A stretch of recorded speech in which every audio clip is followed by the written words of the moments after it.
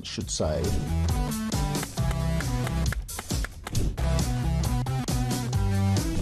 If you want to fight for Remain, vote Labour. Now, there are some who say we don't need Brexit to work. We need to reverse it. I couldn't disagree more.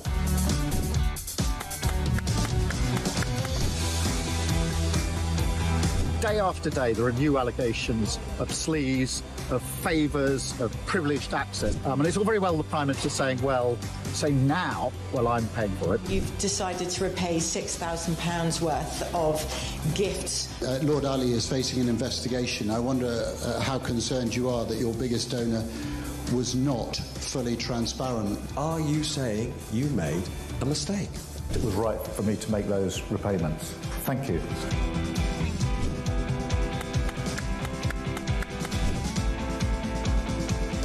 Of course, I wouldn't want Donald Trump round for dinner, but don't underestimate the danger to the world if Trump is re-elected this time around. I'm anti-Trump.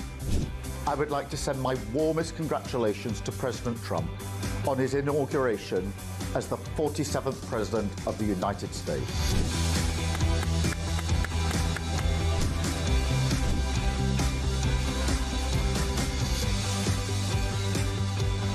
Across the UK, on DAB+, on your smart speaker, on your smart TV, and on your side. This is Talk.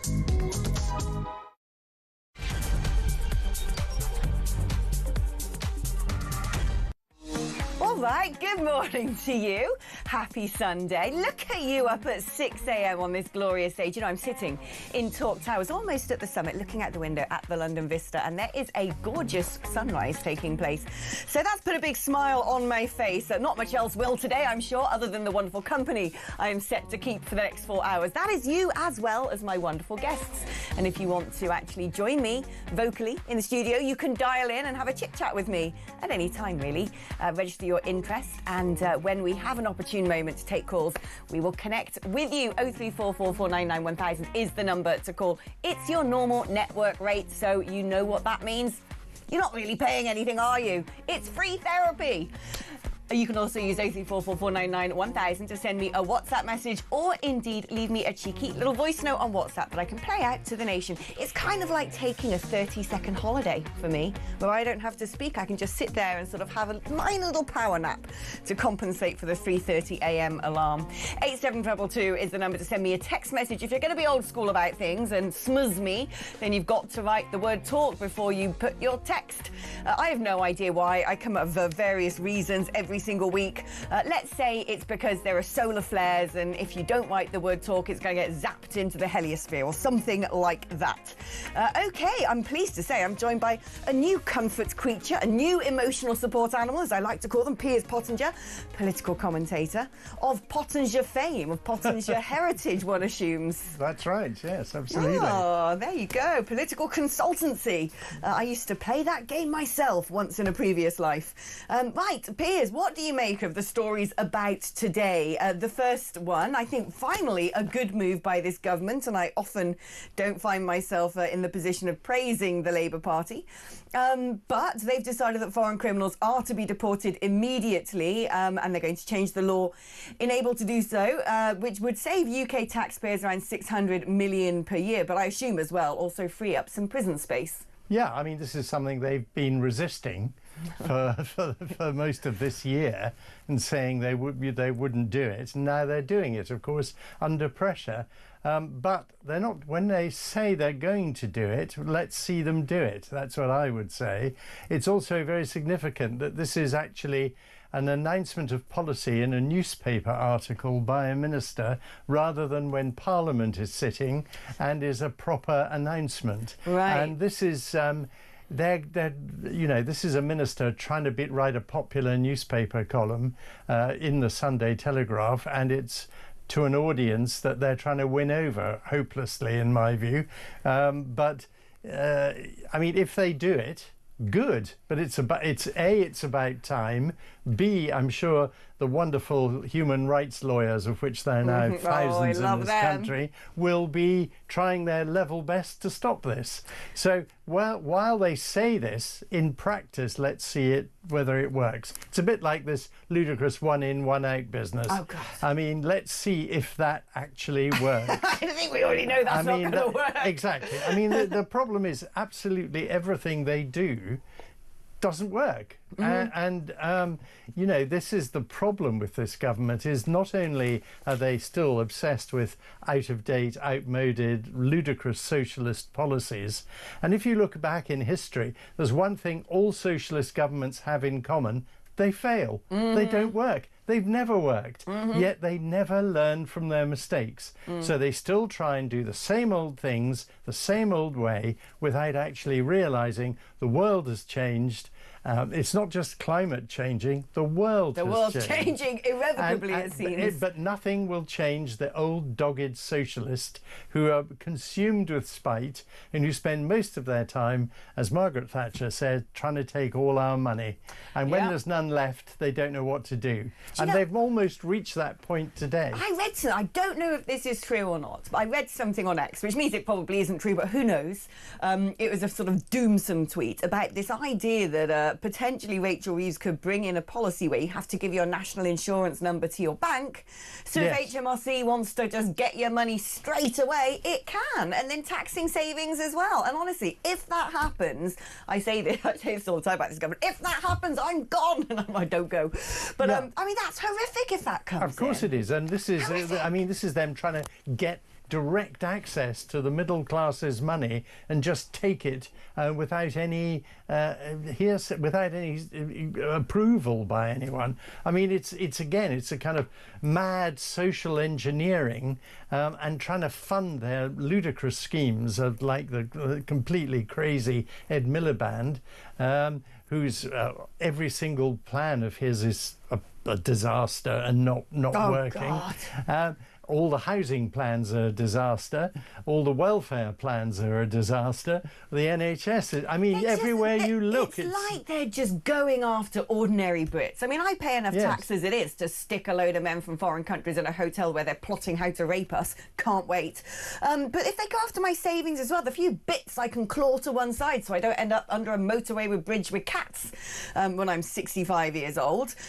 It's like they take. And I was thinking last night, in what world, in what country, anywhere on planet Earth, would the members of the population find it acceptable to be taxed so highly and at the same time see ne'er-do-wells from Lord knows where rock up on a boat, break into the country, and they have to be made to pay for those people to be in 4-star accommodation, free phones, all the perks. Then they're reading in the newspapers, or they're finding out through living their own lives that a lot of these men are up to no good, at the very least working on the black market, at the worst, Lord knows what, in the criminal underworld, or sexual assaults, rapes and so forth.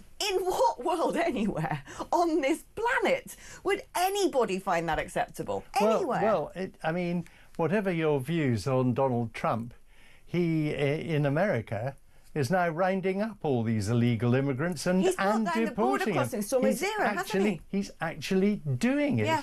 And, I mean, what we need is some action here. And I think that the mood of the country now is so strong about this that it's quite serious. And unless this government really does, and this is, I'm sure, one of the reasons this article has appeared, unless the government starts showing that it's doing something about it, there will be social unrest. Oh, yeah. And I think we're on a cusp at the moment, which is very, very worrying. Yeah. Apart from the fact Britain is an international laughingstock. I mean, all these asylum seekers, isn't it interesting, by the way, that Muslim asylum seekers never seem to seek asylum in Muslim countries? No. I mean, I wonder why. I wonder what they're thinking. There's no generosity in those countries. They don't look after the poor and distressed.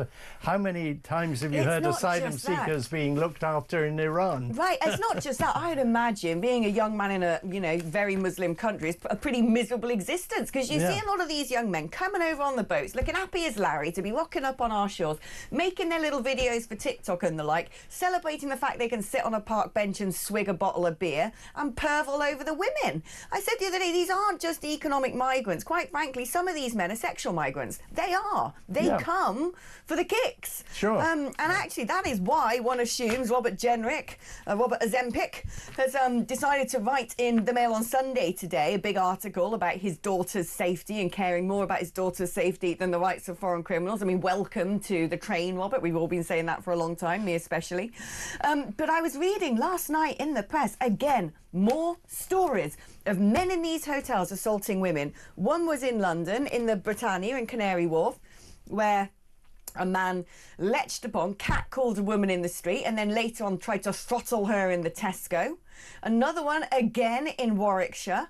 And you just think, you know, these are the things we're hearing about in the newspapers. But my experience when I used to live in Earl's Court was for at least a year now, if not more, I had noticed a very perceptible change with the sort of people within my local community, because I'd imagine there's loads of hotels in Earl's Court, particularly along Cromwell Road, big old hotels, sort of dilapidating and seen better days, exactly sort of places they shove these guys.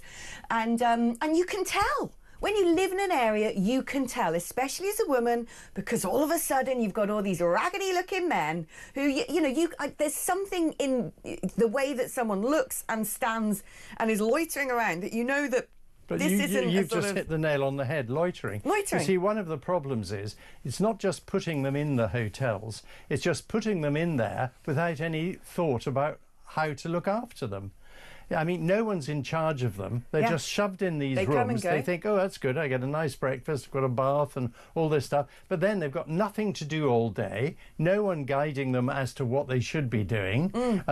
So what do? They hang around. They've got they're at a loose end. Then when they get some money, they'll go and either drink, gamble. Or do worse things and get into drugs. I mean, I'm afraid to say that it's again not thinking things through. If you're going to put a whole lot of very foreigners in a hotel that they're not used to, in the middle of a place they've no idea about, why are we putting them in hotels? They need someone to look after them. This is what I don't understand, because I was looking at Spain the other day, and there've been this a video that's been circulating of one of these dinghies full of largely Moroccan men approaching a Spanish beach, and they all jump out and wade through the water and get to the beach, and the Spanish locals, including some off-duty policemen, rugby tackle these guys to the floor, pin them down in the sand. The police come, nick them, send them to a prison. 2 weeks later, they're on a boat back to Morocco. Yeah, that's exactly what we should be doing. In Greece, you're lucky if you get a mat to lie on a concrete floor. Why is it in the UK it's like, oh, well, 4-star country hotel with a swimming pool and a yoga lesson? I mean, the other thing is we've got the Royal Navy. We could quite easily use them to stop these dinghies. I mean, for goodness sake, we stopped the Germans invading. We could stop a few dinghies coming over. Someone was saying to me the other day that by law, and this is a sort of former Conservative spat, by law, if the Prime Minister instructed the Royal Navy to intercept these vessels, the head of the civil service could have him nicked. And I don't understand the law around this. Although I think, isn't there an emergency leave that you can pull saying it is a crisis, and then that sort of circumvents international law? Well, yes, I mean... It is a crisis. Women are being raped. And Britain is full. I mean, you know, fascinating statistic I read this weekend was that there are 63.6 million people in England registered with GPs. Yet the population of England is 58.6. Right. So that means there's 6 million more people than there are registered with GPs. Now, why? What's going on there? I'm sure there's so many more than the official statistics. The problem is, again, no one actually knows what's going on. And I think not just politicians are to blame here, but our civil service, many of whom still do a perfectly good job, but many of whom were politicised years ago by Tony Blair and are all trying to drive their own socialist agendas and are not actually qualified to do the kind of jobs they need to do. It doesn't take the wit of man to look at a situation where you've got Muslim men from very foreign countries. I like that. I'm going to steal that from you, Piers. Coming into the country illegally. You can tell these people are not even economic migrants. migrants, really, because their clobber seems to be pretty natty. They've already got their smartphones. They just don't have their documents because they're lobbed in the sea. Living it large in hotels while the native-born population are being told to pay for it. And then they're reading day after day after day after day after day in newspapers about sexual assaults, especially against little girls, and you expect those people to just lump it? I mean, it doesn't take the wit of man to realise that that is actually morally bankrupt. That is the opposite of the duty of a government, which is supposed to protect its borders, prioritise its people, make sure its people are well fed and looked after, and say to strangers invading the land, you don't get to cross our frontiers. And I at first thought, when this, you know, the hotel phenomenon burst into the headlines, that this was modus operandi across Europe. I thought that there was something in the ECHR or something somewhere that we were duty bound to find proper No, we're not. We don't have to do that. I was in a storage place the other day in London. It goes into the bowels underground, about 3 floors down, and all these big storage unit blocks where, you know, you got your little padlock and and I thought to myself, any of those storage units could be converted into temporary accommodation.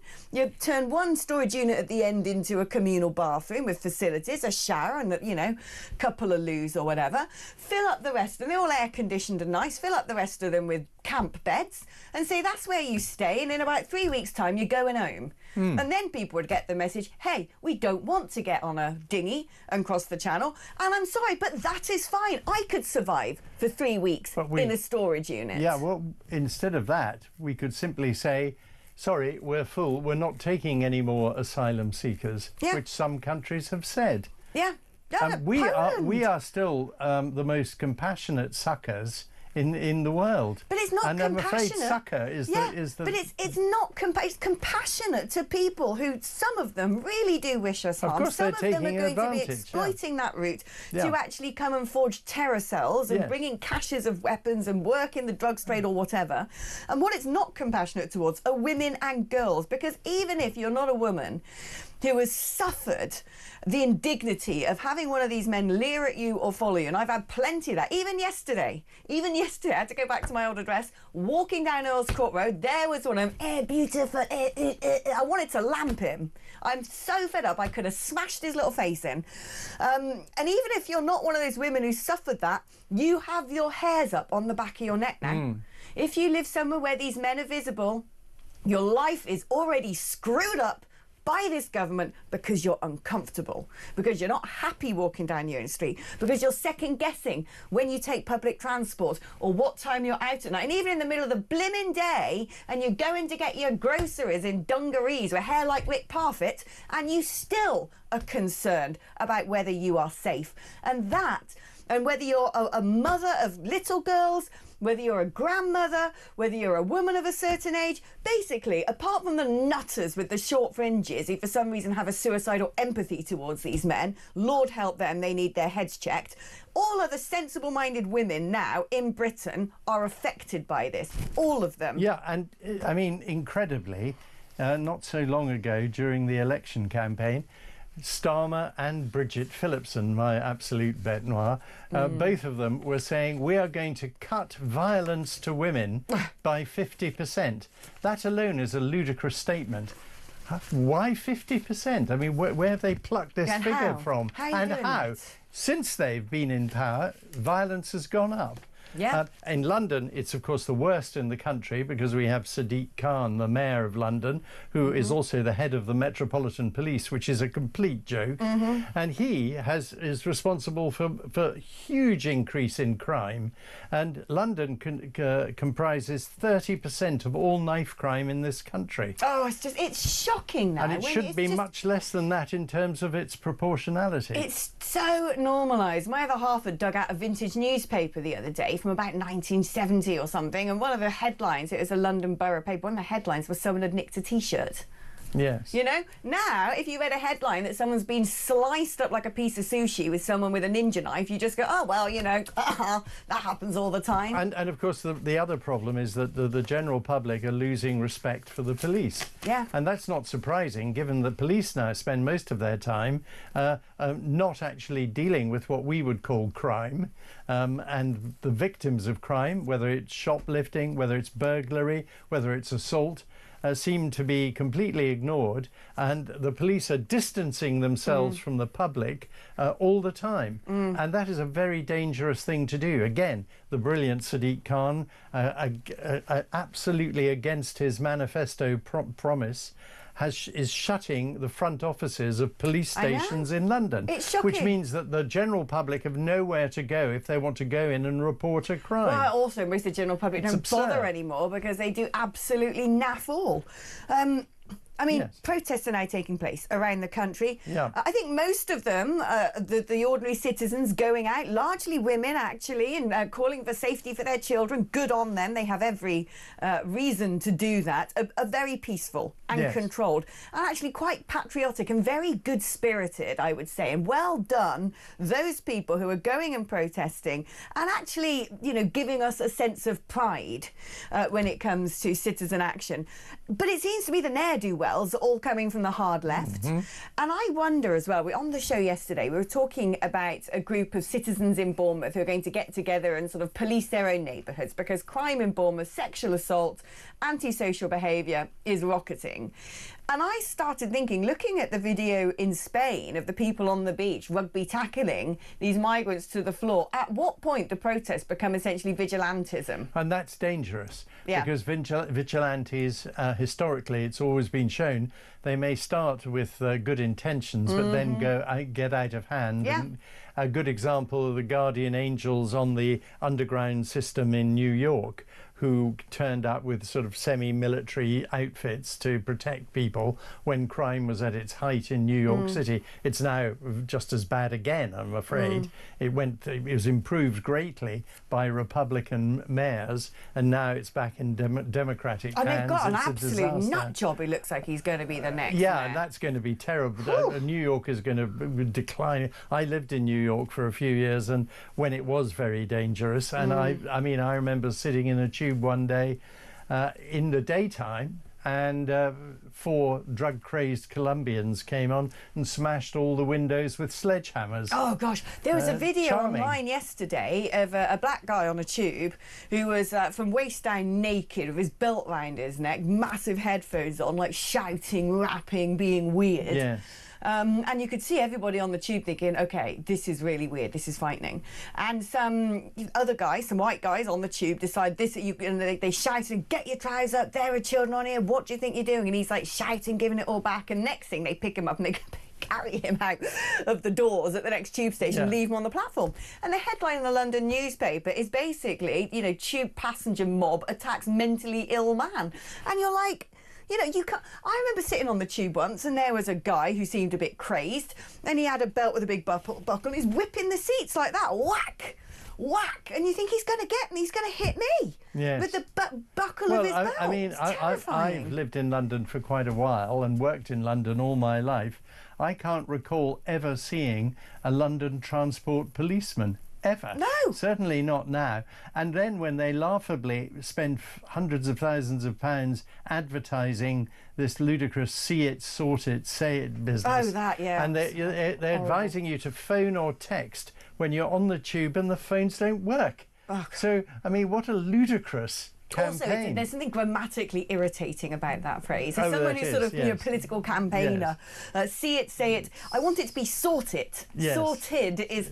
No, it is. And it's also, again, putting the emphasis on the passenger or Right. victim. What it should be saying is, we will sort it out if you it's tell like, us about it. it's like the But they posters on don't the do tube that. saying, oh, please don't stare and grope Yes. people. What business is it of the London Transport, again, to spend taxpayers' money, hundreds of thousands of pounds, putting posters around their own tubes, telling people not to stare. By the way, staring isn't a crime. But also, if you're going to make that advert effective, I would recommend it be written in Arabic scripts and things like that, because the people, the people who are sitting there leering, and not the average Brit who's quietly minding his business, doing the commute and reading the advertising on the wall of the tube.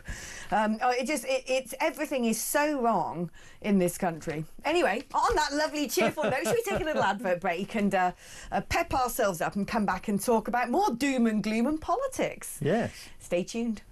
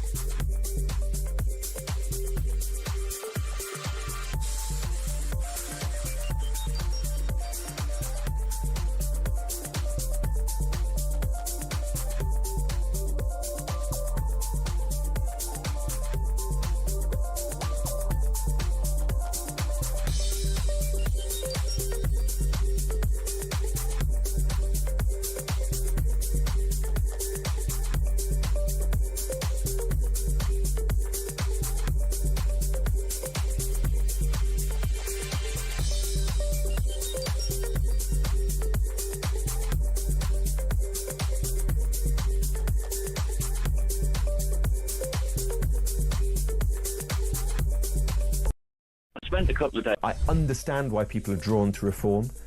They are speaking for many people in this country right now. What do you disagree with at the Reform UK say? I think that Nigel, who I know reasonably well, is a good bloke who I would go to the pub with for a pint, but I don't think he is the man that you want in charge of your kids' school. Why? Or fixing hospitals. Because from the people that I speak to in Reform, I don't think there is any serious thought going into how do we actually solve the problems that are facing the country.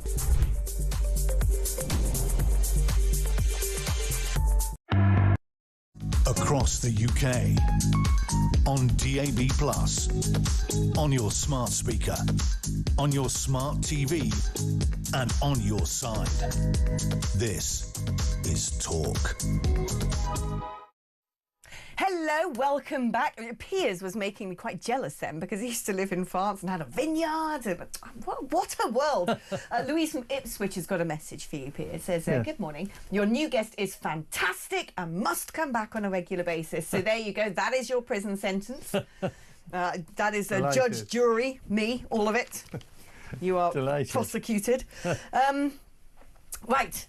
Now, talking about vineyards, many of those popping up around the UK these days, good old climate change. Do you know, here's a little factoid for you. You might know this anyway, but I didn't realise this until I was watching a documentary the other day. Climate change, this and that.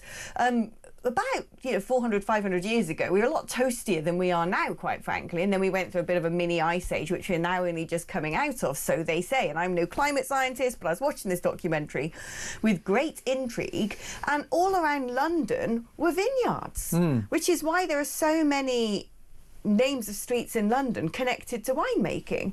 I thought, I didn't know that. But we've got the same, the same geology in Sussex and Kent as they do in the Champagne region. It's a similar sort of soil. There are some areas where that is the case.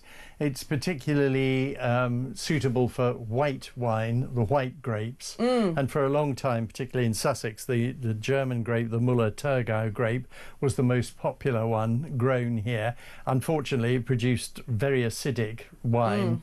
And again, because of the tax on English table wine, as it's still called, was very high, it meant it was incredibly expensive.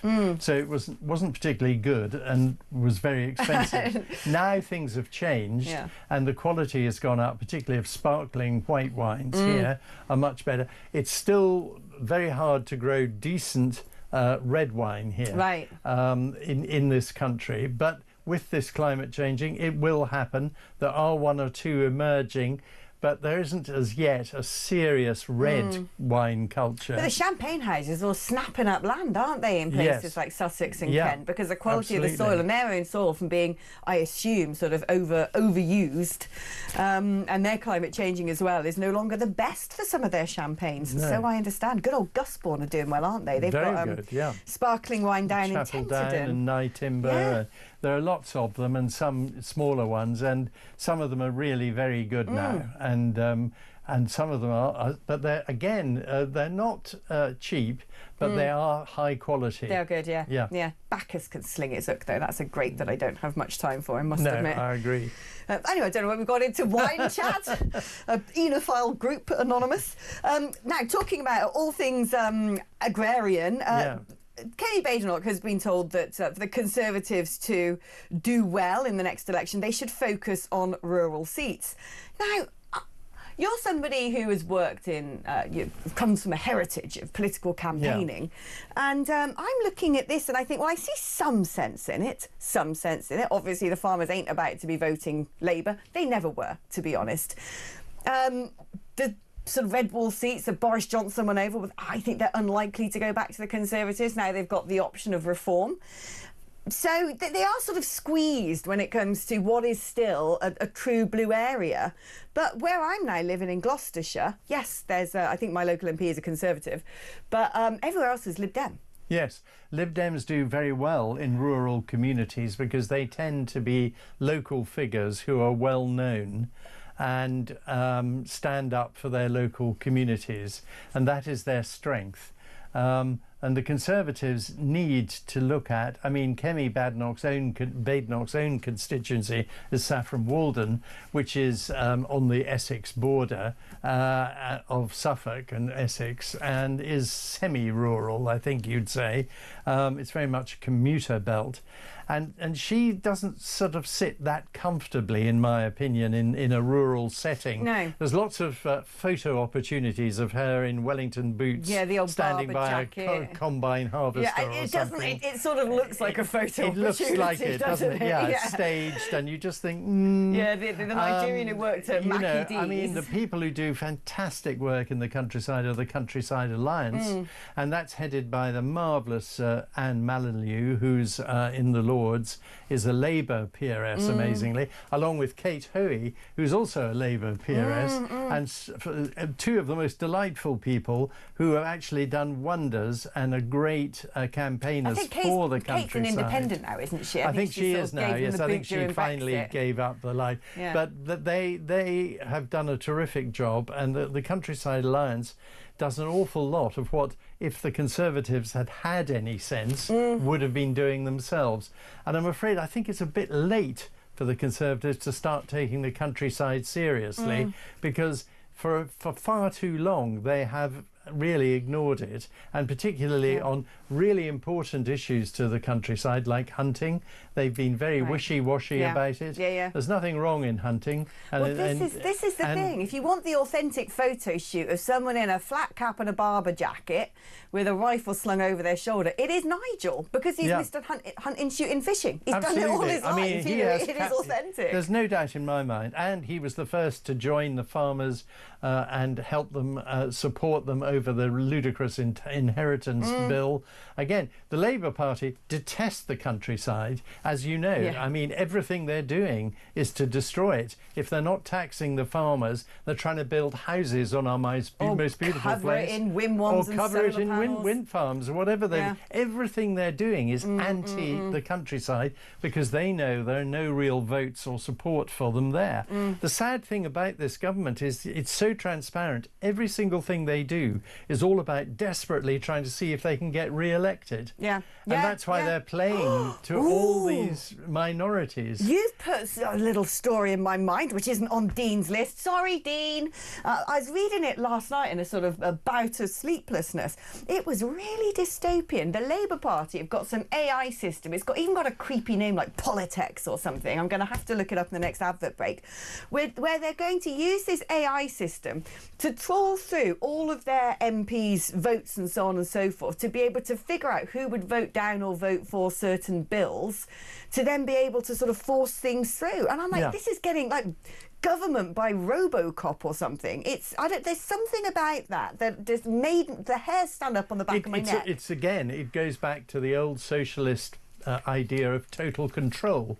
The government wants to control us all, and because that's the way they keep. And it's not about which policies does the country need, it's what can we get through. Yeah. And that is totally the wrong way of looking at things. And they still seem, over and over again, to be banging the drum for the Muslim vote, which is gone now. They're not going to get it back. They've got their own MPs now. Next time round, the Muslim vote is going to have all their own candidates. I think they're planning to stand in about 97 odd constituencies. And guess what? They know how to organise their voting bloc.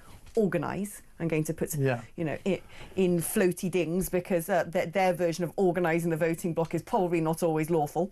And I think... And they're very urban, of course. They're none of them are in the rural. But some big names are going to go. I mean, Streeting probably gone. Jess Phillips could probably in Wonderful. trouble. I mean, good. I'm glad they're all going. But it's almost like which is worse. But it's about control. Good government should be less government. Freedom for people to operate in the way they would like, to do their business unfettered, to actually live a healthy, happy life, and also to educate their children as they see fit. Those are the things the government should be facilitating. What happens is, and this is the mistake Streeting made, as many people, health secretaries have made, they think they're running the health service. They're not. They're setting the policy. Anyway, it's impossible for one man to run the fourth largest organisation in the world. The NHS now employs 1.4 million people. Blimmin' heck! Yeah, it's fourth. I think it's now bigger than the People's Republic Army of China. It's that big, an absurd organisation. It is absolutely crying out for massive restructuring and total refunding. It is so obvious. Everybody knows it. And even the most committed left-wing Labour loonies know in their heart of hearts it can't go on like this. I mean, I still get staggered when I learn about the profligate waste in this country. We're constantly told we've got all these black holes, we've got no money, we're broke. And I'm like, we're still a G7 economy. We're still the world's fourth biggest manufacturer. So I can't remember what the figure is now. Someone gave me a nice rundown. But we are also still giving overseas aid. So, right. 100 million to India, the world's fastest growing economy. Yeah. Who's managed to go to the south of the moon? That? I don't understand why we're doing this. It's crazy. And also we have all these trade deals, by the way, which have been trumpeted, have all gone noticeably quiet because none of them have been actually properly put in place. And nothing actually is happening. The economy is still sliding downhill. But considering we're constantly told how strapped for cash we are, that Rachel Reeves is going to have to put up one of the big three taxes or scrap the NHS or this, that and the other.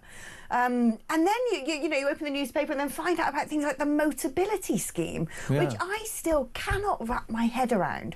Why we're giving free cars to people with medical conditions. Some of them, I understand that they will need support to get from A to B. Yeah. If you've got a physical incapacity and it's very difficult for you to go about your daily life, then I totally appreciate that part of welfare to those people is to help support their mobility inside the house and outside of it. And to healthy people, I'd give them pogo sticks because they're cheaper and there's a surplus of them, apparently. They're brilliant. Yeah, and we have them all bouncing around the place. It'd be much more entertaining. That'd be quite good. Like, instead of the yobbos on their Lime bikes with their sort of COVID masks and their machetes, they could be like, woo, woo, give them instead of brilliant. an e-bike or an e-scooter, give them a pogo stick. But why we give cars to people with constipation and things like that and ADHD? I'm like, what? It's just, honestly, you just look at some of the things we spend money on and when we apparently don't have any, and it's like this whole government, the whole sort of, all of Whitehall has gone crazy. But spare a thought for the people I do really feel sorry for in America is the bureaucrats in the tariff office.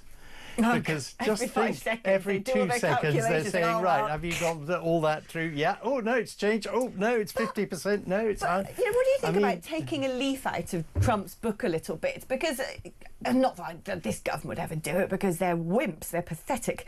But we have the ability now, as an independent nation, not in the EU customs union, to set our own tariffs and to weaponise that, as Donald Trump has done, or indeed weaponise foreign aid. And I've heard people say before, well, you know, you could turn around and say to Pakistan, no more aid checks to you, when they're sort of nudging up to having to give Christine Lagarde a call themselves, unless you take back all of these people, you know, the grooming gang monsters, they're yours now, and or we're not giving you anything. But also, Trump is a deal maker, and he's a businessman. He understands business, which no one in the Labour government does. I'll tell you what would stop those dinghies crossing the channel. If you turn around and said to Macron, right, we're going to whack massive tariffs on French wine imports. Now, that would upset me, because I do like a bottle of Burgundy. But at the same time, I can get not a bad Chardonnay from California these days. Well, it's a little bit better than just giving Macron all our fishing rights. That was the funniest thing. And I mean, tragically funny. You know, Starmer is no leader. He just gives in. Yeah. And he tries to jump on bandwagons. He wants to be seen as an international statesman. He's trying incredibly hard to be that, when all he really is a second-rate human rights lawyer. That's all he is. You could get rid of the rights lawyer. Well, that's what he thinks he is. It's just a second-rate human. This whole country is now governed by human rights lawyers. Oh, I know. They're particularly dreadful. the evil Lord Hermer, who spent most of his life and made his fortune by representing enemies of this country. I mean, I think not enough is said about him. I want someone to do a really deep dive into him. Yeah, I mean, bits have done on the surface. But first of all, Attorney General just plucked because he's Starmer's mate from the Doughty Chambers. No political experience. Apparently, he's there saying to Starmer, do this, do that. The Attorney General, as far as I was aware, is supposed to be when the government says, we want to put, you know, this policy in place, they're the ones who have to massage the law and adapt it to make sure that policy can go through. He seems to say, this is the law and this is what you have to do. And Starmer, being the sucker that he is, which is all he knows how to do is take instructions, just goes, OK, we'll give the Chego silence away. Because he loves lawyers. I mean, we are a country run by lawyers now. And another most sinister thing is our national security advisor, a very important senior role, is Jonathan Powell, and he is not, for the first time ever, it is not a civil service role, it is a political appointment, and that means he is not accountable, he is not answerable to the securities committees, he is not answerable to anyone except Starmer. And to have a national security advisor in that most important of roles, he's also the man who gave the Chagos away. I mean, this man is another one of Starmer's lackeys, his pal, who he's put in this prime position and isn't even accountable. It is shocking. It's absolutely disgraceful. And again, if we had a really powerful opposition, we would be really putting these messages across. I mean, the thought of this government being able to last a full term of Parliament is ridiculous. And get away scot-free with the mess they've made, mass cultural vandalism. The total chaos. I believe they'll be calling in the IMF next year to bail the country out, as Dennis Healey famously did in 1976. I think we're going to get the same thing again. We're going to need the massive charity cheque from the IMF while Britain burns. And the sole voice of opposition is Nigel Farage. Yep. No, you're right. OK, let's take another break now. We're rattling through these segments, aren't we, Piers? We're having some fun today. Don't you go anywhere. Go put the kettle on and we'll see you on the other side of this.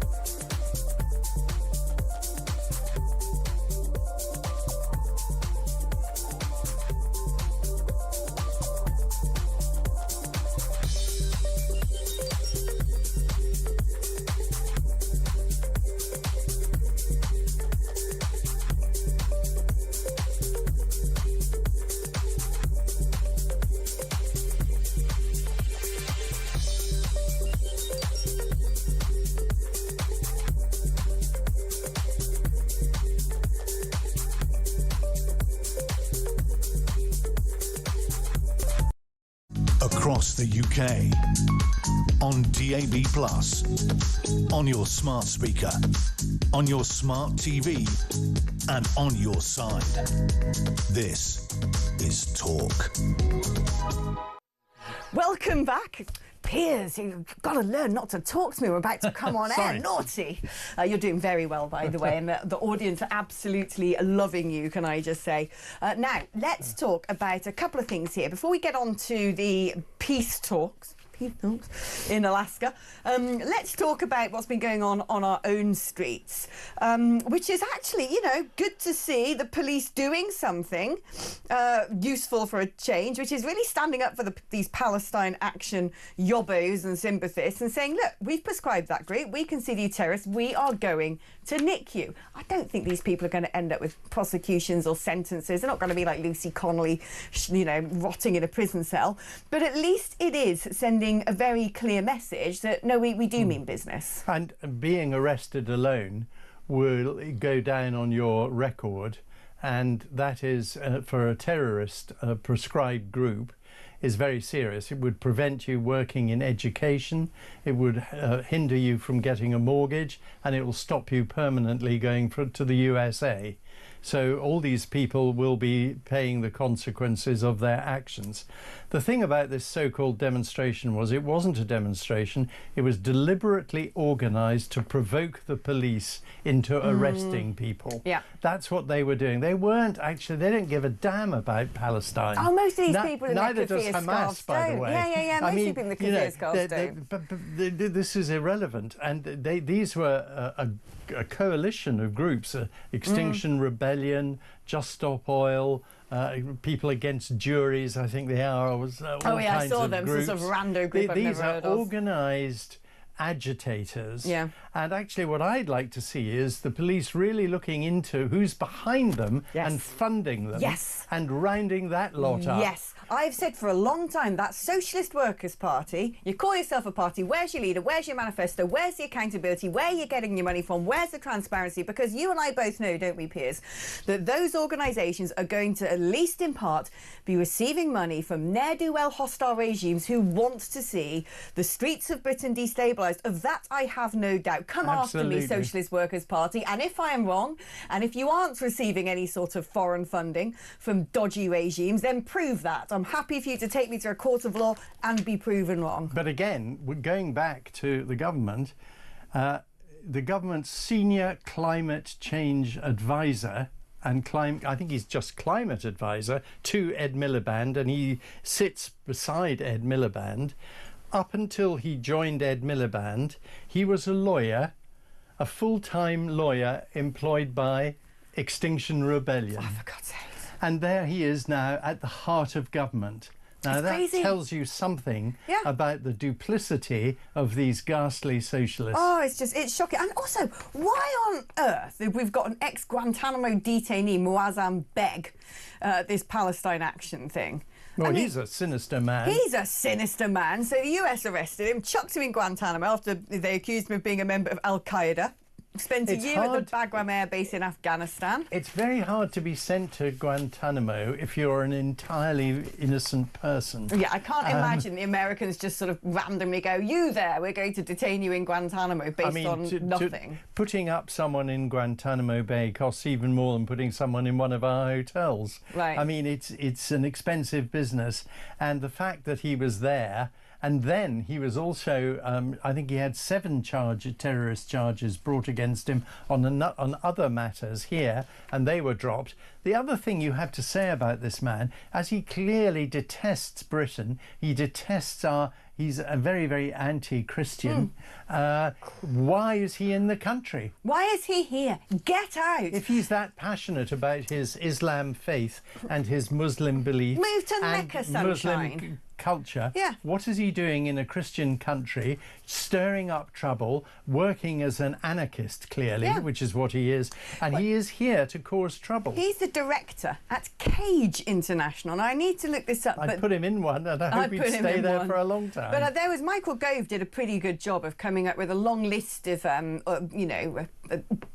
activist organisations with their so-called community leaders who are advising the police and governments and many of them managed to get away with being called charities. Yeah. And again, the Charity Commission, I'd be looking very seriously at the funding of these organisations and also how they use the money, and are they really for charitable purposes? No, what they're their not. intentions are. Most of them just don't even bother hiding it. No, they don't. That's what's ridiculous. Most of them, you and I could sit there, go on Google and actually get to the bottom of a lot of it. Now, before we go to break, let's squeeze in a bit of geopolitics. We can always revisit this a bit later, because otherwise Dean's going to start screaming in my ear, and I'd rather like to keep the one working eardrum I still have. This is the peace talks between, well, essentially it's just between Trump and Putin, as it looks right now, in Alaska. Europe really pushing hard, saying you cannot go ahead with this unless Volodymyr Zelensky is there. Volodymyr Zelensky is going, we're not just going to have America and Russia divvy up Ukrainian land between us after we were invaded. Fair enough. I think this will come to be known as the half-baked Alaska summit, because it doesn't seem to me well thought out. I think, you know, when you have these kind of summits of this significance, normally there's a lot of preparation, there's a lot of thought that goes into it, and a clear agenda and a very clear set of outcomes. This isn't the case. This is Trump and Putin having a love-in, and they were trying to exclude Zelensky. Now they're backing off that and saying they might have Zelensky there.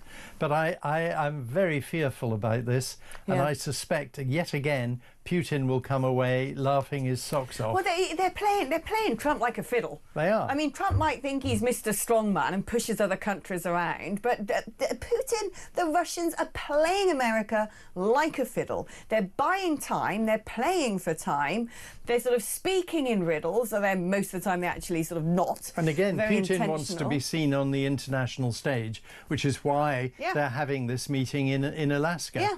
And do you know the capital of Alaska? No, Juneau. It's called Juneau. Yes. Where's the one called Nuan? Is that Greenland? It could be. But Juneau is the capital of Alaska. There you go. It's 6:51 It's a good one for Sunday morning, isn't it? Yeah, there you go. Love a bit of geo trivia. Juneau is the capital of Alaska. Did you go to Caribbean? Did your wife go to the Caribbean? Jamaica? Yeah. No, she went for her own accord. Yeah. Right, OK, enough of the geopolitical jokes and quips. If you want to send me a geopolitical joke and quip, you can. 03444991000 is the number for WhatsApp. 87222 on the text like talk before you message. We're taking another cheeky little break, but we're back just after.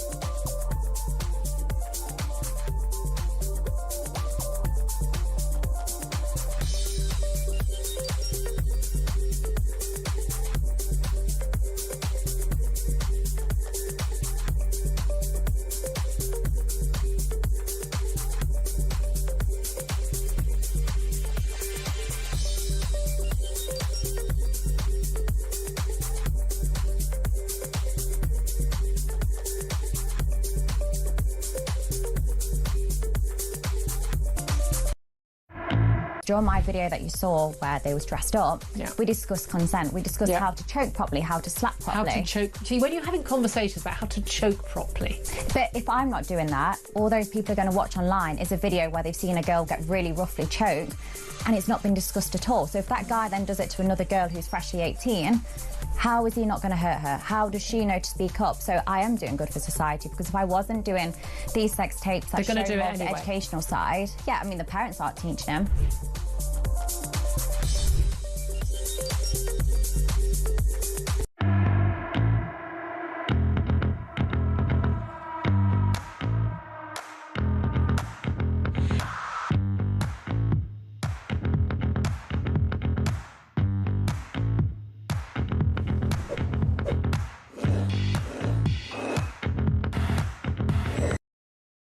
across the UK, on DAB+, on your smart speaker, on your smart TV, and on your side. This is Talk. Ooh, so Piers and I are playing capital city quizzes. That's great fun, actually. I was saying Nouakchott earlier, thinking it was the capital of Alaska. I couldn't have been more wrong. It's the capital of Mauritania. I suppose they could both be considered tundras of some form, perhaps. My favourite country there, well, it's a principality, is in Italy, and it's called Saborga. And it was created by one man who thought that if we declared independence, it would become a tourist attraction, which it did. Did it? And he was so popular, they elected him the head of Saborga, and he chose the wonderful title, His Tremendousness.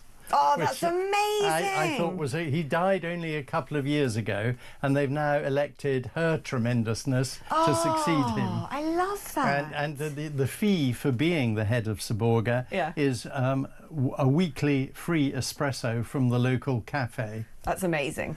It's a marvellous so thing, but they do have postcards, and it's boosted the economy. It's in the south of Italy. I can't remember exactly where, but it's a place high on my list to visit. Oh yeah, I don't blame you. That sounds brilliant. How do you want to become the next Tremendousness? Yeah, well, I just think it's the best title of all. Yes. Oh, brilliant! I love stuff like that. Right, so I'm going down random routes now with you. Best place to be on a Sunday morning.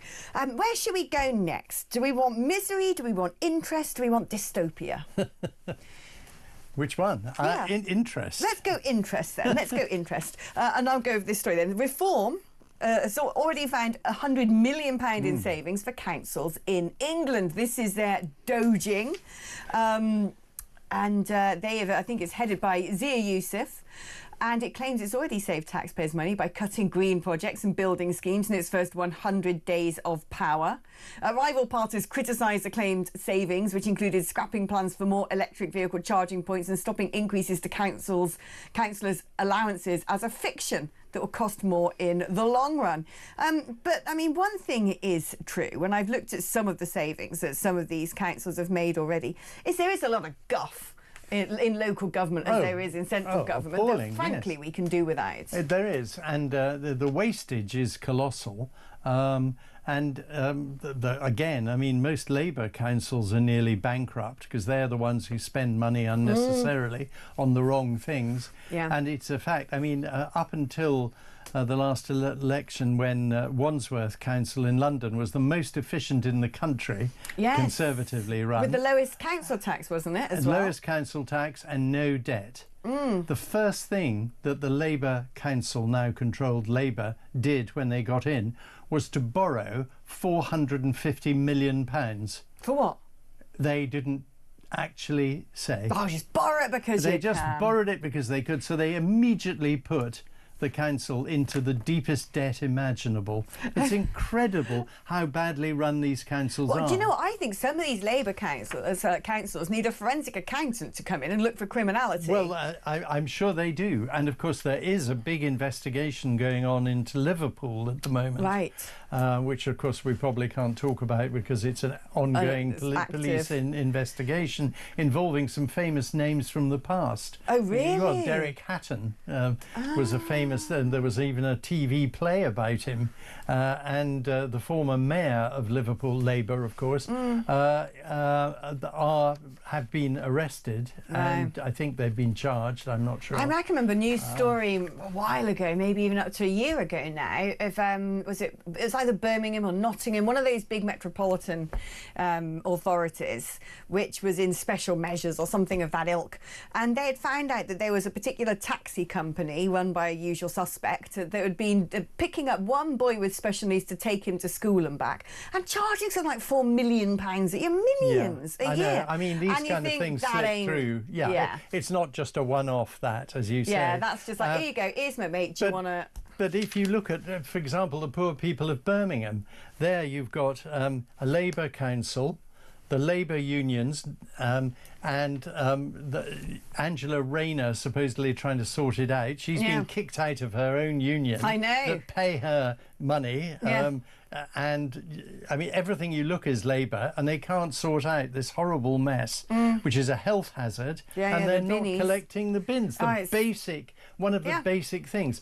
Labour, again, councils don't need to do very much. They just need to do the basics right. And anything beyond that should be very questionable. And focus on what people want. And focus on getting it delivered correctly. That's all they need to do. We just want bins collected. We don't want rainbow zebra crossings, for crying out loud. We don't need our local council to declare a climate emergency. Or how about sticking plastic tape on pavements to say stand back so you don't get your mobile phone stolen? That's the latest squeeze coming up. Oh, we're going to be talking about crime in London later in the show. Right, we're going to take another break very shortly, but don't go anywhere because Piers is going to be joining me after the break as well. And we still got, what did I call these? There was interest, dystopia and misery. So we've still got dystopia and misery to come. So put the kettle on. You're going to need to put a bit of whiskey in that tea probably, and we'll see you just after this.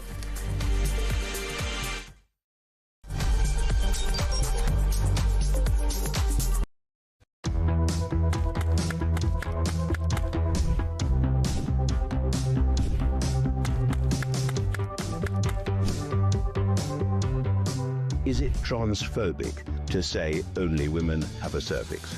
Well, it is something that shouldn't be said. It is not right. A woman is an adult female, and the court has made that absolutely clear. I actually welcome the judgment because I think it gives real clarity. It allows those that have got to draw up guidance to be really clear about what that guidance should say.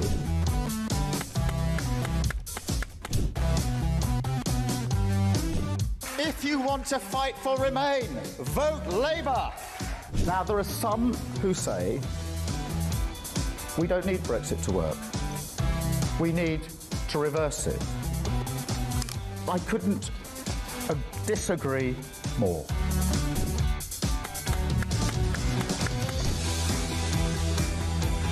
Day after day, there are new allegations of sleaze, of favours, of privileged access. And it's all very well the Prime Minister saying, well, say now, well, I'm paying for it. You've decided to repay £6,000 worth of gifts.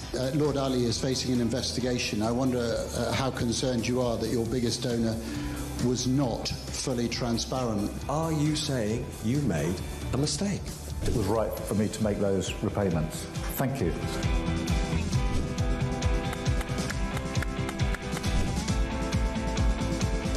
Of course, I wouldn't want Donald Trump round for dinner, but don't underestimate the danger to the world if Trump is re-elected this time around. I'm anti-Trump. I would like to send my warmest congratulations to President Trump on his inauguration as the 47th President of the United States.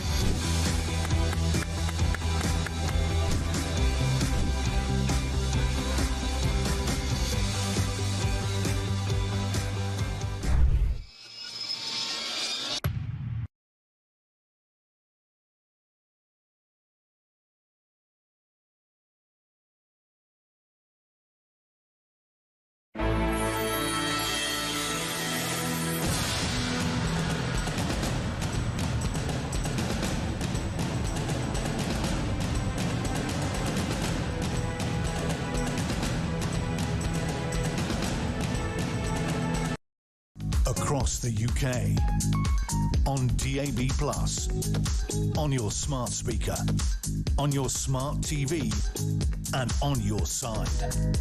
This is Talk.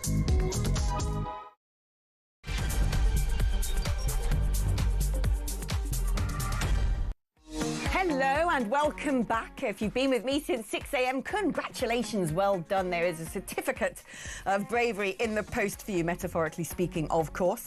You can just design one yourself and put it on your fridge and sign it and pretend it's from me, because I'm very proud of you if you've been with me since the wee small hours. If you've only just joined us, I don't blame you one jot. It is, after all, a Sunday. If you're still asleep and watching me at 4 o'clock or something this afternoon, hello, because of course you can watch this show back in its entirety entirety at your leisure, whatever you're doing this Sunday, except don't do it if you're in church. Focus, because God wants your attention, not me. He's better than me in some ways. Welcome back if you have been tuned in since 6 a.m. and the wonderful Piers Pottinger is still here. We're having good fun, aren't we, Piers? Absolutely, yes. I did warn you. You said, I've done this before. I said, you haven't done it with me, though, have you? Oh, it's a different world when I'm in charge. It certainly is. Now, what did I say? We've got dystopia or misery. Yes. Well, let's get rid of misery and try and put some mirth in misery. OK, here we go. Putting the mirth in misery. I like that. That should actually be like the strapline of my show. Right, families facing boiler tax under Ed Zero's net zero drive. I like calling him Ed Zero. Yeah, absolutely. So they're set to be hit with a £30 million bill for failing to meet his own heat pump quotas. I'm sorry, but who on earth is sitting there with all the other things going on with HMRC's going to nick your savings and everyone being taxed to smithereens and the cost of living and inflation still sort of threatening to spiral out of control despite the Bank of England's efforts to cut interest rates, etc. And it's going, oh, it's about time we put that heat pump in, love. Yeah, well, I think it's about time Ed Miliband just was quietly put to one side. Put into the bottom of an oil well that he's then going to concrete over. And he could spend some time learning how to eat a bacon sandwich properly. Or talk. But, yeah, I mean, it's complete madness. I was listening to Dead Ringers the other day, the satirical programme, and one of the performers does a brilliant impersonation of Ed Miliband. Very, very funny. And actually, it sounds more sensible than the stuff he's actually spouting. And the problem is that in literally every aspect of his operation, do you know, they said ages ago they were going to be headquartered in Aberdeen. They haven't even got an office yet. The head of Great British Energy, which is actually a kind of Great British laughing stock as well. It's a Great British no energy. Works from home. It's ridiculous. It's the whole thing is nonsense. The only thing you're supposed to do so far to date was put some solar panels on hospitals, and then it was decided, well, you can't do that because you're getting them from sort of Uyghur slaves in China. It's just it. We are paying the highest energy bills in the world. Yeah.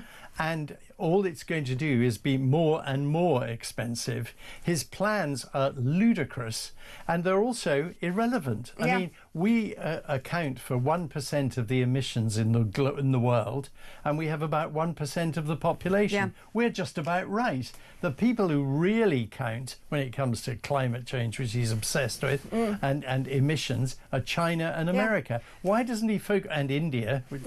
But I mean, and no one seems to give a damn that none of them are doing anything serious about it at all. Well, no, in fact, if anything, they're chugging out, especially China, more CO2 in the atmosphere to make all the crap that Miliband is buying. And we've got tons of our own oil and gas, and we're not using it. Instead, we're importing it expensively from China and Russia. No, not Russia, but China. Well, yeah, who refine the stuff that they buy from Russia. Absolutely nonsensical. I did think it was quite a smart move, actually, by Trump when he was sort of, bullying Ursula von der Leyen into signing a trade deal. That was a glorious moment. I had to use her own language from Schadenfreude over that, because she often struts around like a little Elnet advert. I think that was the mirth in the misery. That was the mirth in the misery. It was seeing van der Leyen humiliated by Trump brilliantly. Yeah, and Trump saying, you from now on have to buy LNG from America. I was like, quite right too. Yeah. And I mean, the great thing is that Trump in one fell swoop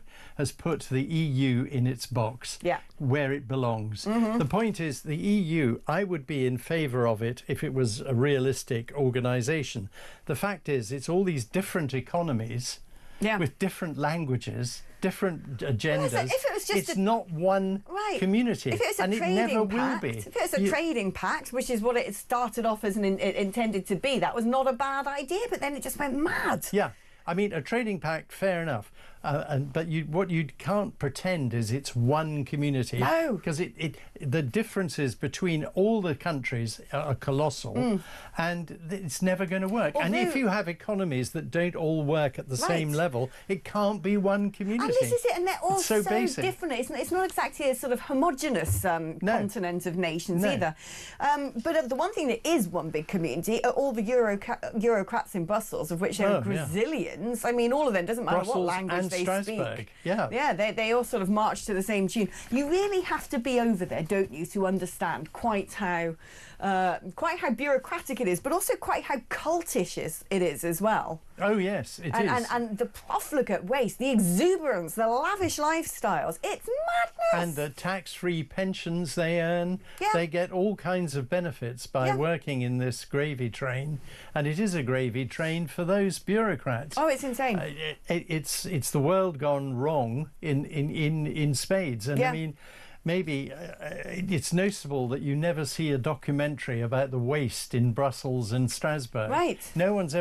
None of these wonderful investigative journalists for the BBC have got time for that, because they're all in their 5-star hotels in Jerusalem or Tel Aviv, not interviewing anyone from the Israeli government. Katia Adler, who's the Europe correspondent for the BBC, who basically would love to have Ursula von der Leyen's job. She loves the EU. She's always sort of, of course they do. The BBC adores it. Do you know what really annoys me about some BBC foreign correspondents? They pick and choose words that they put a funny local accent on. Have you noticed that? Yes, they love doing that. And also, the BBC has more foreign correspondents than any other news organisation in the world. And in my opinion, they're not doing their job. I'll give you an example. The Sarah Smith, their so-called Washington editor, don't know what she edits, but anyway, she's not even allowed in the White House. Then you look at Jeremy Bowen, who broadcasts... Jeremy Bowen's about one step away from wearing a keffiyeh these days. Well, when he's in Jerusalem or Tel Aviv, which he's been for a couple of years, broadcasting for the 10 o'clock news from his hotel balcony, he, during that time, has not interviewed a single member of the Israeli cabinet. And he's in Israel for 2 years. Now, if I was his news editor, I'd be saying, do your job, mate. In the great old days when the BBC had foreign correspondents of value, like Mark Tully in India, who knew everyone and knew what everything was going on. The only two worth actually respecting are Steve Rosenberg in Russia, who does a fantastic job and actually a courageous job, and also the wonderful Frank Gardner, who's a security correspondent, and he has real sources. I've got some time for he knows what he's talking. Frank Gardner knows what he's talking about, which very few of them do. The rest of them just spout the BBC agenda, which we all know. I do quite like a bit of Lise Doucette from time to time. With I can't bear that voice. It's a weird voice. I was going to say it's sort of that weird sort of Kermity Canadian voice, but I don't mind her.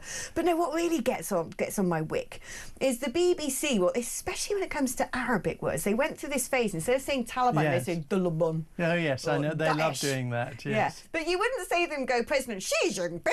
No. You know, they wouldn't do that, would they? They wouldn't put on a Chinese accent to say somewhere in China when it's a tonal language, and the correct pronunciation would actually be imitating the rise and fall. But when it comes to saying anything in Arabic, they Hezbollah. You know, they love it. I'm like, what are you? Like, signed up at the local mosque? Come on. And they don't believe in calling terrorist organisations terrorists. Oh, no, they're activist groups and freedom fighters. Militants, that's it. Hamas are militants, despite being a proscribed terrorist group. They're just, honestly... And that's where they get all their information on the war from, from Hamas-controlled organisations. Well, no, exactly. And they don't actually know. They've only just started saying the Hamas Health Authority, or the Hamas Health Authority. What are they doing? Not exactly a health authority. But I was listening to BBC World this morning, because it's the only thing that you can really listen to at about 4 a.m. when I was putting my slap on. And because I've always been a huge proponent for BBC World. As someone who's lived and worked a lot in the Commonwealth, you actually realise that other countries are grappling to try and have that sort of reach and that sort of power. You know, whether it's Al Jazeera for the Qatari government, whether it's the Chinese channel, I forget what it's called, whether it's France 24, they're now setting one up in Pakistan. Loads of countries would love to have the equivalent of the BBC World Service, Russia Today, of course, for the diplomatic leverage it could provide. And so I've always been very supportive, and you know, for a long time the BBC World Service was the only thing that people could get on their wireless in the sort of rural parts of Mozambique and things like that. So I've always been a champion for it, and so I was listening to it this morning and I was like, oh, for crying out loud. At about 4 a.m. it was an item on Croatian sponge divers. Oh, Seriously, right. I didn't even know there were such things. And then following that, there was some dreadful American woman doing a podcast on athletics who sounded like she was a cartoon character. I was like, this isn't what I'm paying my licence fee for. And, by the way, the mirth in the misery. If anyone's sitting at home right now and you have your smartphone in your hand, I recommend you Google the following. BBC Pidgin. And when I say pigeon, I don't mean coo, P-I-G-E-O-N. I mean P-I-D-G-I-N, which is a vernacular of Nigeria, which is basically English with a Nigerian accent. Now, the BBC funds BBC Pidgin. I'm not going to Google it myself and try and read out the headlines because I'll probably get arrested because it will sound racist. But look at it, right? Look at it. It doesn't half make you laugh, though. It is quite funny. Yeah, mirth in the misery. And now talking about getting arrested for reading on-air BBC Pidgin, social media giants, this is interesting. Social media giants could face fines for overzealous free speech crackdown. Yes. This is apparently in the enforcement of online safety laws. Ministers have told platforms, including Facebook, X, Instagram and TikTok, they must not restrict access to posts that express lawfully held views.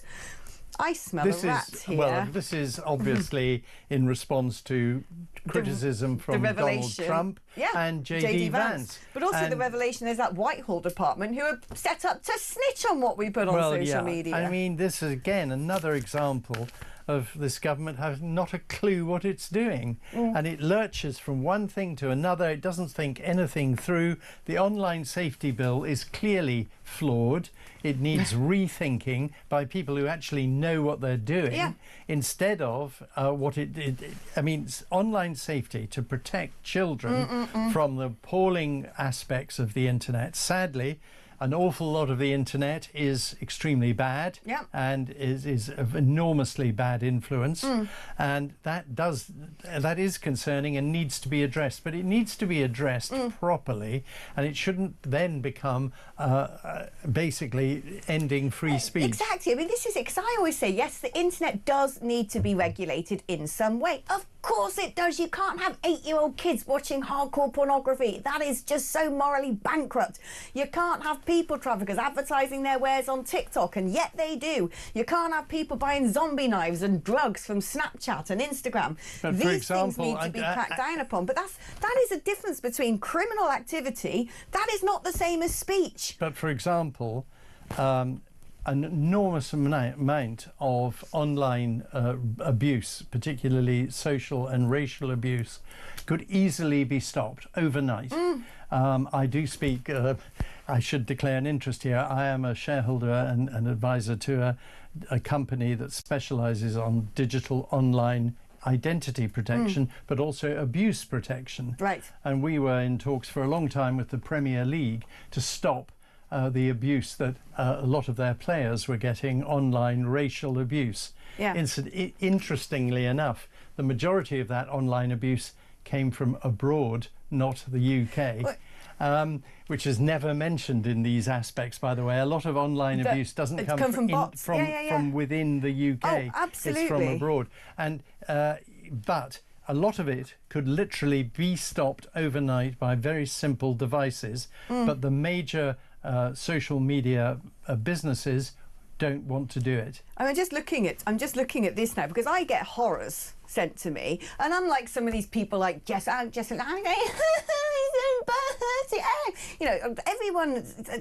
anyone who's on the left always tries to say I'm a victim, the things that people say, the death threats, someone said this about my skin colour. The stuff that I get, some of it is absolutely vile. Absolutely vile. People say I'm a slag, people saying that I've done this person with this, bunny boiler, usual obnoxious self. Okay, that's all right, you can say that if you like. But no, I'm looking through this, things I just can't read out on air. I'm sure. Shut up, Alex, just because you used a with in the I mean, I can't read out any of that, but it's accusing me of doing a very illicit sexual things to people. You're clearly not exactly a shrinking violet. You're a strong enough person. You're one sad beep. It's where it's vulnerable people need to be protected. I do accept that. Yeah. But equally, people these days take offence far too quickly about everything. I agree. Yeah. I mean, you know, sticks and stones. I mean, half of these. You need to actually if you're going to expect to get through life without ever being offended, then I suggest you go and live somewhere on a different planet, because that's not going to happen. Let's get real. Let's get realistic. Yeah. All the vile. One way of stopping a lot of the vile abuse is by ignoring it. Yeah, exactly. Because what these people are doing is seeking attention. They're attention seekers. I mean, 9 times out of 10, I never bother reading the comments under posts. I never do. Most of the time when I have, they're usually very positive. I'm quite lucky in that regard. My sentiment ratio is okay. It's always been very good. But I'll tell you who the worst people are. All of these vile comments that I'm just reading now. I'm not going to read them out because I can't. And I had made a comment about a story about Rupert Lowe, and I thought it was a charming story. I thought it was hilarious because he's sitting in Great Yarmouth and he saw what he thought was a dinghy and put up on Twitter going, oh, well, you know, they're in dinghy in Great Yarmouth right now. And it wasn't. It was a charity boat going from John O'Groats to Land's End raising money for MND. And I thought that was charming. I wasn't taking the proverbial out of Rupert. I know Rupert. I just thought that was a funny story because it is. Now, the people who follow him, I'm sorry, Rupert, you need to check your followers, because the people who follow him and the people who follow Ben Habib, these ex-reformists, what are called the very online right, some of them are extremely nasty. Yeah. Very nasty. I don't even get as bad as that from the leftists. No. There's a really nasty, nasty group of people online who hold up Rupert Lowe as their icon. I like Rupert. I think he's a courageous man, a courageous politician and a gentleman. I don't like the fact that there's been this divorce between Rupert and Reform UK, because as someone who was, you know, in the Brexit party with Rupert, I've got no ill will towards him. Well, I think there is a danger here. But his followers, here. Some of his followers are utterly vile. Well, I think the Reform Party do have this problem, and I think Nigel Farage is very aware of it, that it has attracted some elements on the extreme side of the party that are not welcome, that are not healthy, anything but healthy, and he really has to be very firm about I think in many respects he's quite happy to be shot at those people. Yeah. I think on some respects he sits there and goes, if you people want to all go and follow these other people, be my guest, because you're not welcome here. And I say good on you, because some of the things I read from these people, they might want to shower themselves with moral rectitude, as if they're the great campaigners of the right. A lot of them are downright nasty bullies. One of the problems of a relatively new party, which Reform is still, and it's grown so spectacularly quickly, is controlling and managing your growth and actually building the right people in the right places. And the Reform Party is there's no doubt at all, does suffer a bit from growth pains, and it will continue to do so, because it's got a long way to go still. And at the moment, I mean, if you ask most people in the country who is the leader of the opposition, they'll all say Nigel Farage, because he is. And without him, this lot would be having an even freer reign to do more dreadful things to all of us. But, I mean, he is the saving grace of politics in the country at the moment. He's the best political communicator. He's got the best ideas. He's straight talking. He's exactly what this country needs. Everybody who isn't a loony left knows that. And but he's got to build the right people around him and have that team around him that builds respect from the electorate, and that's what he needs. For example, he has no one in the House of Lords. And that's because he's never been allowed to have anyone. Of course, but I mean, they're going to have to come up with about 150 when names, you have probably. all these people moving from Conservative to Reform, it'd be quite good if there was some in the Lords. Because he needs people in the upper house as well, and he needs to have people of substance around him, people of experience, who are, and also experienced campaigners. I mean, he is a terrific one-man band communicator. But it's time to grow out. But it needs more than you need more than one. It's going to be an interesting 4 years for Reform UK. Hopefully less. because with a bit of luck, even though they've got this big majority at the moment, the Labour Party is disintegrating all around us very rapidly. And Corbyn and his bunch of even loonier loonies, the total loons, are causing a great deal of damage within the party, and that's what, again, the Labour Party is very good at, destroying itself. Right, if there is the IMF bailout, that should be curtains. But we will see. Piers, it's been so... I can't believe it's time to say goodbye. Well, it's been lovely. I've loved every moment, and lots of people are saying you are absolutely fantastic. Great with Welling. Alex, you missed Piers' baked Alaska pun. No, I was given a preview of that one. I was expecting it, and very good it was all day. Jackie in Northumberland morning, I could listen to Piers all day. Great start to the day. You have been utterly fantastic. Let's definitely get you back. And we want you back as well, so don't go anywhere. Taking a short break now, and after that we're joined by my mum's favourite, Dr. Rakib Ehsan, to talk about the fact that, well, the worst thing to be in Britain right now is a white Christian male. Would you believe it? I would. That's after this.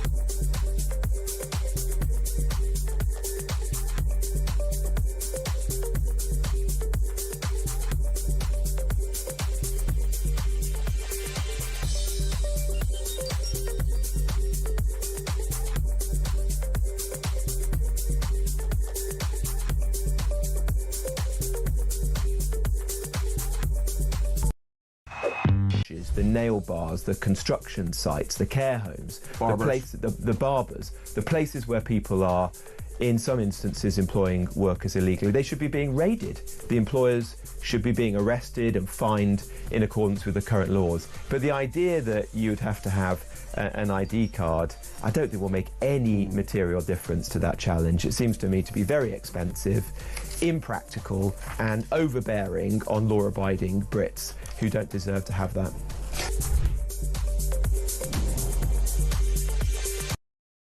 Across the UK, on DAB+, on your smart speaker, on your smart TV, and on your side. This is Talk. Hello, welcome back. Didn't we love Piers? That's the first time we've gone. What I was going to say, we've ridden together. That'll get them all going. The sort of very online right. But no, wasn't it great fun? I really enjoyed a bit of Piers there. Let's do some of your messages, and then we're going to go and speak to my mum's favourite. Well, three might be mine. Steve says, regarding your comments with Piers on states controlled by Labour, I was reminded of a Churchill speech. Which one? Rachel says, loving you on a Sunday morning. Your energy is infectious. Is it? I hope so. Believe me, when I come off air, I just sort of crumple into a silent blob. You wouldn't believe that, would you? You probably think I'm like this all the time. But on Saturday morning, I went to meet my other half, and we were sort of wandering around the streets of Chiswick, and he was like, you've been very quiet, Alex. Are you all right? Why are you not talking to me? And I was like, because I've just spoken for 4 hours to everybody else, and I've got no words anymore. Believe me, it does happen. Alex, absolutely love being entertained by you and your guests every Saturday and Sunday, says Michael in Hockley. Well, I'm glad you do. Coming up in the future, though, Michael, you're going to have to miss me on a few breakfasts, because I'm doing some weekday stints instead, and as much as I'd like to work 7 days a week, 4 weeks a month, I probably wouldn't survive it. But there'll be other brilliant people sitting in for breakfast, and I'll be covering Julia and Kev as they go and cool their heels somewhere pleasant. I'm not on holiday in blimmin' ages. Alex, you're not any of those vile things, says Jane. You bring sunshine to the day, so there. Honestly, I'm telling you, some people on the right wing on X are really nasty. I try not to be upset. The left I don't care about, because I hate them anyway, so if they want to hate me, fine. But when it's people who purportedly share the same political ideology as me, I'm like, why are you going after your own? What is wrong with you? Some people are just weird, aren't they? Anyway, let's speak now to Dr. Rakib Ehsan, political commentator and guru and hero of Britain.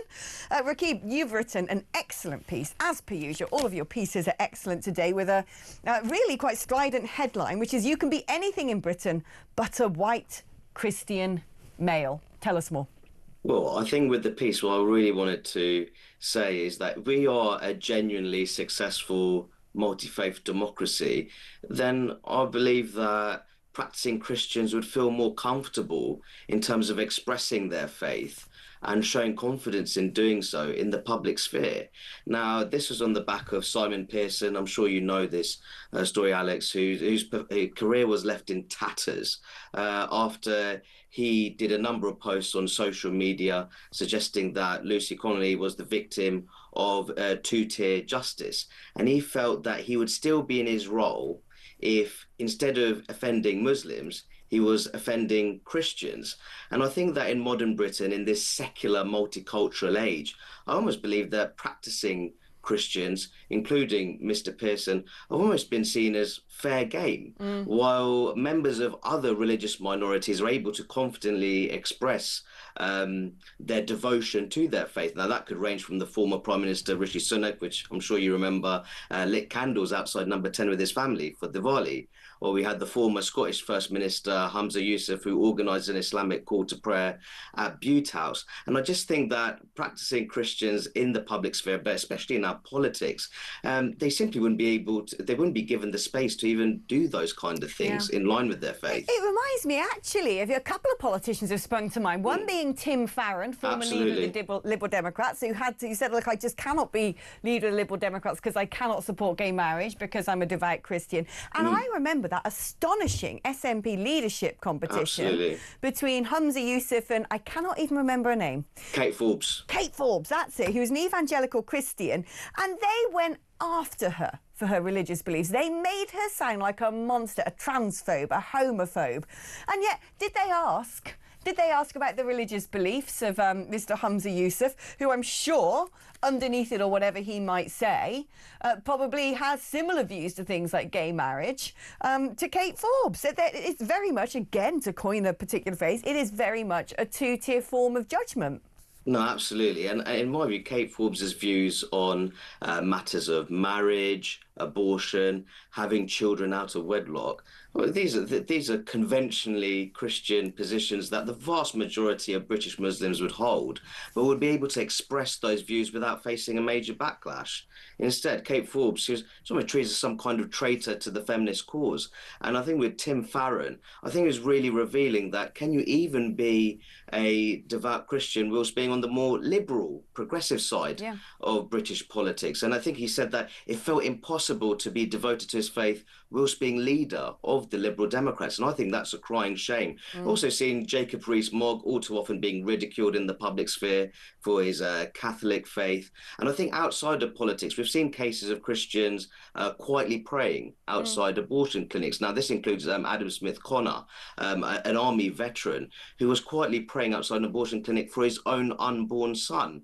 And he received a conviction as a result of that, which I think is absolutely shocking. And I think that we have a rich tradition of religious freedom in our country, Alex, but I don't think that's enjoyed equally across the faiths. I mean, and I think that's a big problem. One could actually say, in some respects, it's all credit to Christianity that it allows itself to be ridiculed. You know, it has the sort of baked-in turning of the other cheek. You know, we've had musicals from Jesus Christ Superstar to that sort of Jerry Springer the musical, which was sort of some more devout Christians, not more devout, I wouldn't say, but more conservative Christians found to be very blasphemic. But Christianity's always just said, OK, whatever, we don't care.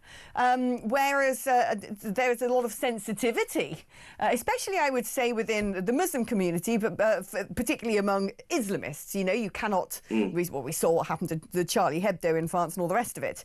But it's incredibly interesting that while people like Tim Farron Farron has had to step down from the Liberal Democrats because of his Christianity. And you were saying that, you know, it's very difficult to be on the liberal side, so to speak. Indeed. Which I always think is a misnomer anyway, and be a Christian. The church is trying to do that, and for many, many years has probably failed in its duty as a church by trying to sort of change the Bible and change its own teachings to fit in with these neo-religions which sort of cropped up in the vacuum that Christianity left. No, I couldn't agree more. I think the Church of England has really let itself down, and actually it's let down many of its devout followers by trying to pander to what they might consider culturally fashionable trends.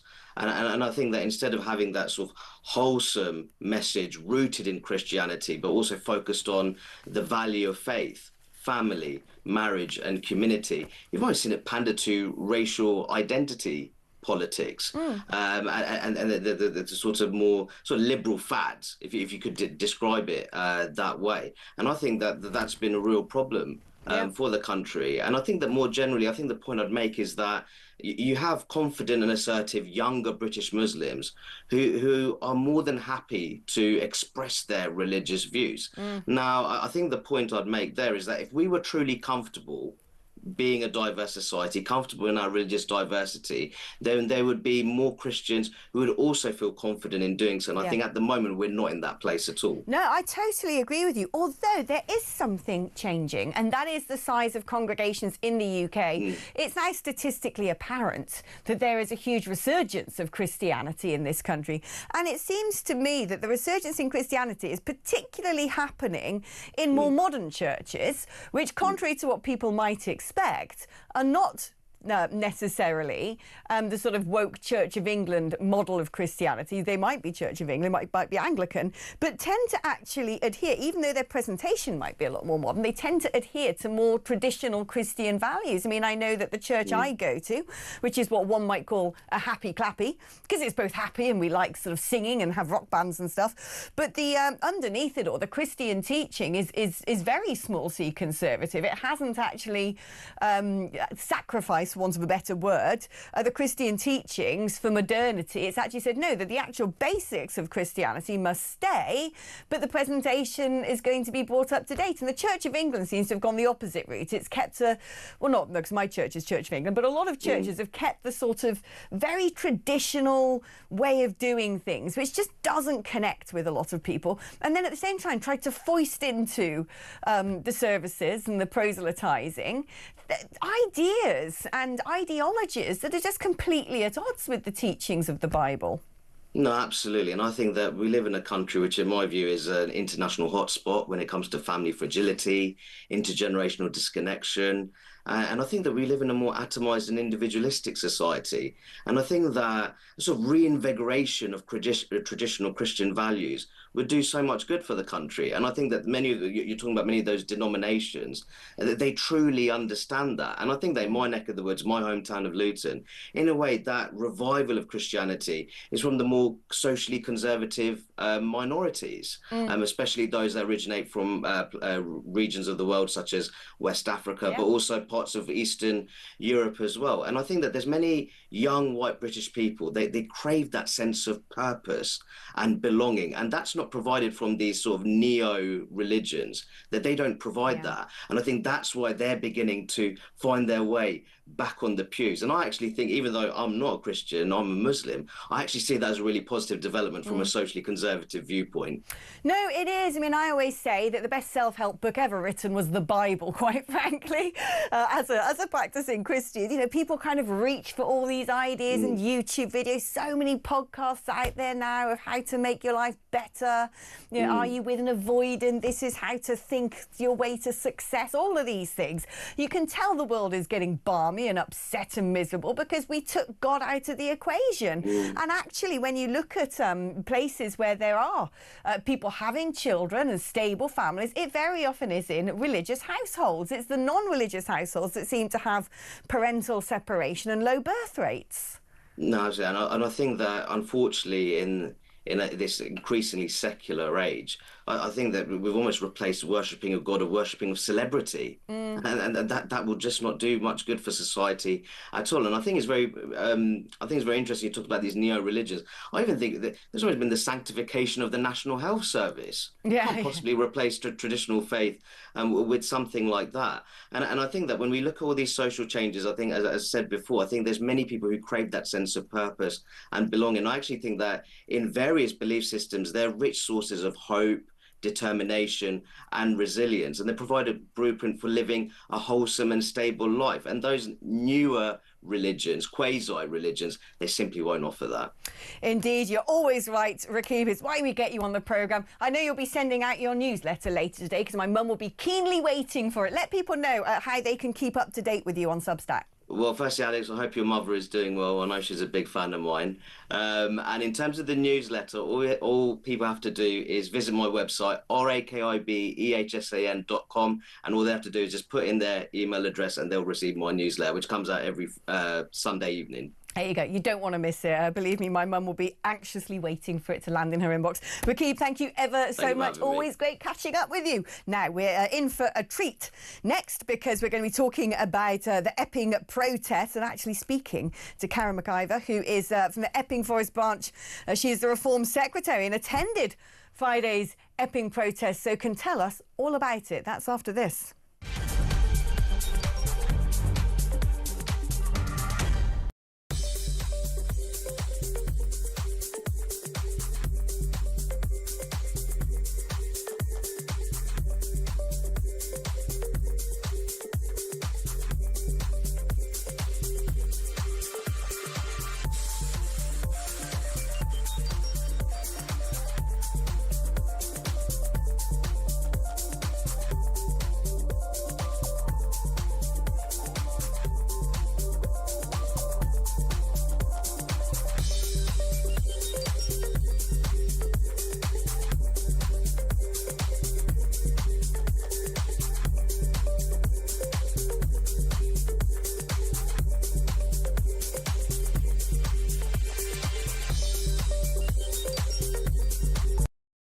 Across the UK, on DAB+, on your smart speaker, on your smart TV, and on your side. This is Talk. Hello and welcome back to the show. Tech Hoppers and I were discussing with Dean how we're going to order our breakfast. And Dean's like, where's your breakfast order? You haven't told me what it is yet. I'm like, I'm presenting. How am I supposed to look on, online and see what breakfast we can get delivered to the studios when I'm talking? I could actually. Oh, here you go, Dean. Shall I look at it now? See, you don't like that, do you? Not allowed to do that. So we'll all just starve instead, shall we? Right. Anyway, as promised, we're now going to talk about Epping Forest and the protests there. They were the vanguards of all of this, weren't they? They were the first lot to turn around, take to the streets, civic action, and say, we don't want the migrant hotel here. We're worried about the safety of our kids, largely being led by some very courageous women. And one of them joins us now, Karen McIver, Epping Forest branch Reform Secretary.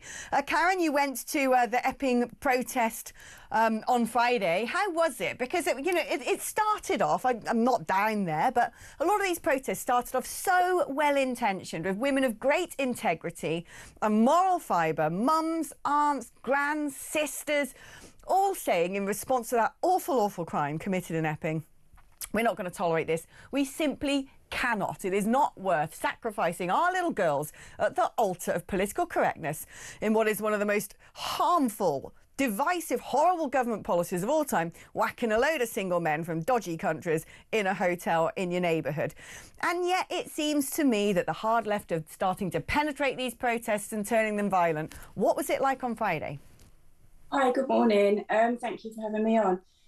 Friday was a very, very well attended protest and a very powerful protest. All the ladies wore pink and as always, we were protesting peacefully. We were very together, standing side by side, and it was mothers, nannies, grandmas, aunties, sisters, daughters, children, people with their dogs walking along. The people, as I've said many times before, of Epping are wonderful people. They're professional people, most of them, and You know, we are there for a reason, and that is to close the hotel. The hotel is in an inappropriate place. It has been shut before, and it was only reopened this year. It's far too close to the secondary school, where we have beautiful young ladies walking by every day, and it's just wrong. And we are standing there together to get this hotel closed. We are only there peacefully, and Friday was a very, very peaceful protest, a very well-attended protest. And we walked to the council offices, we peacefully protested outside, and we walked back. And we will continue to do this until that hotel is closed. Now, I have called out Keir Starmer and Yvette Cooper previously to come and meet me, come and see the hotel, and come and explain how they would like it next to their children's school or their nephew's school. And as usual, radio silence. They're not supporting us. I also need to call out the weak leadership locally at Epping Forest Council. We haven't seen the local councillor. We haven't seen the head of the local council come and stand and support us. They were very, very slow to react. And quite frankly, we blame them. For having the hotel there in the first place. You know, they should be, they're part of our community, they're leading our community, yet they're very absent. You know, they may send emails, and they may, you know, they may go there when the protests aren't on. They're not standing with their people. Why? Can I just say, I've been tracking these protests and looking at some of the footage, and I'm so incredibly proud of it. It actually puts a little knot in my stomach, actually, looking at women. Someone said to me the other day that it's women who end up winning the wars. You know, it might be men going out to fight on the front line, but it's women, the heart and soul of a nation, who win wars. And I think it's going to be women who are going to win this war against this disgusting, destructive policy. Because at the end of the day, it's women and girls in the firing line. Whatever anyone wants to say about the economic impact of this immigration, the unfairness of our taxes being used to put them in hotels, all true. The thing that really gets people going and gets women going, and they say enough is enough, is when they realise that women and girls are at risk. And what I wanted to ask you actually was, when you're at the protest, you must speak to other people around the place, and sort of you all must share your stories and your experiences. And there's been one, you know, that's made it as headlines in the newspapers. But are you hearing from a lot of other locals of lots of other incidents where men in this hotel have been causing problems for young women? Yes, they have. I mean, I work in the area, so I have my lunch break on that high street every single day. And unfortunately, crime has gone through the roof. You know, you're hearing stories of people being flashed. You know, you're hearing stories of women, lovely, amazing, strong women, now not wanting to walk their dogs by themselves, ladies that go jogging, not wanting to go, you know, all these things that are disrupting a community. It's unfair. I mean, we've just been put in this position. And now I think you're seeing rippling effects from around the country. And you know, women are strong. We are strong. And when it comes to protecting our children, our nieces, our nephews, our sons and daughters, you know, we are really strong. And we will not tolerate being put in this awful position. And there's no communication. To my knowledge, Keir Starmer has not addressed this. He has not come on national TV and addressed this. No. It is disgusting. He is our leader. He never does. I remember this after Southport. He didn't talk to the public at all for days and days and days. Not a peep out of him. He didn't have the guts to stand behind a lectern and talk to us. And we were hurt and we were scared. And instead he gaslit us and let his lackeys gaslit us and lie to us. And then when he did actually open his gob, he called us far-right thugs. Now, I want to know about these counter-protesters and the sort of horrible accusations they're making, calling you racist, calling you the far right, calling you thugs. I mean, how horrible are these people, and what do you have to say to them? You know what? They are sad, and it's a shame, because they why are they there? They're not from Epping. Why are they turning up? They turned up on the very first protest. Why they're so well organised. I mean, has anybody looked into who is supporting them, who is funding them? When they turn up with organised, so well organised, with huge vans outside Forest Tube Station, and then they all know, they're all directed to go to the back of the vans and pick up their protesters' boards, and then get escorted by the police to where we are peacefully. You know, we're not funded by anybody. We're haven't got somebody backing us. We're not there to cause trouble. We are there to ask the Prime Minister and Yvette Cooper to close the hotel. It's in an inappropriate place, and we will continue to protest until it's closed. And again, please, Keir Starmer, come and see it for yourself. Come and see what you're doing to our community. It is not fair. And why should we put up with it? You know, and you know, the Conservatives have got a lot to answer for here too, because this hotel was opened under the Conservative watch. So the Conservatives, as much as we're all blaming Labour, because Labour are in government now and Labour are responsible for power now, it was the Conservatives that actually done this. Right.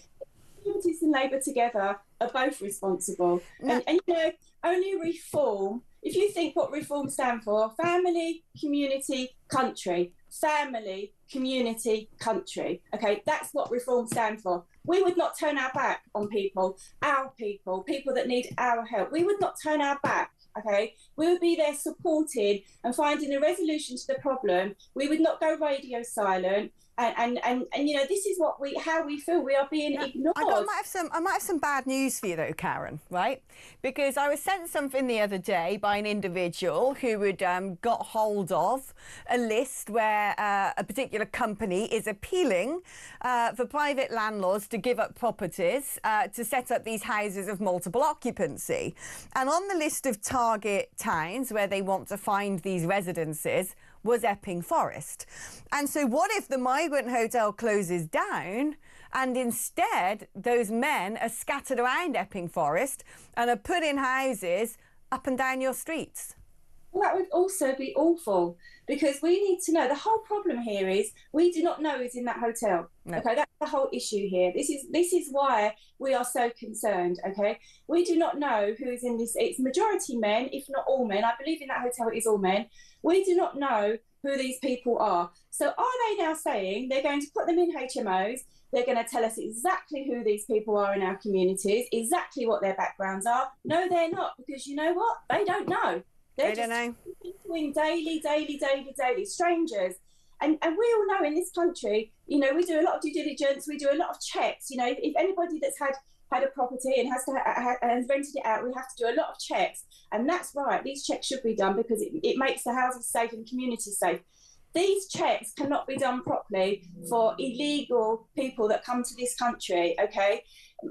Normal migration, we can check people, we can welcome them to our country, we can see who they are. Illegal immigrant, we just can't check these people. It's so obvious, and yet it's not being addressed. Why? I don't know. Your guess is as good as mine at this point, Karen. I have no idea why the government seems to be sticking their head in the sand over this. I'm sure there are things they could do, and they just don't seem willing to do them.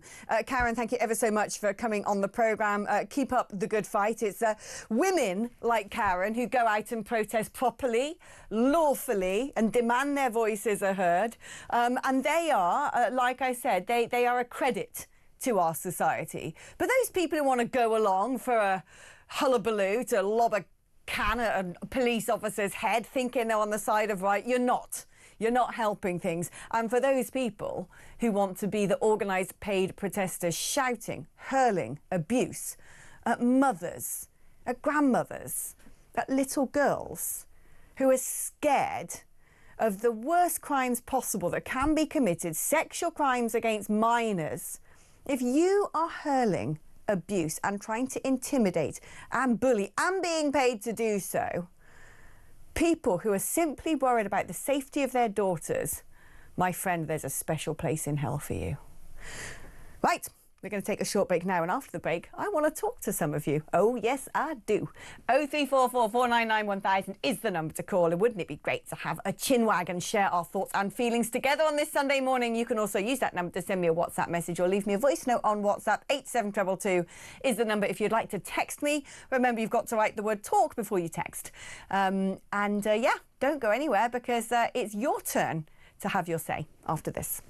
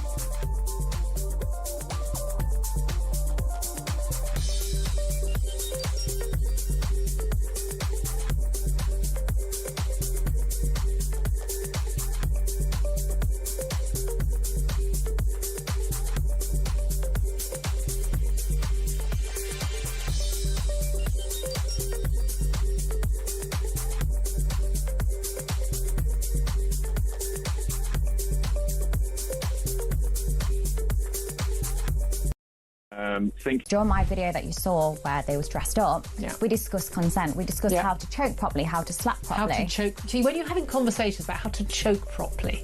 But if I'm not doing that, all those people are going to watch online is a video where they've seen a girl get really roughly choked and it's not been discussed at all. So if that guy then does it to another girl who's freshly 18, how is he not going to hurt her? How does she know to speak up? So I am doing good for society, because if I wasn't doing these sex tapes that show more of the educational side, I mean, the parents aren't teaching them.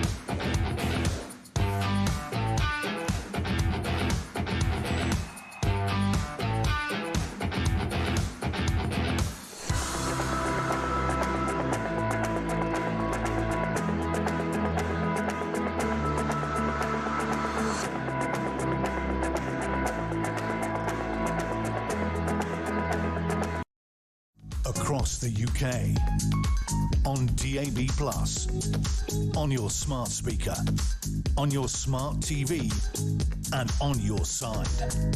This is Talk. Hello and welcome back. Let's do some calls and speak to Bob, who's in Aldershot. Good morning, Bob. Good morning, Alex. How you doing? I'm all right, my love. How are you? I'm good, thank you. Just want a quick one about immigrants working in Aldershot. My friend has her nails done there. There's 2 shops that she knows of, with 10 people in each shop working, charges £50 per person per hour just to have their nails cut and painted. That works out at £1,000 an hour. They do a 10-hour day, which is £10,000 a day, which is £70,000 for 7 days a week, cash only. It's a bloody disgrace, I think. Well, no, this is it. Up and down the country, there are hand car washes, there are nail bars, and you know what? It's all very well people like you and I going, we don't like the illegal immigrants, or we don't like all these people who work in the black market. Well, don't go to those places. Exactly. It's just terrible, you know, and it's like, if they can do that, why can't English people that pay their taxes and their national insurance, why can't they do that sort of money? Well, exactly. I mean, that works out at £280,000 for every 28 days. If you do, it's disgusting. And you can bet your bottom dollar actually of a lot of these, the poor women working in those shops aren't being paid anything like what they should be paid. No, I know. And then not only that, these poor people that are working in the shops, they'll obviously then the government will be giving them houses and place. I used to live in Aldershot, and you just see them walking around the town all the time, and there's hundreds of people from abroad just doing that. I think it's just a disgrace, and it shouldn't be allowed. No, I totally agree. And do you know what? Where are the border force? Where are the police? Because they could easily crack down on this. Because I could actually point out about 5 shops in my former local area and say illegal, dodgy. Go check them, check their visas, check whether they're actually putting money through HMRC properly. Yeah. I could point out quite easily the places that definitely have the waft of dodginess about them, and yet you don't see law enforcement or border force or Mr. Taxman knocking on their door. Instead, they'll come after me and question whether I should have, asked for a 10-quid taxi or something on my self-assessment. Exactly. You know, we can stop these people coming over. You get the British Navy in the Channel, and you just stop them. Yeah, do you know what? In theory, it all sounds too easy. I'm sure on some level it is all too easy, but, it should be easy. That's the point. And if there are things standing in our way legally preventing us from doing that, a government has the ability to change the law. That is what a government exists to do, to make, amend and change the law. So if there is some sort of blockage, preventing us from defending our borders, well, you remove the legal blockage. It's funny, isn't it? They were able to do all sorts of things that were contrary to human rights during COVID, making us lock ourselves at home. But, when it comes to the boats crossing the channel, you can't do that. That wouldn't be lawful. No, you're not allowed to do it. Oh, no, we can't touch them. No, let them in. Let them in. Give them all our stuff. You know, I know, it's mad. You know, Donald Trump in America, he's been in power now for the second time for 6 months. And I think he stopped 95% of immigrants coming into America. Yeah, no, he's done a sterling job in that regard, and has turned around and said to the West that you can do the same. And I'm pretty damn sure they could if they wanted to. So you've got to question why they're not. Yeah, maybe we need him over here as our Prime Minister. I tell you what, in some respects, I look at this and I go, wouldn't it be nice to have a president with executive powers? Yeah. But no, we have I don't know. I do quite like our democratic system when it works and we have the right government. Bob, thank you ever so much for your call and good points well made. Let's do some of your messages now before we go to break. Sue in Lancashire says, fabulous show as ever. Thank you, Sue. I don't know where you get your energy so early in the morning. I don't know either. I'll tell you what helped me, actually. This morning, I put on my God Squad songs while I was in the car coming to work. I had my earphones in and I was clapping away and thinking about going to church later. And it's a woof. It gave me that sort of a bit of the Holy Spirits. You keep me sane. Thank you ever so much. Thank you, Sue. That's really nice. It's people like you who give me energy as well. And I really mean that, actually. When I get lovely messages like that, it makes me think it's all worth doing. John says, just watching you with Karen. Wonderful Karen in Epping Forest. That lady puts the great into Great Britain and United into United Kingdom. Very proud of her and all of those like her. Way to go, girl. Stephen Middlesbrough, who's a white Christian, says, why don't these refugees welcome protesters sign up to take one or two home? Maybe sponsor one to help pay for their keep if they don't have the room. Sign up to be responsible for them since they're so passionate. Yeah, innit? But we know they don't actually care about the people in those hotels. They just want to sort of shower themselves with faux moral rectitude. Alex, you're a role model. To whom? Love watching your show. You're so passionate and kind. I am disabled. I'm sorry to hear that. In the last few months, I've lost confidence with negative press and the reforms that Labour have tried to put out. But you've always been balanced and speak up for those who can't. Thank you. That's my job, Karen, and I'll do my best. And that's a lovely message again. Thank you for all of your kindness. I'm sure I don't deserve half of it. Anyway, I'm back after this.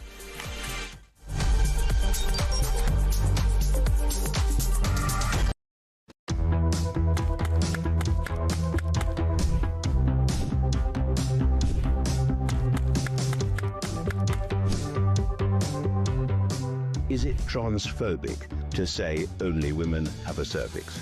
Well, it is something that shouldn't be said. It is not right. A woman is an adult female, and the court has made that absolutely clear. I actually welcome the judgment because I think it gives real clarity. It allows those that have got to draw up guidance to be really clear about what that guidance should say.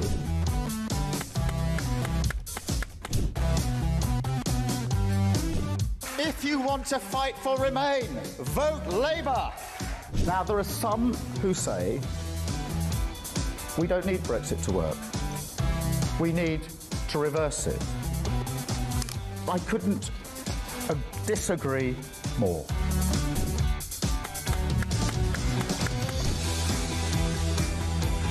Day after day, there are new allegations of sleaze, of favours, of privileged access. And it's all very well the Prime Minister saying, now, I'm paying for it. You've decided to repay £6,000 worth of gifts. Lord Ali is facing an investigation. I wonder how concerned you are that your biggest donor was not fully transparent. Are you saying you made a mistake?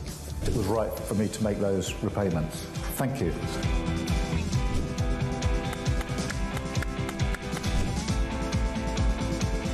Of course, I wouldn't want Donald Trump round for dinner, but don't underestimate the danger to the world if Trump is re-elected this time around. I'm anti-Trump. I would like to send my warmest congratulations to President Trump on his inauguration as the 47th President of the United States.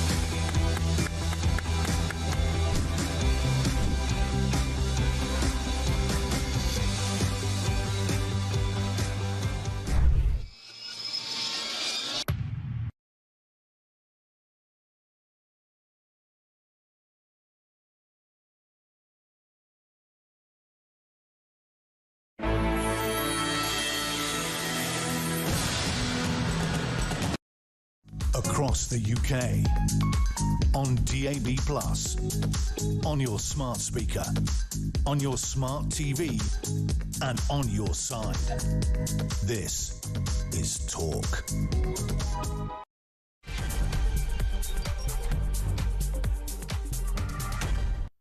Hello, welcome back to the show. And if you've only just joined me, that is more than acceptable because it is a Sunday and it's 8 o'clock, and that is it really early for a Sunday, isn't it? And if you were up at 6 a.m, that's even earlier, and well done to you, you bright little thing. Early bird catches the worm and all of that, or early bird catches the full 4 hours of Alex Phillips. But you don't have to be an early bird to do that because you can actually just listen back at your leisure on the Talk app or on YouTube later on, whatever you're doing.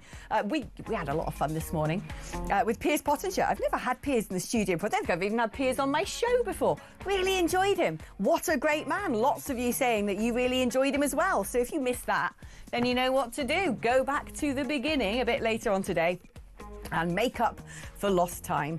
OK, right, let us now talk to another great man who I definitely have had on the show before.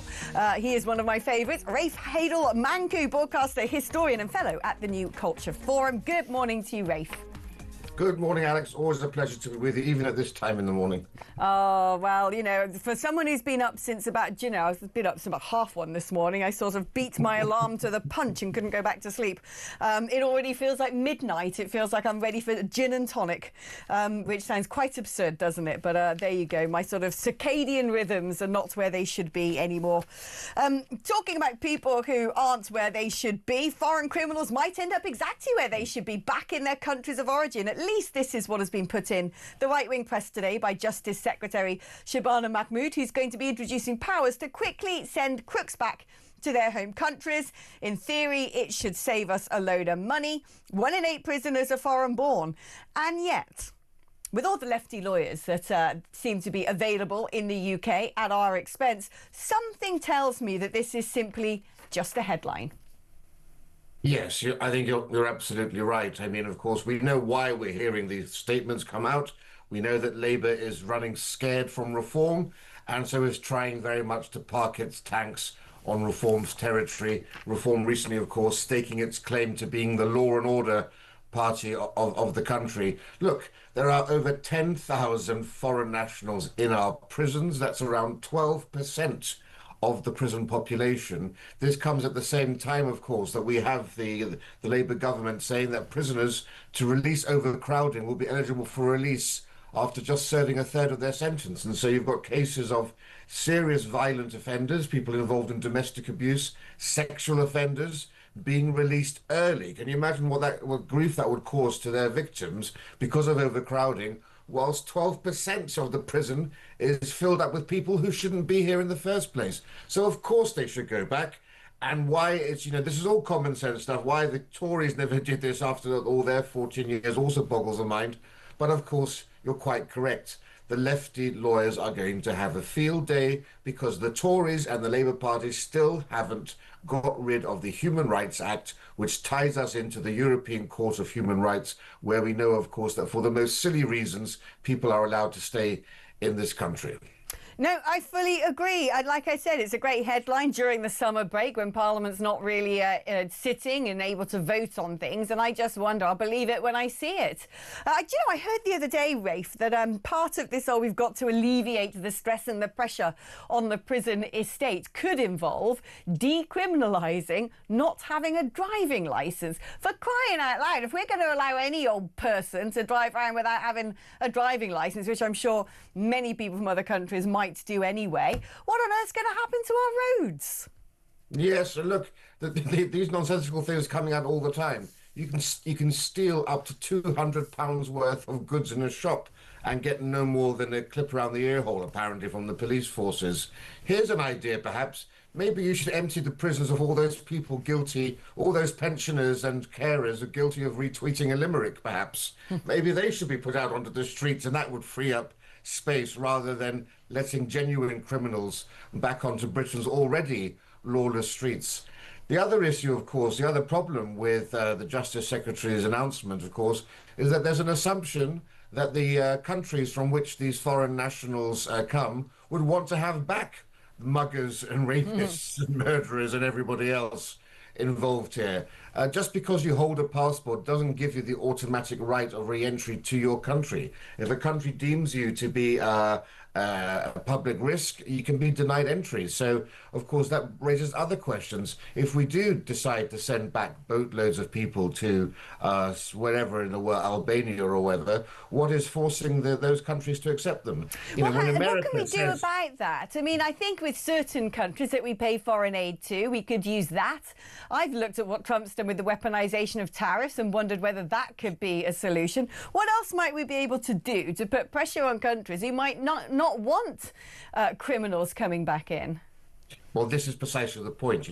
Speak softly and carry a big stick. I say shout loudly and carry a big stick. Now, America has a wonderful position by being the great economic superpower that it is. If it imposes tariffs, that really does come with a bite and a sting. I'm not quite sure what trading relations we have with many of these nations that would mean that if we impose tariffs, would it actually make that much of a bigger deal? Yes, foreign aid can be effective in some cases, but we don't provide foreign aid everywhere. Maybe it's sanctions. Maybe you threaten to sanction the government and freeze assets or whatever of their elites to make this work. I don't know. Whatever is done, we need to get tough. We need to start talking tough rather than always appearing to be weak-kneed. Oh no, or even, I think there'd be various options at putting travel bans on a country. If you're not going to take your criminals back, we won't have anybody from your country set foot in this country until an agreement is reached. I think that'd make a lot of people suddenly, because a lot of people in governments want to send their kids to school in England and the like. So I think there must be a little bit more leverage than any previous government has seemed to want to use. Talking about leverage, let's talk about the Palestine Action protesters, because for once, it seems to me, the Home Office and the police are on the right side of history. They are actually cracking down on Palestine Action, or so it seems, lifting a lot of people. Multiple arrests happening at this sort of big, conjoined rally between all the mad left activists.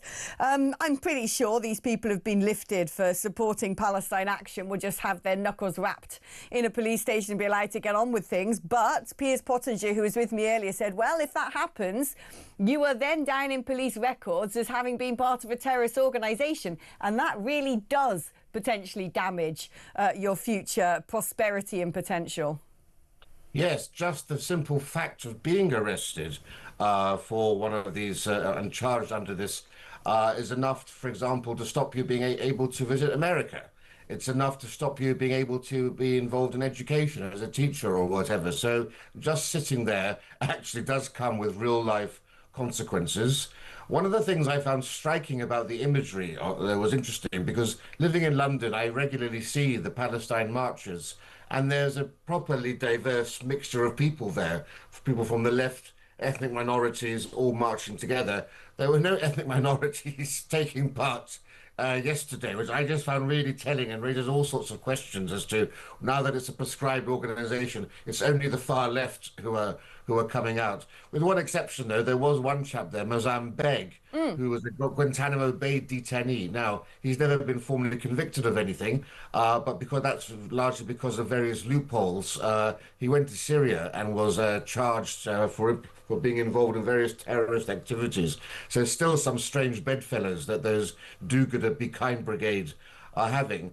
But look, so much of this has been framed around the issue of free speech. Look, this is Palestine Action. People must, people will see those crowds and think, oh, it's just old hippies and lady vicars and others like that. Palestine Action is a dangerous organization. The Terrorism Act doesn't just apply to causing attacks on people. The Terrorism Act also includes causing serious damage to security sites, and that's what they've done.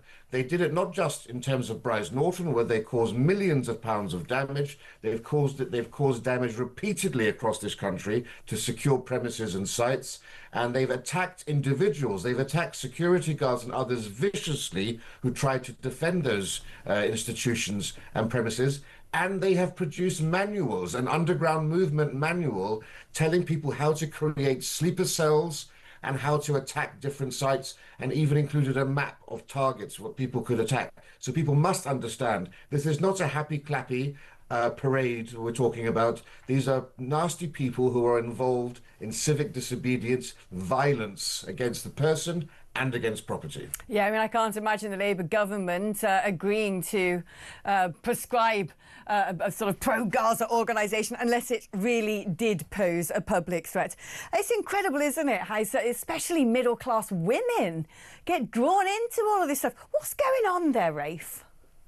Well, I mean, firstly, it's pure virtue signalling. And there's been, you know, we have to say, unfortunately, women have been at the forefront of the woke movement. You can still see it, actually, if you look at voting patterns. Young men tend to vote much more for centre-right and right-wing parties. It's women who vote for centre-left parties. For example, think of the old stereotype of the librarian and the museum curator. Used to be sweet ladies who wouldn't say boo to a mouse. Now they're the Praetorian Guard of the woke movement, right? They're the Amazonian warriors charging forth. There is something there, and you can also see it. I'm terribly sorry to say as well, as we've seen women rise up through the judiciary, we're beginning to get a lot of this woke rulings coming out as well, particularly from female judges, if you go and look and see who's making a lot of these decisions. But there's also the hypocrisy and the virtue signalling, because, of course, quite rightly, they're horrified, as we all are, by the sight of these poor, starving children and others in Gaza. It's terrible, horrific sights. But there's been a much longer famine going on for a month, well over a year, in Sudan. The Sudan famine is a man-made famine caused by the civil war there, but that is Muslim upon Muslim. And for some reason, that hasn't garnered the attention of the left, hasn't garnered the attention of the media to a great degree compared to Gaza. But why aren't they protesting outside the Sudan embassy? Why don't we have similar calls for action about the plight of even more people and for an even longer period of time in Sudan? It's this selective outrage that really sticks in the craw. Well, it's because it's keeping up with the Joneses. It's the latest version of a Gucci bag, isn't it? I think that's why women tend to go for it, because otherwise these sorts of women seem to lack purpose and recognition, and they think they're doing something great. It's showing off. It's basically narcissism. That's my opinion anyway. Rafe, thank you ever so much for coming on the programme. Always lovely seeing you, my darling, and let's catch up again super soon. OK, right, going to take a little break now. I'm going to sort of summon a cup of tea from a kindly person in the gallery. And when I come back, I'm also going to summon into the studio Matthew Goodwin-Freeman and Peter Barnes, because we're going to be having a bit of a political head-to-head. That's after this.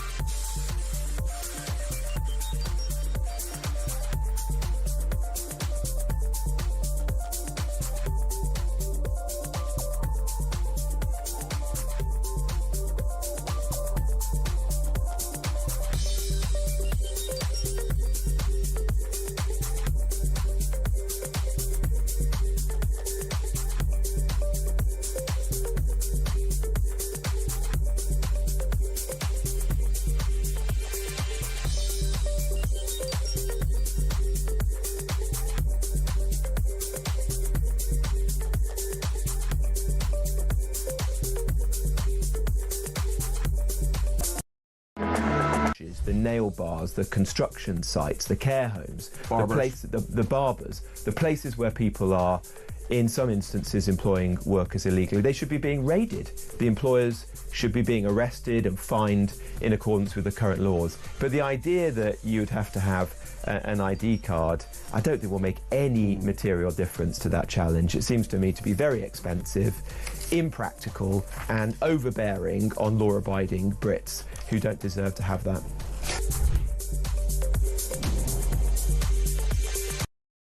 Across the UK, on DAB+, on your smart speaker, on your smart TV, and on your side.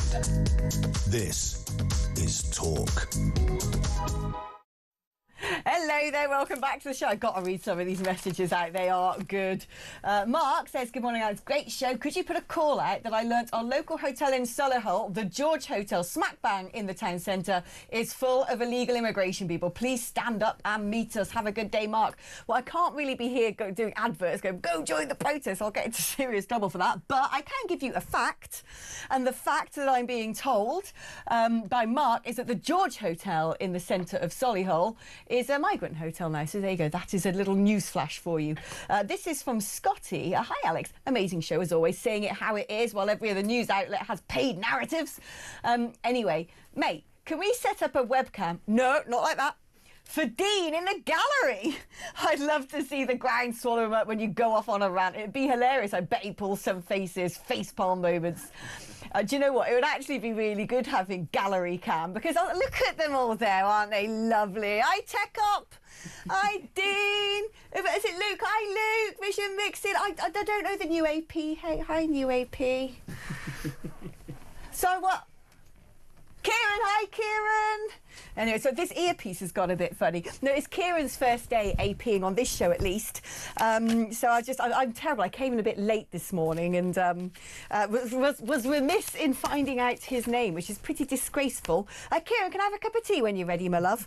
I actually should have pressed the talk to control button then, but Dean's going to refer that across. Anyway, hello, guys. Hello. How are you? I'm all right. Do you know what? My earpiece has gone funny, so Dean, you're going to have to just like wave at me when it's advert break time, okay? We'll just ignore it. Okay. Yeah, Mexican wave from the gallery, please. That'd be great. Anyway, Matthew Goodwin-Freeman and Peter Barnes are head-to-head. Normally, it is on the right we have, and on the left we have. Who wants to be the leftist? Come on. No, thank you.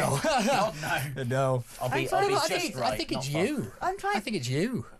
Wow, that's an exclusive. Yeah. Alex is the lefty. Yeah. No. I think you're the righty. We're the lefties. Oh, I always say, what's the point of being right when you can be far right? Well, it's called right for a reason. Never knowingly wrong. I was going to say, I was trying to see who looks the most left wing, and considering that Peter Barnes always looks a bit like he could be part of the Kremlin, it is a long-running thing. It's sort of probably not. You do look at that watch. What is going on there? Is that real? Because if it is, you're going to get. You're going to get that nicked on Oxford Street. I wouldn't be walking around in these parts with that thing. Don't worry, I take it off. You can see that from space. Someone's paying you too much money. I was going to say, have a conversation, please. This isn't exactly. Yeah.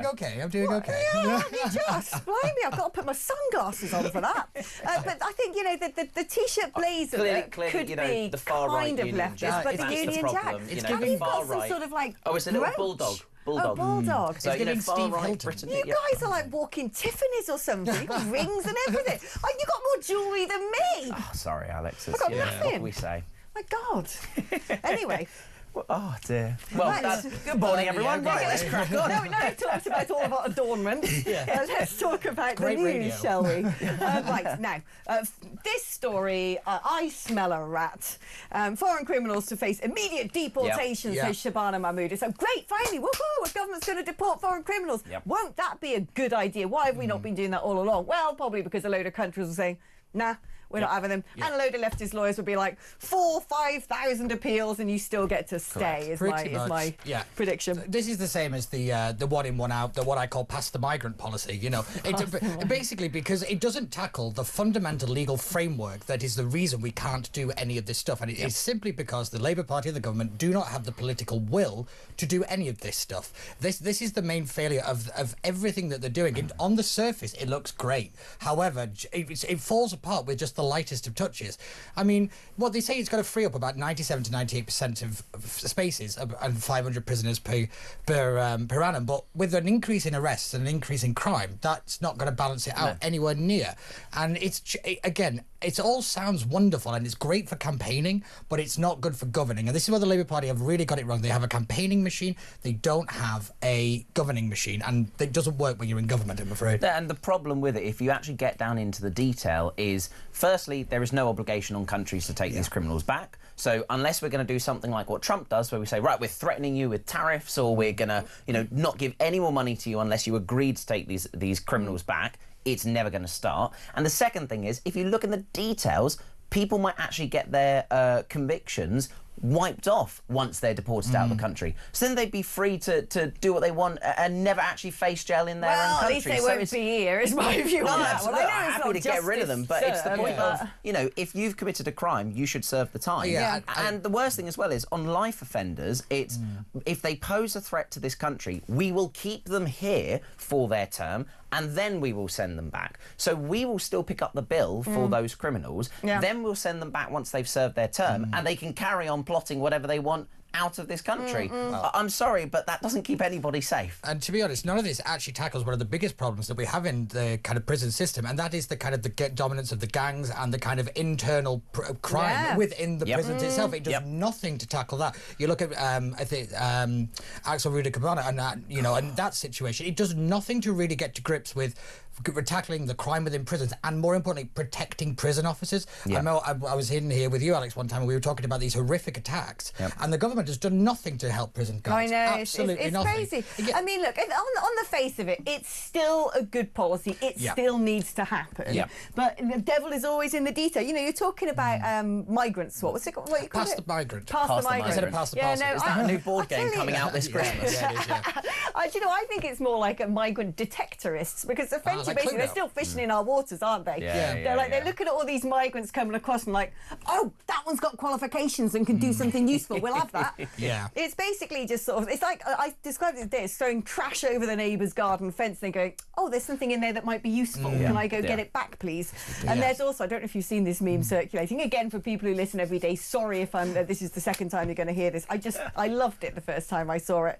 There's a meme, and it shows Assad, Bashar al-Assad of Syria, who apparently is now in Russia, of course, so where he's sought refuge, he's sought asylum in Russia, and he's decided he's going to go back and practice as an eye doctor, which is what he's qualified as. Wasn't he? Never saw that coming. And someone put, typical, the only Syrian refugee who's actually a doctor and he's not even in Western Europe. Well, if you have a look, That's brilliant. If you look throughout history, though, a lot of the kind of dictators and things all came from middle-class medical professions.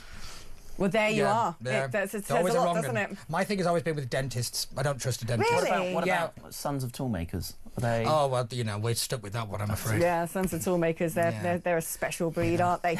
Now, Robert Jenrick has got the memo that everyone's talking about the migrants being rapey, and has written a big piece in the Mail on Sunday going, I've got daughters. I mean, look, I quite like, you know, Robert Ozempic as compared to Robert Jenrick. You know, now he's sort of, his head's a bit shaved and he's all trim and stuff, and he's hard talking and he's making his videos. You know, it's nice, it's refreshing, it's good, great. We like, look, I'm not going to be like, oh, you should have done this. Anyone who wants to come and fight the good fight, as far as I'm concerned, is welcome. We're all marching under the same flag for the same cause. I do not care for friendly fire on the right. Bad flag. But at the same time, there's something a little bit like, I've got daughters. It's most of the country have female relatives. I actually am a female. You know, it's just a bit like, come on. This is, people have been protesting outside of Epping for this. Farage has been saying it for ages. He called me about, 6 months ago or something, said, Alex, you've been banging on about this for a long time, and you're right, this is going to be a big thing. And I was like, mate, of course it is. And it's just, I'm like, Jenrick, I don't know how... What he's trying to tap into is the fact that for weeks and weeks, when these protests have been going on, we have had the very easy label against them of being far right. That's what he's trying to tap into. He's trying to tap into say, no, as I've been saying, as you've been saying, as many people have been saying, these are mums and dads who are scared for the safety of their children. That is who is protesting outside these migrant hotels, peacefully or protesting. young women themselves. Absolutely, until the far left, like Antifa and Stand Up to Racism, turn up, get escorted down to the protests and start egging on to create trouble. So what he's trying to tap in is using his platform, which actually, to be fair, as politicians, you've got to use your platform to do good. He is using that to say, I am a father. I would have liked it. I would have been maybe a couple of weeks ago would have been better. I'd been able to applaud it if he said this 6 months ago. At least it's it's a bit being like, said. all right, you got daughters. Well done for having sperm. Yeah, it does have the whole kind of kissing babies kind of thing, doesn't it? It does like, kind of stick a little bit. But what's really important is actually, if you look at this in the broader context, as Matt was saying, is actually the reason this is so important now is because we've been able to reframe the argument of it's not just, oh, they just don't like immigrants. It's public safety. The reframing of the migration crisis crisis in terms of a public safety issue finally hitting mainstream politics is so important, and it's why the government is absolutely nowhere over it, because they can't label everybody far right, because it is. Well, they will. They will do, and it will be but to it their won't detriment. work because Yes. people are not far right; they are just right. Do you know if this is also one of the narratives going on in Europe? I remember when there was sort of the sort of anti-migration protests and stuff in America. It was more Donald Trump going, "They're eating our dogs.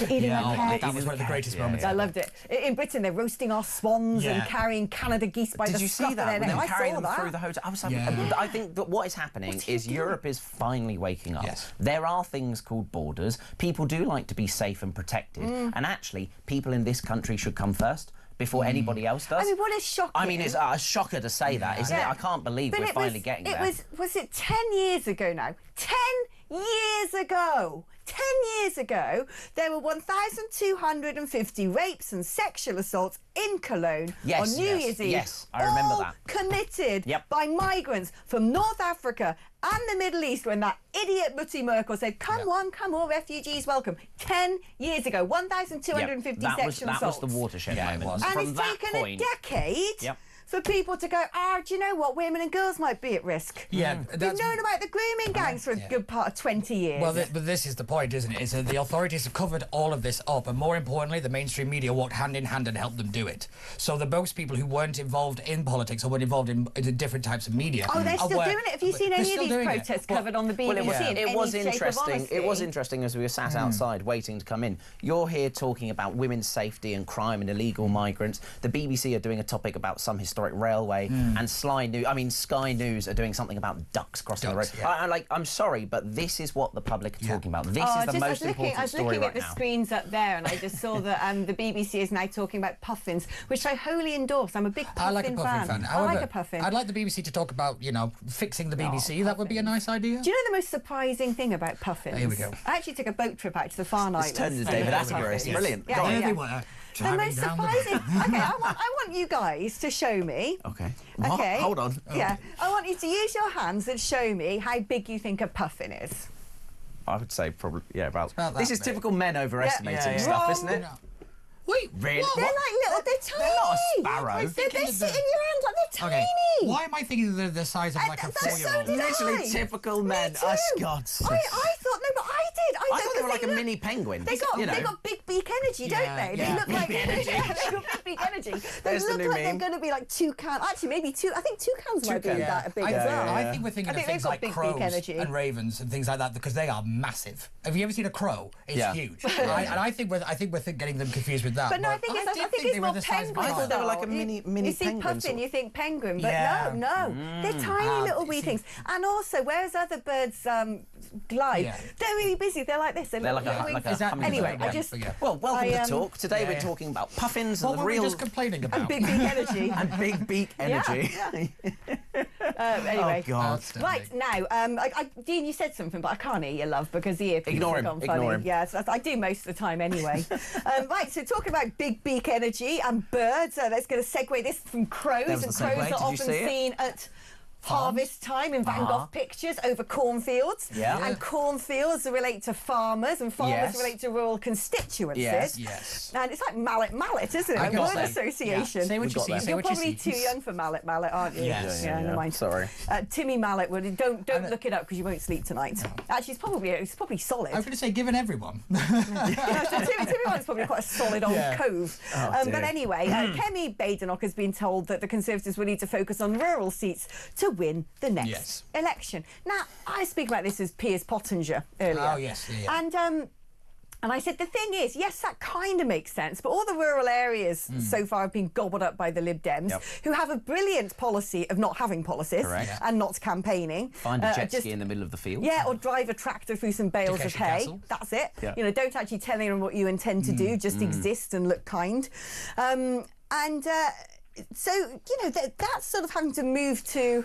See, it's that interesting side. But you when say it comes to this. the proper hunting, shooting, fishing crowd, I mean, Kemi Badenoch can stick on a barber jacket, but Farage actually goes hunting, shooting and fishing. Yeah, so this is quite interesting because the report, which comes from Conservatives Together, I have actually read this report, it's it's quite right, but what he forgets is what they call rural adjacent. So it's not just the actual farming constituencies, it's the ones that are kind of just on the border of it. And it actually counts for about 180 seats. That can define a majority. And what's really important is that the Conservatives in the last general election presumed loyalty, when actually most of the seats went to, not to the Lib Dems, but actually to the Labour Party. Keir Starmer and Morgan McSweeney pumped so much effort into taking those rural seats, but they'd only got them by a couple of hundred votes, so they weren't utterly convinced. But for the first time, the rural community did switch to the Labour Party, and now, thanks to Starmer, he's thrown it all away with the farm tax. It's literally killing farmers. But they're right to go after this, but the problem is they've not really had anything to really campaign on in terms of selling it to the rural communities. Now, the main focus for the Tories, it seems to be economics. Obviously, it's the only thing they can really talk about without being, well, you were in power for 14 years. But strategically, it's not wrong. It's just kind of lacking that next step in terms of how do you take it from a piece of paper to actually putting it into practice. It's a little vague, the report, I'm afraid, just investment in local champions. What local people like to vote for local people? I mean, this is going to sound deeply politically incorrect, but the optics don't. Piers Potton's just sort of tiptoed around this. I knew exactly what he meant, which is the photo shoot of, Nigel in his flat cap and his barber jacket chatting with a farmer just makes sense. Yes. Whereas the photo shoot of Kemi Badenoch on the tractor looks like a setup. But I tell you what will have a much more powerful effect, and what is one thing that Reform UK messed up massively, is they didn't get Jeremy Clarkson. Jeremy Clarkson posed with Kemi Badenoch at all of the protests. He didn't want anything to do with... But he's Chipping Norton's set, mate. He's always been a mate of a... Yes, but that's the difference. He's Chipping Norton's set, but he did photos with Kemi. One of the major massive protests. But I still think... I don't know, but I still think if you polled farmers, and I don't know, I still think they probably would be looking at reform now. One of the things is... if you look at the locals, that proves that to be right. With the Conservatives, we, at the last election, lost seats to everybody. People were just fed up with the Conservative Party. So... I think what Kemi's tapping into is the fact that we will be fighting on multiple fronts. There's not just one front that we can fight the next election on. We've got to win back seats in the rurals, we've got to try and win back seats in the north, obviously look at Wales and Scotland, we've got all different parts of the country, and then also cities too. Places like here in London, where we still have Conservative MPs, we still have Conservative-run councils, we will be fighting on all different fronts. It's interesting that she's picked, the farmers as the first one, given everything with the farm, family farm tax, but it's not the be-all and end-all. It's not just them that we need to win back. We've got to win. Yeah, absolutely. This is the difficulty is, it seems to me, the next general election at the moment is shaping up to basically be a single-issue general election. I'd rather disagree with you on that. Interesting. We have got 4 years to go, but and Lord knows what this blooming government can do to the economy. Could you imagine? The state of the country come 2029? Who's waiting for an IMF bailout? I know. Have you heard about this idea? We've got to give our national insurance numbers to banks, and then the HMRC can just go straight in, and she's going to tax savings. Well, I mean, get rid of any need for a budget at that point. It's whatever Rachel from accounts wants to do. Oh, that's really scary. Anyway, do you know what? On that note, let us take a short break now, and we've got some fresh stories coming up which we haven't covered yet. So I'm going to go find a puffin and see the true size of the puffin. If you've got bird facts, we want to know. If anyone has a photo of an actual puffin, to scale, can you send it in? I basically want a top 10 of birds with big beak energy. Pelican is number one, clearly. Pelican is it wipes the floor. It's the Nigel Farage of the bird world. It's amazing, isn't it, when you see a bird like a... Because I lived in Kenya, so I've seen pelicans up close, like gobbling things. They're like 5 times their body. I've seen a video of pelicans are quite sizable. They're that big. The weird thing about Kenya as well is when you've got birds sitting on telegraph poles, where we have like little sparrows and stuff, they have a massive stalk like that, and you're like, whoa, how's that thing staying upright? Anyway, birds of big beak energy and political stories coming up after this.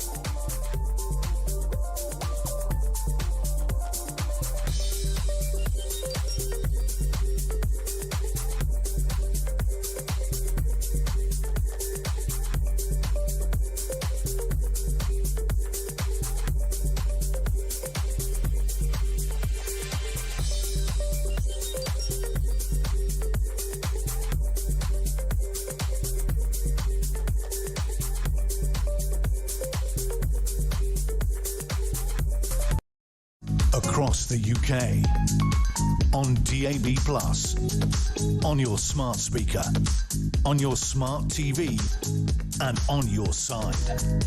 This is Talk. We're still arguing over the size of a puffin because, hold on, there's 4 types of puffins, by the way. There's the Atlantic puffin, which is 10 inches. You've got the rhinoceros auklet. That ain't one of ours. You've got the horned puffin, which is 15 inches. That ain't one of ours. And the tuft puffin, that thing looks like it's a weapon. Blimey, that's a monster. That looks like a puffin with murderous intentions. It's got big beak energy. And that thing is 16 inches. But I'm sorry, our little puffin is a tiny little creature. See, so we're very Don't you try and find selectively exotic foreign migrants puffins. Puffins coming on over here, dinghies. stealing our puffins. Yeah, coming over here, stealing our and rocky outcrops. Don't you try and tell me that they're ours. They're not. I heard a pointless fact about puffins earlier, but I can't remember exactly what it was. It's something like a puffin replaced Paul in Star Wars or something like that. I don't know. Yeah, I don't. Yeah, Tech Up. We didn't understand that. Yeah, Tech Up just gave us a puffin fact, and I don't. Oh, Hogan Porgs is. But I love Tech Up. He's actually so geeky. He's actually put the information on the screen. Brilliant. Porgs in Star Wars. I don't know what they are because I've never seen Star Wars, but of course Tekop knows every single line. Can you do Klingon, Tekop? Let's Google. He can't do Klingon.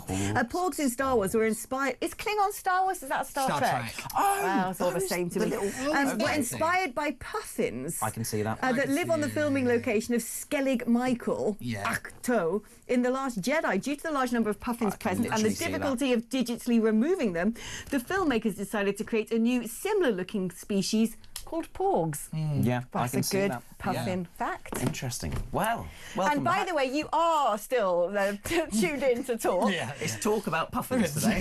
Yes, Dean's shouting, move on. You have to shout it so loud to get it through that earpiece of mine. Right, okay, students are getting into university with 3 E's at A-level in order to hit government diversity targets. I mean, what is the point? If you're a dunce, don't go and do further education. It's going to be a waste of money. Well, even if you're not a dunce, it's still a waste of money because a degree doesn't mean anything anymore because we've turned it into a commercial asset and we ruined universities. I'm sorry. Was that it? Oh, brilliant. That's okay. it. Basically, we can go home now. The Tory Blair policy of 50% of the population university educated has decimated this country on every single front imaginable. Economically, socially, and educationally. It was the most preposterous idea and it was used to create middle-class people for them to vote Labour. It was just an abhorrent idea and we are paying the price. So do you want to know about the worst offenders and what they're studying and where?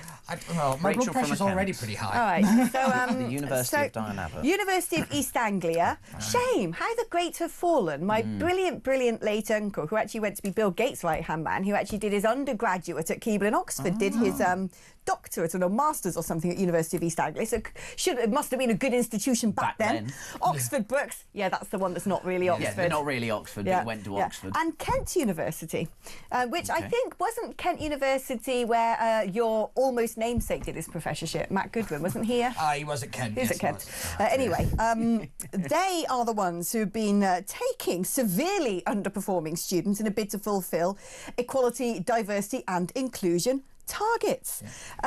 Data showed that students with DDE grades are being accepted to study economics at Oxford Brookes. There you go. There's our next Chancellor under the Labour government. They'll work half a decade in Halifax. Brilliant. And it's normally supposed to be ABB. I mean, economics ain't an easy subject. No, it's not. I despair. I would be very interested to know. Kent has allowed people with C, D and D to do their maths degree. Anyone who can even do A-level maths, I think, is a genius. That's true.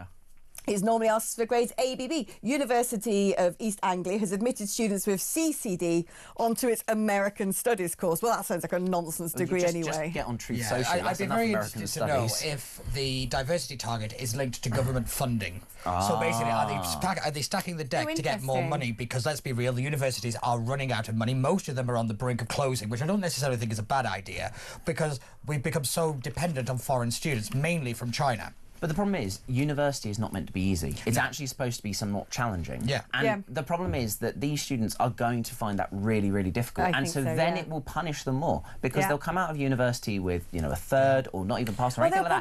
But they'll come with and they'll still have the debt. Yeah. And that's I would imagine courses with one of the highest dropouts rate might be something like maths, actually, because that is rock. Yeah. That is rock. My sister did maths and, respect for that. Yeah. But I will admit what they're also doing is they're setting up people from diversity of these communities to fail. But that is what they're doing. They're putting them on a pedestal, saying, "Oh look, you did it," and then when the real world comes along, it's going to wipe I remember them. in my generation, there are a load of people who are like, "Are you going to go to this?" Yeah. What are you going to say? I haven't decided yet. And I thought, don't go then, because basically for the 3 years that you're there, you're going to be paying thousands of pounds to study just one thing. It's going to dominate your entire life. And if you don't feel passionately about any one thing that you want to spend 3 years focusing exclusively on that expertise. thing, don't go. I'm going to say something which I don't think anyone has ever said before, but one thing I respect Theresa May for was the was the fact that she actually really wanted to push other courses than going to university, other programs, other ways to prove success. So many governments have said this, the polytechnics, and that's my frustration. Technical colleges. University is not for everyone. If it is for you, go for it. But if it's not, understand that there are plenty of other programs. Educational heritage then? What are you, Lavrov? Well, I'm politics. I did PPE, so... Where? At Leeds. Oh, PPE at Leeds. Yeah. Right, fair. I mean, people always say I'm PPE, but actually I think it's actually a good subject, a solid subject. Politics and International Relations at the University of Nottingham. Oh, look at that. Good universities. Both studied politics. There we are.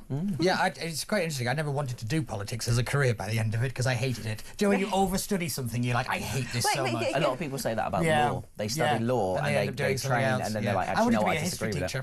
Oh really? Yeah, so I must admit, I did literature and philosophy, and I loved them both, and I loved them, and I loved philosophy so much. I could have quite happily just been a creature in a library studying philosophy. And people, it's one of that. They're nothing. What are you going to do with that?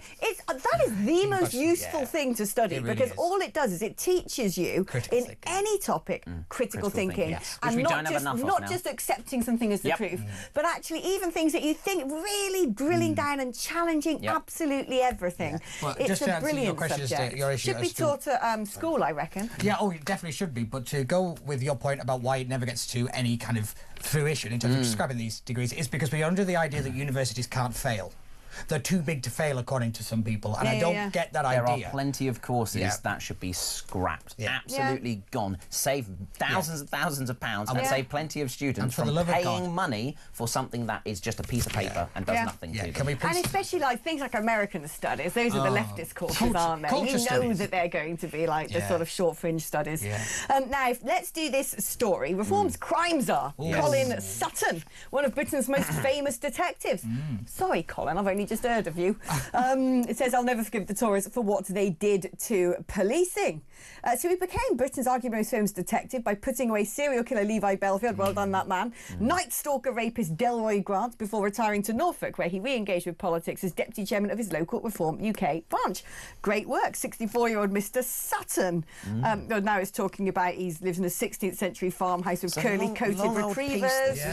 I know, I can't go through all of this. Dissertation? It's describing his pets. But anyway, does he have a puffin? Let me just check. No, he's got curly-coated retrievers. Oh, lovely. Yeah. Anyway, but basically, he's somewhere in this article, if I can find it in all the thousands of these pages, he's clearly not very happy with what the Conservatives did to policing. Now, we do know, and I don't know what his particular focus is here, but for a long time, we did hear that it was the sort of Osborne Cameron austerity that decimated policing. We hear that, but actually the real damage was done by Theresa May when she was Home Secretary and when she carried it on as Prime Minister. When she Home Secretary under? Yeah, but she really went double down on it, and she basically she gave too much power to the Chief of Police, to that top brass. And this is one of my big problems with anybody talking about police reform. It starts with firing every senior brass police officer because they are part of the problem. They are the ones that are pushing the diversity hiring, they're the ones that are pushing the woke policing, and they are viewing crime not as personal responsibility issues, but as a social disease kind of thing and a public health crisis. That's how they're looking at it, and that's why you're getting 3 police officers turn up to a shop who uses has a sign in the window calling criminals a certain word, and he's getting a request to take this thing down, and they get crime is now basically legal. You know, shoplifting is through the roof. It is this kind of unfairness, this imbalance, and it is being driven by the top of the very police. And the problem is, it plays perfectly this into Reform's hands. Oh, yeah. Because at the moment, we have a Labour government, many people have Labour MPs, we've got Labour mayors all over the country. Here in London, for example, we've got nearly 2,000 police officers being cut. We've got front desks all around the capital being shut, including ours in Harrow. It's so scary. And do you know what? That, you know, you can point the finger as back as you want to the Conservatives. I've always held my hands up and said, we messed up a lot of things. That's why we're not in government anymore. But right now, these are decisions being made by Labour governments and Labour MPs and Labour mayors.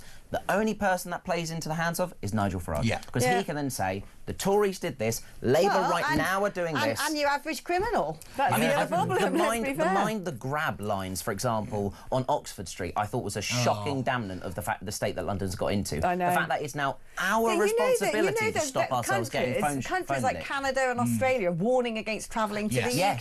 I know. I think China had that for quite some time as the risk of being stabbed. It's mad. Do you know, I've been rewatching all of Line of Duty lately. Oh, really? I love it. I'm actually on the final series, which was the weakest one, to be fair. And I think that was it 2012 or it's quite a while ago now. Oh, it's a lot. No, 2021, not 2012. It's 2021. But a fair whack ago. And what's so funny is some of the narratives, you're like, oh my God, that is so true today. So you've got the slimy police and crime commissioner. Who? What's the point of them? I don't know. What is the point of them? And then it's a cover-up of police sexually abusing children. We know about Rotherham now. And then you've got Hastings always bemoaning all the sort of woke people above him because he's like, I do everything letter of the law, fella, the letter. And there's another animal reference in there about the wee donkey as well. So, you know, we've had puffins and donkeys today, which is pretty good. But no, I think the hilarious thing is you go back and watch a lot of TV, you know, certainly when I was a child, you look at that TV and you go, do you know what, that's all true now? That's all true today. I always go back to the quote Harry Cole once said. I was having dinner with him and he said, the only difference between Westminster and the thick of it is nobody walks around the thick of it going, isn't this like the thick of it? You know, and it's why I'm it's a documentary. The guy who wrote it said he can't bring it back because real life is too much of a parody. They would be so extreme now. Do you know, because my earpiece is on the blink, I don't know if it's Dean or Tech Up, it's you in it, Tech Up. It's put on my screen here, just massive. Like, I don't know what font that is. That is the biggest font I've ever seen. I think that is font 232, highlighted as well in lime green. It just says break. So that is what we're going to do. Don't go anywhere because we're back after this.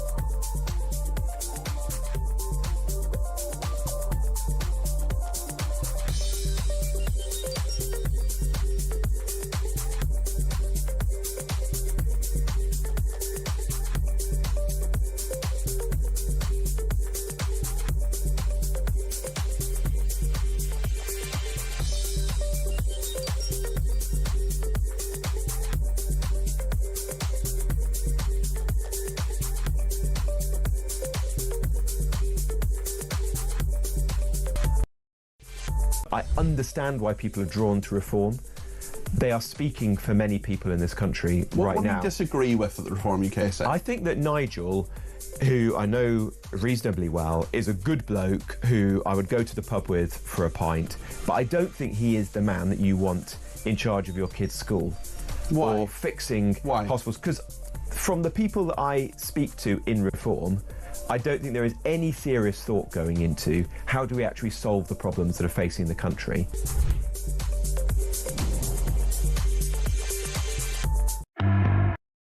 Across the UK, on DAB+, on your smart speaker, on your smart TV, and on your side.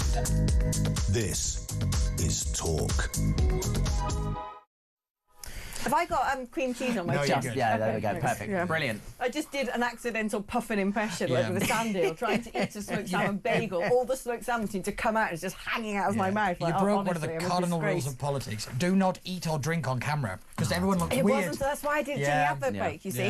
Now, thanks to Tech Op, we have a couple of illustrations here.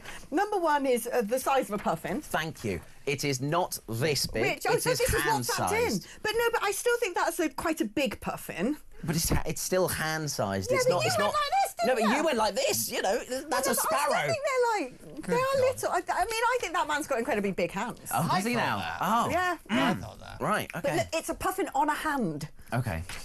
See, But it's I still said not that. puffins can It's sit still on not that. You can't get That a penguin sparrow was sitting- at Halloween. Can't get a penguin sitting He was on in your fancy hand. dress. That sparrow. It was, you know. I feel like I'm in One Flew Over the Cuckoo's And Nest at the also, moment. we've now got a picture of a puffin and a porg. I quite like the look. I wish porgs existed. Aren't they sweet? Yeah.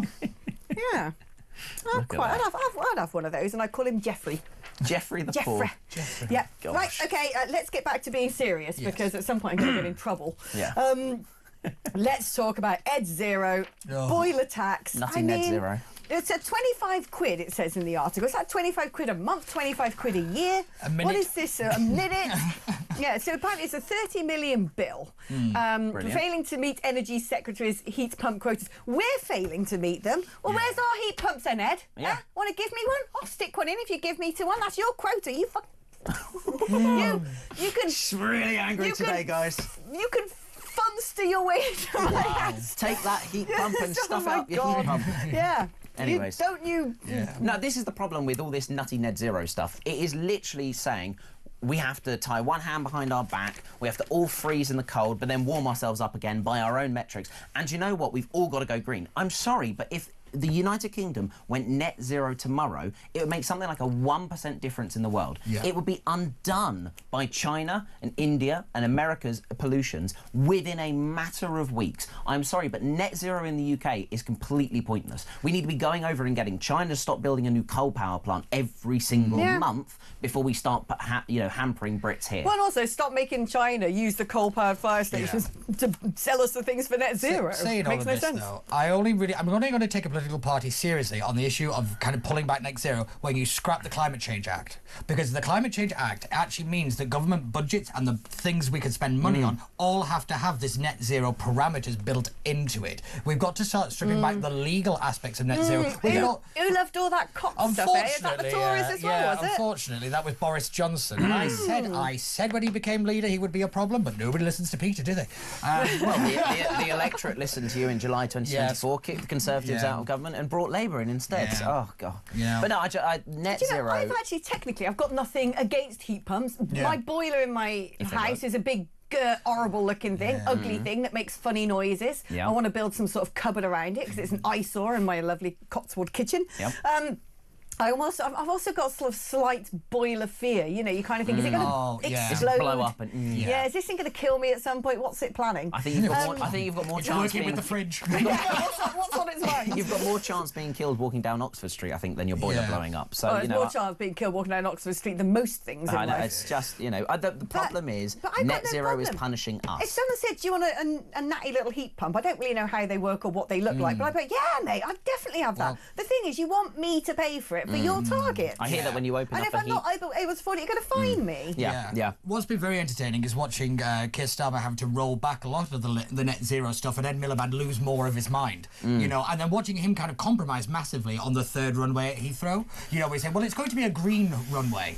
Well, you're going to paint it green because, taking off aeroplanes are not green. Although the Red Arrows now run on biofuel. Yeah, they're also Russian. I think that's what we need to be going towards more. So Formula One, for example, has now got to have sustainable fuels created by itself, that sort of thing. I think that's where we're moving to. The whole E5 to E10 that happened a couple of years ago. Someone said to me, electric engines are going to be the CD of this world. It's going to go back to combustion with biofuels, but made from waste. Correct. Rubbish. Well, I mean, our king poodles around in a red wine Aston Martin. But that not everybody can turn their Aston Martins into red wine running cars. But it's still pretty cool. Isn't it like McDonald's vans, like the delivery vans, run on biofuel that's been from their grease fryers? Yeah, absolutely. So that's the stuff we've got to be doing more of. I mean, in my new address, I've got 85,632 different bins for recycling. Of course. If once I've finished, which then makes no difference because once they get to the landfill, they're all together anyway. Because there's a tiny little bit of some strawberry compote left on it.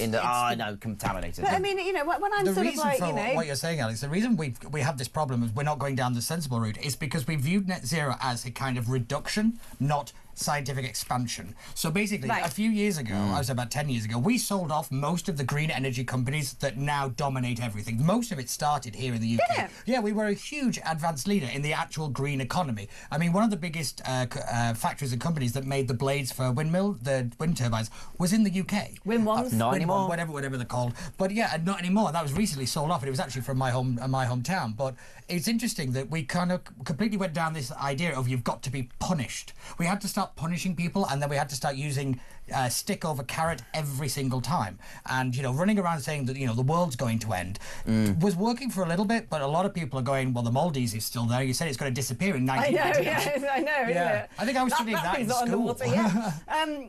I see that you went to school much more recently than me. In my time, there was a hole in the ozone layer and acid rain. We had that. We had acid rain. Phantom acid rain. Right, we've got a voice note on heat pumps from, cryptically, it says on my screen, Elle, who sounds like a missing character from James Bond. Take it away, Elle.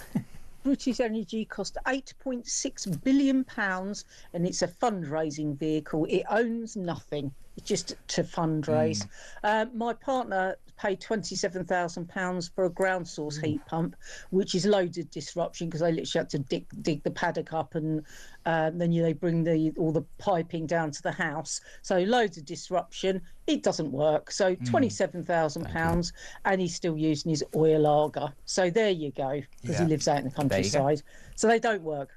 I'd like an oil argo and get the local chippy to give me their chip fat. And, definitely. But she brings up such a good point about GB Energy. This could have been a great tool for the government to kind of invest in greener energy. It doesn't seem to do anything apart from own a lot of stuff, and for some reason, and cost a lot of money. Cost a lot of money as well. Talking about your party, it was under Rishi Sunak who brought in ARIA, wasn't it? Which is the Advanced Research Innovate. I don't know, some sort of acronym about studying stuff and researching stuff. And it was, and that sort of has taken an interesting twist, which is all sort of, going like tinfoil hat, like cloud seeding and things like that. Is what ARIA's up to. To be fair, it's cloud seeding and that stuff. We've been doing it for a very long time. The problem was it wasn't done over population centres. So the difference is what they're now looking at was doing it in places where a lot of people lived underneath it, and because of the kind of people didn't really understand it, the narrative got way out of control. But it's not necessarily it's not really, these kind of ideas that they're coming up with. They sound great in principle. It is then the political application of them that they don't know how to sell it. Because one is to sort of put the seawater into the air to create. The problem is, once again, what Rishi trying to do, I remember a couple of conferences ago, was say, we're going to roll back on net zero so that we get there without punishing the public at the moment. The point is, Rishi, you only had a few months left until you called the general election and lost it, and it's all been undone by Labour anyway. We are now being run, in effect, by Rachel from accounts and nutty net zero. It's absolutely the state of this country. Lord Ed Miliband, he's the biggest threat to national security. Ed Miliband, without a shadow of a doubt. Blimey, and it's some tough competition. It's a tough competition. It is. Right, okay, listen, guys, that's where we're going to end our sort of head-to-head for now. When we come back after the break, we're going to be doing the front pages, so that will be fun. I don't know if you're staying or going. You can decide. It's entirely up to you. Stay. Whatever you want. Dean says you can stay, so we can do the front pages as a gruesome trio. Right, okay, lots to look forward to. You're putting on the kettle, aren't you? We'll see you on the other side of these short commercials.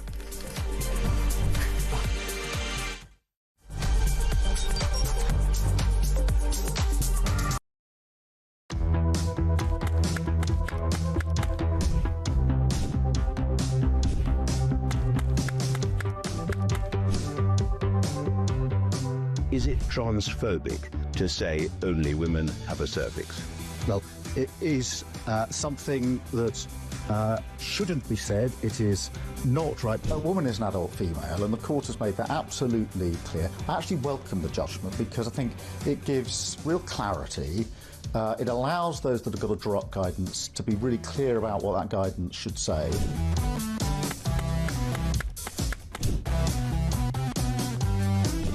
If you want to fight for Remain, vote Labour. Now, there are some who say we don't need Brexit to work. We need to reverse it. I couldn't disagree more.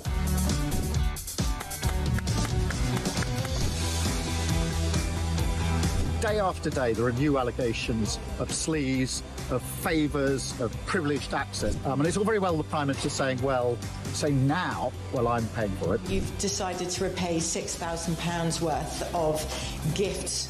Lord Ali is facing an investigation. I wonder how concerned you are that your biggest donor was not fully transparent. Are you saying you made a mistake? It was right for me to make those repayments. Thank you.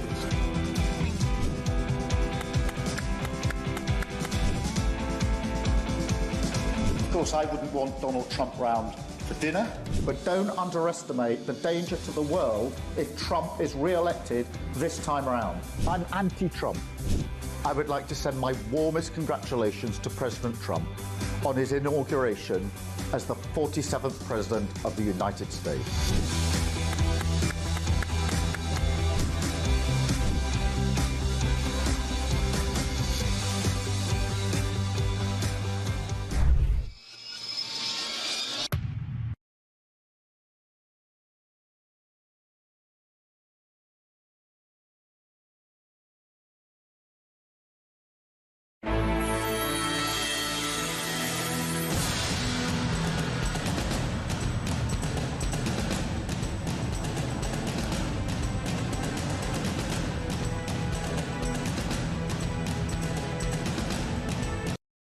Across the UK, on DAB+, on your smart speaker, on your smart TV, and on your side.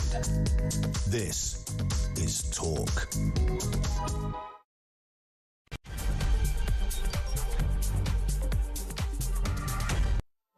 Hello and welcome back to the show. I'll tell you what, I deserve some sort of gold medal because I've got a bagel this morning. Normally I have a secret fire in a plastic carton, and during the course of the show I'm shoveling things into my mouth. And today I said to Dean, do you know, I want to have a bagel this morning. I fancy smoked salmon. I fancy being a bit sort of bougie, puffing it. Bougie, yeah. And but I didn't actually account for the fact that the chewing time on a bagel is just really hard. And it's a big choking hazard. It's a choking hazard. Like, you know, I basically take a bite, and I'm about 4 ruminations in, and Tech Op's like, we're coming back now. Honestly, it's going to be the death of me, that bagel. Right, let's do front pages, which means I've got to put the puffins to one side, the bagels over there, the glasses and the tissue can go over there. I've got to rearrange my whole order here. Access these newspapers, nasty tissue, and here we go, fellas. Right. Oh, look what's on the top. I've got the star on the top, which is my favourite. Britain's special forces are pushing to sign up women for the elite regiment. That's a very sensible headline for the Daily Star. Impressed. Military chiefs say 20 GI Janes earning the SAS's winged dagger badge will boost troops. So they want women to be in the SAS. Yeah. There you go. That's kind of cool. Is, are they going to lower the standards to which they are required, like, for entry? Because this is what they did in the Navy and they did in the Air Force as well. They lower to be honest, let's be fair, and the police. There's lots of sort of delicate little things with all these false eyelashes, and I'm like, you can't tackle it to the ground. Again, this is the problem of diversity leading, not common sense. Correct. But there are, I'm thinking of some of our sort of Olympic runners and things like that, and there are some gnarly women out there. Yeah. Don't get me wrong. Give them a rifle and the SAS as well. You don't necessarily always have to just be a grizzler who can, like, you know, wring someone's neck. Willing to run towards danger when everyone else runs away. That's the main thing. But you've also got the scalies, haven't you, who do all the comms stuff, and you've got the people who sort of go and embed themselves within translatory type people languages. Do you know, I was thinking the other day, I'd quite like to be a reservist. Although it would be just my luck if I suddenly decide to be a reservist and then we're at war. Absolutely. Great. And maybe not at the moment. I'm going to say, Alex, we've talked about geopolitics a lot over the last year. Are you sure you want to be a reservist? Given the current state of the world. I like military aircraft. I just want to get close to military aircraft. Apparently, if we you're go to an air show. Or be part of Palestine Action. I hear they get very close to they get very close to them. Thank you. Do you see the segue? Thank you. On to the next front page, which is about, funny enough. Yes, here you go. The Mirror. We've already spoken about this one to death, haven't we? Foreign criminals to be sent home to free jail space. On the front of the Mirror, Labour's own newspaper. Good, kick them out. Yeah, there you go. We've already sort of explained how that probably won't work. No. But it is actually an important. I've got to say, I do support. Shabana Mahmood's one of the OK ones, isn't she? No, she's terrible. Oh. She's the one of the sentencing council that wanted to... The two-tier sentencing. The two-tier sentencing. She so is if one you're of the from an ethnic background or things like no, but that, I thought you she was get the one who less of a tried to fight against that. No, that was Robert Jenrick. No. She'd fall back with a letter. Yes. Oh, right. So she didn't realise the performance. She had her own people on the sentencing committee, and she's actually one of the worst. I would love for a cabinet reshuffle because I think most of them would leave. I've seen stronger cabinets than IKEA. It's really, really poor. So foreign criminals to be sent home. Brilliant. Is it actually going to work? No. Let's see. Otherwise, we would have done it. Sunday Express, riot police on alert as more protests planned. Yep. There's a woman being led away by police. Oh, dear. Who actually, I don't know, I can't tell, but she looks to me like she's probably one of the good uns. Yeah, probably. She doesn't look like a sort of short fringe nutter. Do you know what I find interesting is that they've managed to magic up 3,000 extra riot police. Just for this weekend, and I'm curious because not so long ago the same people were saying that we didn't have enough. No. The problem with this is, so as a local councillor, we get to learn our local police very well. They get pulled away from their local areas to come and help with these sorts of protests and stuff like that. So what that means is, my ward in Hatch End, for example, we only have 3 dedicated police officers. That's it, right? They will have been dragged away to go to these protests yesterday about Palestine action. That means that if something happens in Hatch End, I'm afraid the police aren't no police. That is the problem. It's not the fact we have these magic police that turn up. It's we take them from elsewhere. And actually, that leads to... What's the army getting up to? Can't they go and protest? No, do not use military to start policing things. Have you seen what happens in other countries when that happens? It doesn't end well. Actually, no, not under this government. That would look very, very sinister, wouldn't it? But the thing, I was thinking, I don't know if you've heard about Bournemouth and the sort of citizens' programmes to try and sort of, I don't know if police the streets is the right word, but try and... dissuade people from committing crimes and antisocial behaviour. And I think that the next thing that's going to happen will be vigilantism. Oh, it's already happening. Have you seen the video in Spain of those migrants turn up on the boat and they're like, whoa, you won't be tackling them into the sand? Yeah. People will be taking action into their own hands because they're so fed up of waiting for someone to do it and for also them. more likely is that the level of trust in the police right now is probably one of its lowest it's ever been, and because of all the things with what we're seeing in Rotherham, there is a fundamental distrust and they don't believe that they're on the public side. This is a huge institutional collapse.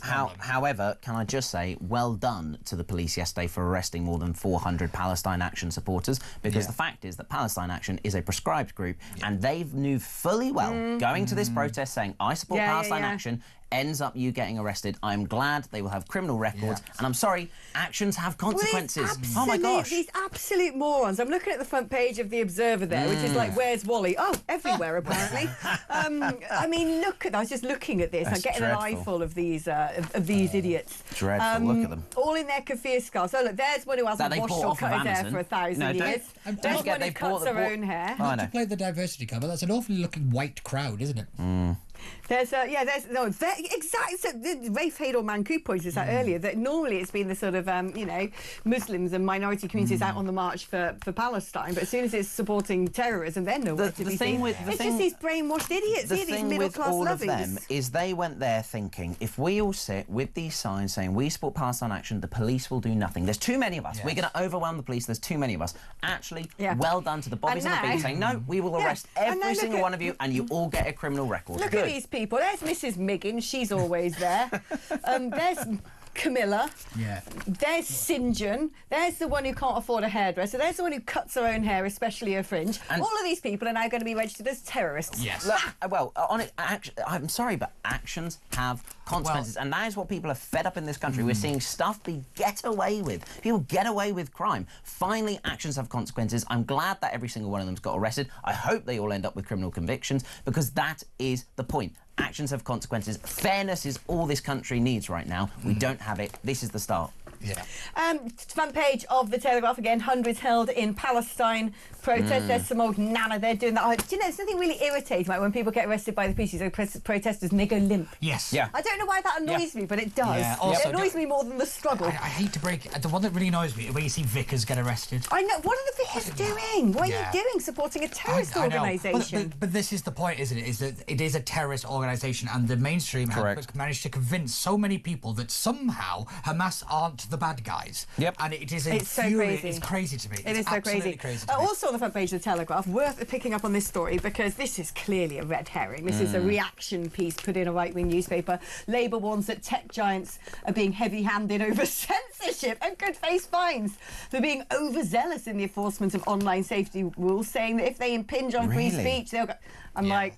That is literally front page of the, JD Vance is in town. Yes. Oh, yeah. That's what that is. That's absolutely, that is in reaction to the fact we've all learned they've got their snitch department in Whitehall, monitoring social media. They love putting people in prison for saying dodgy things. Have they finally worked out what a VPN is? Has anyone taught a Labour minister what a VPN is? But this goes into a bigger point. It's actually, yet again, the Labour Party putting in its excuses very early on. So, do you know, they can't, well, they say, well, we weren't the heavy-handed ones, it was the tech companies. It's actually about demonising tech companies more so they can crack down on them harder. I think that's what's coming down, because let's not forget WhatsApp already threatened to leave because of the Online Safety Act and all the rest of it. Facebook has pulled most of its investment out of it. You know, Britain used to lead the way in the tech sector. Again, being decimated by the Labour Party, and it's not just the economics, it's the politics of it. But this is the thing, a bit like you're talking about, coming out with technology for a green revolution. There are things, without a doubt, that need to be stopped online. That there are things that need to be controlled. Under no circumstances is an 8-year-old watching hardcore adult pornography anything to do with free speech. That is just sick and criminal. Under no circumstances is a trafficker selling his wares on TikTok anything to do with free speech. Under no circumstances is a yobbo selling magic mushrooms and cannabis gummies on Instagram anything to do with free speech. These are just criminal activities happening online.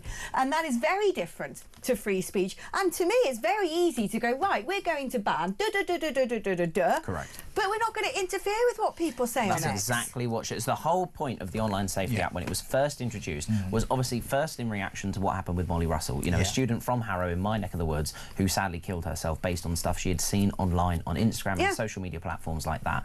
That is what it was brought in to do, to put the onus of responsibility onto social media companies to protect users. But it has been opened up and opened up and opened up, and now we've seen the truth of it being the Online Safety Act has become, well, yes, social media companies need to do more on social media, but we're also going to be monitoring you. The other thing is this way, because I've said for a long time, and it's been an unfashionable opinion, but I think I'm pretty good at foretelling the future sometimes, and I have a feeling that my little Alex policy that I came up with about 5 years ago could become mainstream, which is I don't think under any circumstances we should have user-generated content porn websites. Now, people want to watch porn, pay for it, prove that you're 18, like when you had to go down the DVD shop back in the day. But the idea that anyone can upload a video and anyone can watch it, it's a bit like saying anybody can make alcohol and sell it on the street.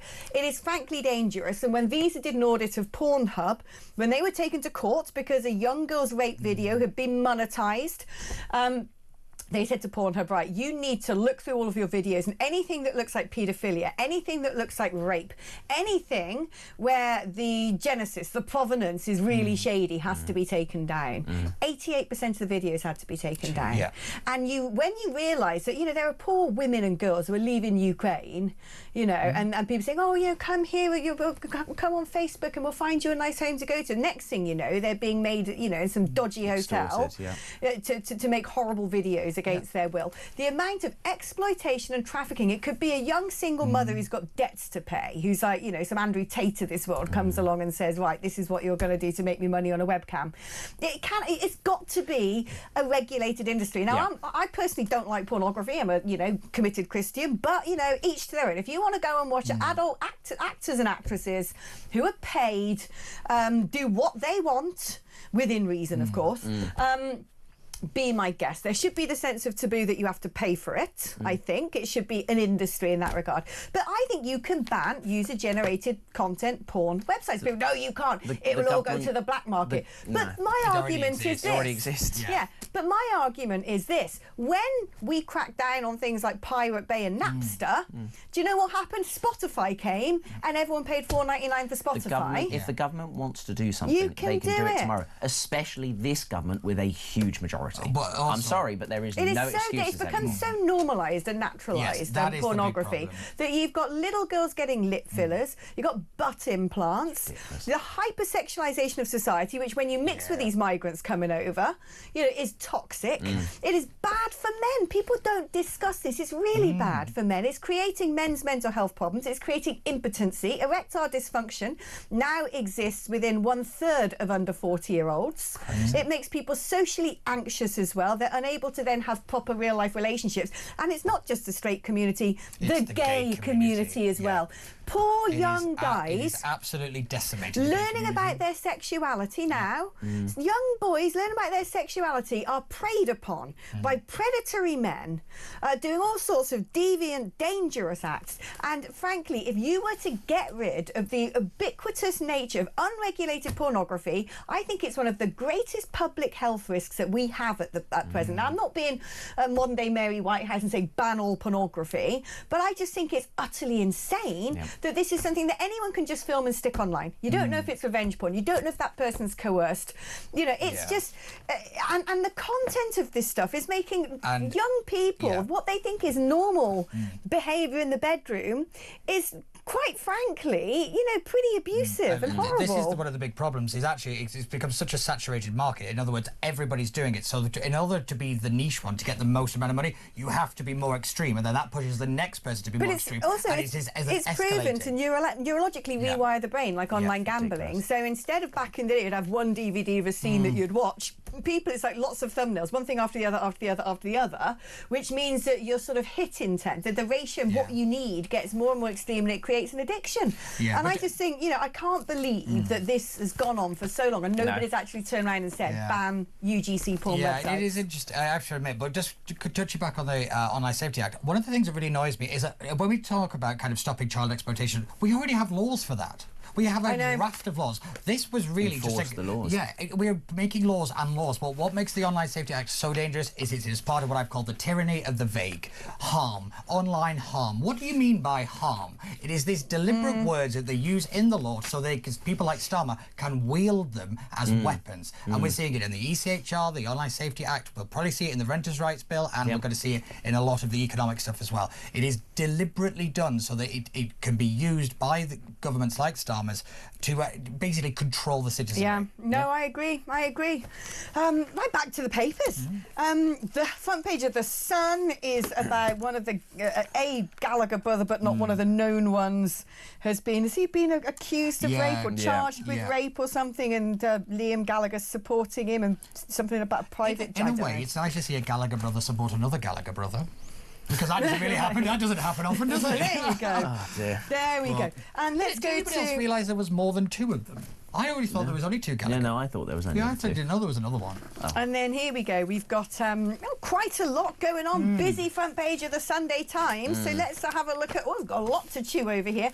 Again, we've got the Palestine action. This time there's an old nana, 89 years old from East Sussex. Her name is La Pethick. If that's not a woke name. I've never heard it. Perfect. But she's being arrested in one of those, like, what are those hats called? That, like, bucket hats? Bucket hat, that's hats, it. Yeah, anyone called La who's got a bucket hat is clearly some sort of strange leftist. But otherwise, whereas we've got loads of things. So students are choosing home over digs. Almost a third of university students live at home to do their degree. Yeah, it's because it's so expensive. And yet I said for a really long time that the NUS, the National Union of Students, went after the wrong issue. It was never tuition fees. It was always your maintenance grants and the money you needed to live. Most people did their original kind of grants that they got didn't even cover the rent for a first term. But then it is ridiculous. But then I say this, right? When I was at university, I worked throughout. I worked hard during the summer holidays. I held multiple jobs during the summer holidays, and I also worked while I was at university. A lot of universities actually don't allow you to work in the first year. Oh really? Yeah, How can they? That can't be right at all, because I remember when I was at university, you could go and get a job at the student bar, for example, so you can work be pulling pints for your mate, things like that. But you can't get an outside job. That's ridiculous. Oh, God, well, I mean, that is ridiculous, because the problem is that university students now are going to be coming out of university expecting everything to be given to them still, right? The whole point of university is you go and become an independent adult. So you've got to go and work a job, 2 jobs, 3 jobs. You've got to start saving up, thinking about getting a house, a mortgage, things like this. The world is not going to make life nicer for you. You've got to get on with it. If more students pulled pints and actually came into contact with real human beings, they'd be far less brainwashed and weird. And we'd have more pubs open as well. They wouldn't be closing every week. Yeah, there's a great story the other day, though, about a student union gave a press kind of advice to students not to eat acorns because they were concerned about them choking. Acorns? Is this again linked to the fact that we've let people with lower grades go to university as well? I think that's something to do with it was something to do with Might foreign be the Squirrel university Society students. or something. I don't know. With foreign students being confused as to what acorns were, and they were scared of them choking. So it was official university guidance that was given out to not eat the acorns. And you wonder why this country is in the state that it is. It's like when you walk past the Thames and there's a sign that says river. I'm like, it's just infuriating. Panicked students. There's only going to be a few people in the country who know what I mean by that. Those people in the New Forest. Panages in the New Forest. You've got the wild horses in the New Forest. But when all the acorns fall, if the horses gouge themselves on all the acorns, they get very sickly. So all the horses are sort of moved away out, and clear the and all the farmers bring these special pigs in with the big rings in their nose to stop them eating the tree roots, which damage the forest floor. But they gobble up all the acorns and essentially make our own homegrown version of Iberico. This has literally been country file this morning. We've talked about puffins, donkeys, pannage. Can I just say that there is a great story on the front cover here, and this is to do with Nicola Sturgeon and her kind of coming out and all the rest of it. Can I just say... Nicola Sturgeon coming out? Yeah, can I just say... She was sort of coming out. We have got to stop politicians kind of whitewashing and kind of rubbing, like, getting rid of all the horrible bits about them in these kind of, oh, look at me, I'm just a normal person. Nicola Sturgeon was an abhorrent leader of Scotland. She is a terrible person, and we cannot allow... We see it all the time. Matt Hancock, like jungle washing, I think it was called, because they go on these kind of shows. Yeah, it didn't really work there. Where's he gone? Wherever he's gone, it's not far enough. And we've got to stop doing it because it infuriates me, because we keep kind of venerating terrible people. We're giving them a second chance. There's now this thing that every single politician under the sun seems to have some sort of biography or autobiography. I don't give a hoot whether Nicola Sturgeon's had a girlfriend or boyfriend or a pet puffin. Yeah, I always could care less. Was it Ronald Reagan that says, oh, when it comes to Run a country well, and that's all you need to do, mate. The problem is that, with Nicola Sturgeon, you say anything and it'll offend her. I tweeted a couple of years ago the news article that obviously she'd been arrested, got blocked within the hour. So politicians getting offended by people having free speech. The left are the only people that block, aren't they? Absolutely, they love a that's bit the problem. The lovely fluffy left don't like any scrutiny. I was interested on political autobiographies and things. I always like the Ronald Reagan quote saying, I look forward to reading it. We've also got 2 other interesting news stories on the front page. It's a packed old Times. Labour taking donations from a criminal. 3 of its MPs accepted more than £40,000 of election campaign donations from a convicted criminal who the party expelled as a member 3 years ago. Unbelievable. Yeah, can I just say, party funding is the third rail of British politics. You shouldn't touch it because you are going to get electrocuted and you are going to die. Everybody is as bad as everybody on this stuff, and we need tighter reform on this stuff. We genuinely do. My big fear is foreign influence in our elections is becoming more prevalent, and it is done through people paying for that kind of access. And we already saw that Starmer's already started this cash for access scandal. That is going to grow. It's interesting as well that we are still yet to have any recognition from the government to go ahead with the parliamentary plan to have MPs declare if they've come into contact with foreign agents. Why are they not pushing that forward? I'll tell you one simple word: China. Don't worry. I was going to say China. It's fine. The embassy will be built soon enough. Just over the river. Build a super embassy in the middle of the capital. With their secret dungeon or something. People like that Chinese embassy's got some Fritzl Is that to add some more prison spaces or something? Like, what's going on here? I know. And then again on the Sunday Times, frantic Europe pushing fresh plan for Ukraine. Now, this is going to be this sort of long-awaited summit where Trump is going to meet Putin, and people are worried they're going to carve up Ukraine together. First of all, Zelensky wasn't going to be there. Now it seems America's saying he should be there. Zelensky's saying, don't you go giving away our land randomly. Fair enough. I think this is just Putin running rings around Donald Trump. That's my frustration. The frustration is that when Trump was getting elected, it was, I'm going to, sort this out when day one, wasn't it? And Putin ran rings and rings and rings around Trump. Trump was suspending arms to Ukraine, was almost on Putin's side. It was making no sense. Then we saw a switch. Yeah, and Putin put Trump on the back foot. Absolutely. Then we saw this switch and we thought, oh my gosh, Trump's finally seen the light. He's realised who Putin is. He's back on Team Zelensky. He's back on Team Ukraine.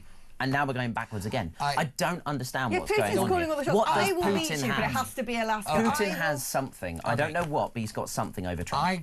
I think he is running rings around him, but we have to remember that not too long ago, before the Istanbul meeting, we said that Putin wouldn't even come to the table. Now he's coming to 2 different negotiations. That is a marked move from a dictator who is losing a war. He's losing it internally because the Russian economy is on its backside. It is But we've said that for years. Yes, the problem is that the Russian economy is clearly not on its backside if it's still functioning. Because I'm sorry, but it's because it's all linked to the war. Putin cannot afford to end the war because his economy would collapse. Everything is now I think it's over 45% of government spending is into the war. Military-industrial complex, basically. And it's gone out of control. So Putin now needs to find a way to end this and not end his country economically, which will then, obviously cause uprises and all the rest of it. He's trying to hold his own country together a lot more. Trump basically went into these meetings thinking it's a kind of American kind of corporate deal. It's not that it was a stupid idea, but we have to realise that this is a marked move from Putin as much as it is from Trump. Guys, well wrapped up there, Peter. Thank you ever so much, Peter. Thank you so much, Matthew. I've really enjoyed your company today. It's been really good fun. And never forget, a puffin can sit in your hand. It can, but it's not that big. It's about that big. All right, let it go. All right. Thank you as well. But don't go anywhere because there's still half an hour to go. So after this short commercial break, do come back.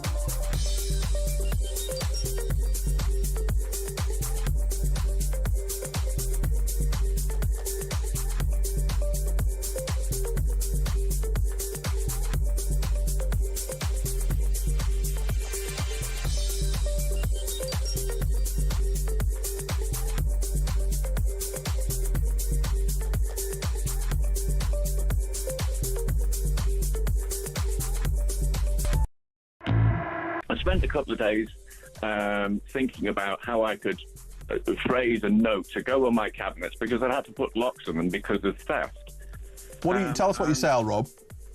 I sell retro and vintage, so it's items, everything from jeans to jukeboxes. And there's some stuff there that's pretty expensive stuff, I'm sure, as well. Oh, absolutely. I mean, there's things that are invaluable, if you like. You can't put a price on them, but there's other things there. Across the UK, on DAB+, on your smart speaker, on your smart TV, and on your side. This is Talk.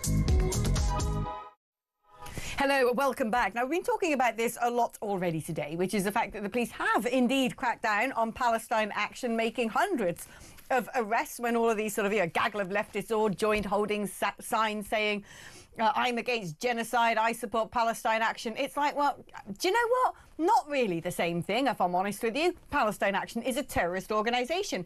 And these are smart Alex, largely from the middle classes, who think they're doing a good deed, will now find they have a criminal record, and not just a criminal record, but they'll go down as being supportive of a terrorist organisation. And they might find it makes things a little bit complicated for them going forward in the future.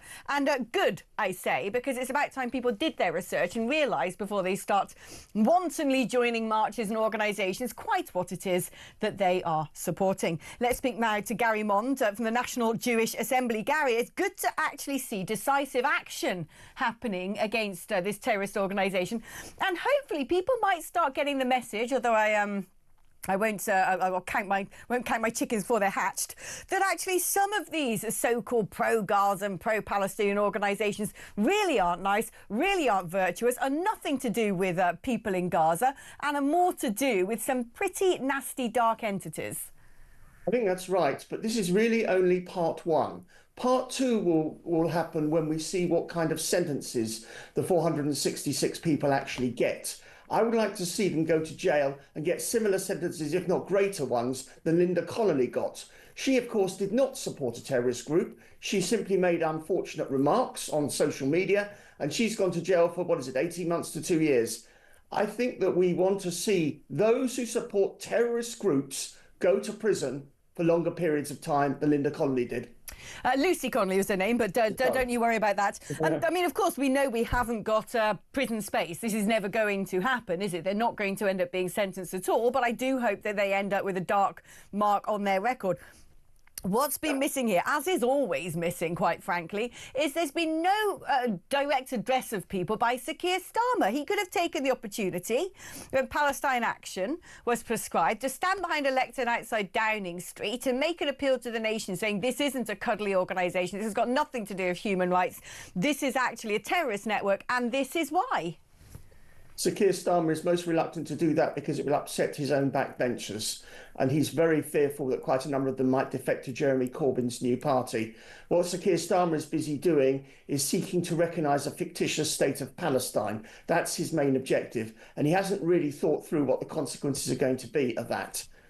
No, well, indeed he hasn't, and he's been called out by some parts of the world, largely Israel and America has been very cautious about what they've said, but clearly not supportive of his actions. But how are things going on right now with the Jewish community? Because we haven't spoken about that for a while. We haven't spoken about how many Jewish people are flooding out of the country and moving back to Israel because they feel safer there.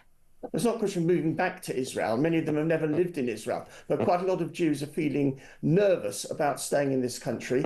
Some are considering going to Israel, some are considering going to the United States, some are considering going elsewhere in Europe. Even Hungary is a potential destination for some Jews. You asked how the Jewish community is. Well, you'll get a better feel of that later today, because there is going to be a march and a demonstration outside 10 Downing Street in support of the hostages, which have been ignored by Keir Starmer and by many other European leaders, and indeed many in Britain. We're bringing the hostages back to the forefront of the debate, and that's going to happen later today outside 10 Downing Street.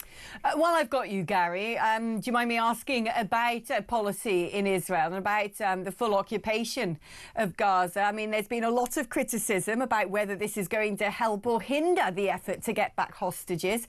Even criticism from the head of the IDF himself in Israel at Benjamin Netanyahu's plans. Are you largely supportive of it, or are you concerned? I take the view, as someone who doesn't live in Israel, that I wish all the support to whoever is the Prime Minister of Israel in trying to do the best for the people of Israel. And I hope that Hashem imbues the Israeli government with wisdom to make the right decisions. Benjamin Netanyahu has decided to conquer Gaza City. He's obviously having to think not just about the hostages, but there are other things he has to think about too. And that is to avoid any form of resurgence of Hamas. He wants to see Hamas destroyed, and we have to make sure that no other organisation replaces Hamas. He's desperate to not have in his legacy a repeat of the events of October the 7th, 2023. And that's what this is all about, not just the hostages. Although the hostages are very important, there are other factors to consider as well. Gary, it's been great to catch up with you. Gary Mon from the National Jewish Assembly. OK, we're going to take a short break now, but when we come back, we're joined by Alex Wilson, Reform UK London Assembly member, to go through all of the big stories about crime just in London alone.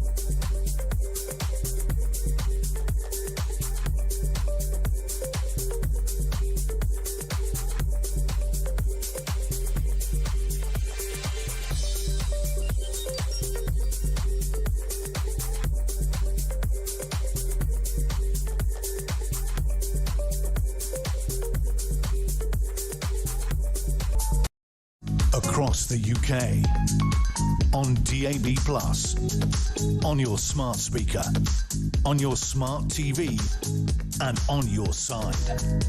This is Talk. Hello and welcome back. Well, how can you tell when your society is so dysfunctional? Well, it's when you actually have to have comical little signs put up what was once the great main thoroughfare of shopping in the capital city, which, mimicking the tube warning of minding the gap, instead says mind the grab. Oh yeah, don't do anything about the yobbos on e-bikes whizzing around and actually attacking people. Instead, let's come up with a funny little pun so people remember to keep their phones in their pockets. Well, guess what? People don't want to keep their phones in their pockets. Tourists might be needing to use Google Maps to navigate around the place. Someone might be wanting to take a phone call or take a picture. That's the point of a mobile phone.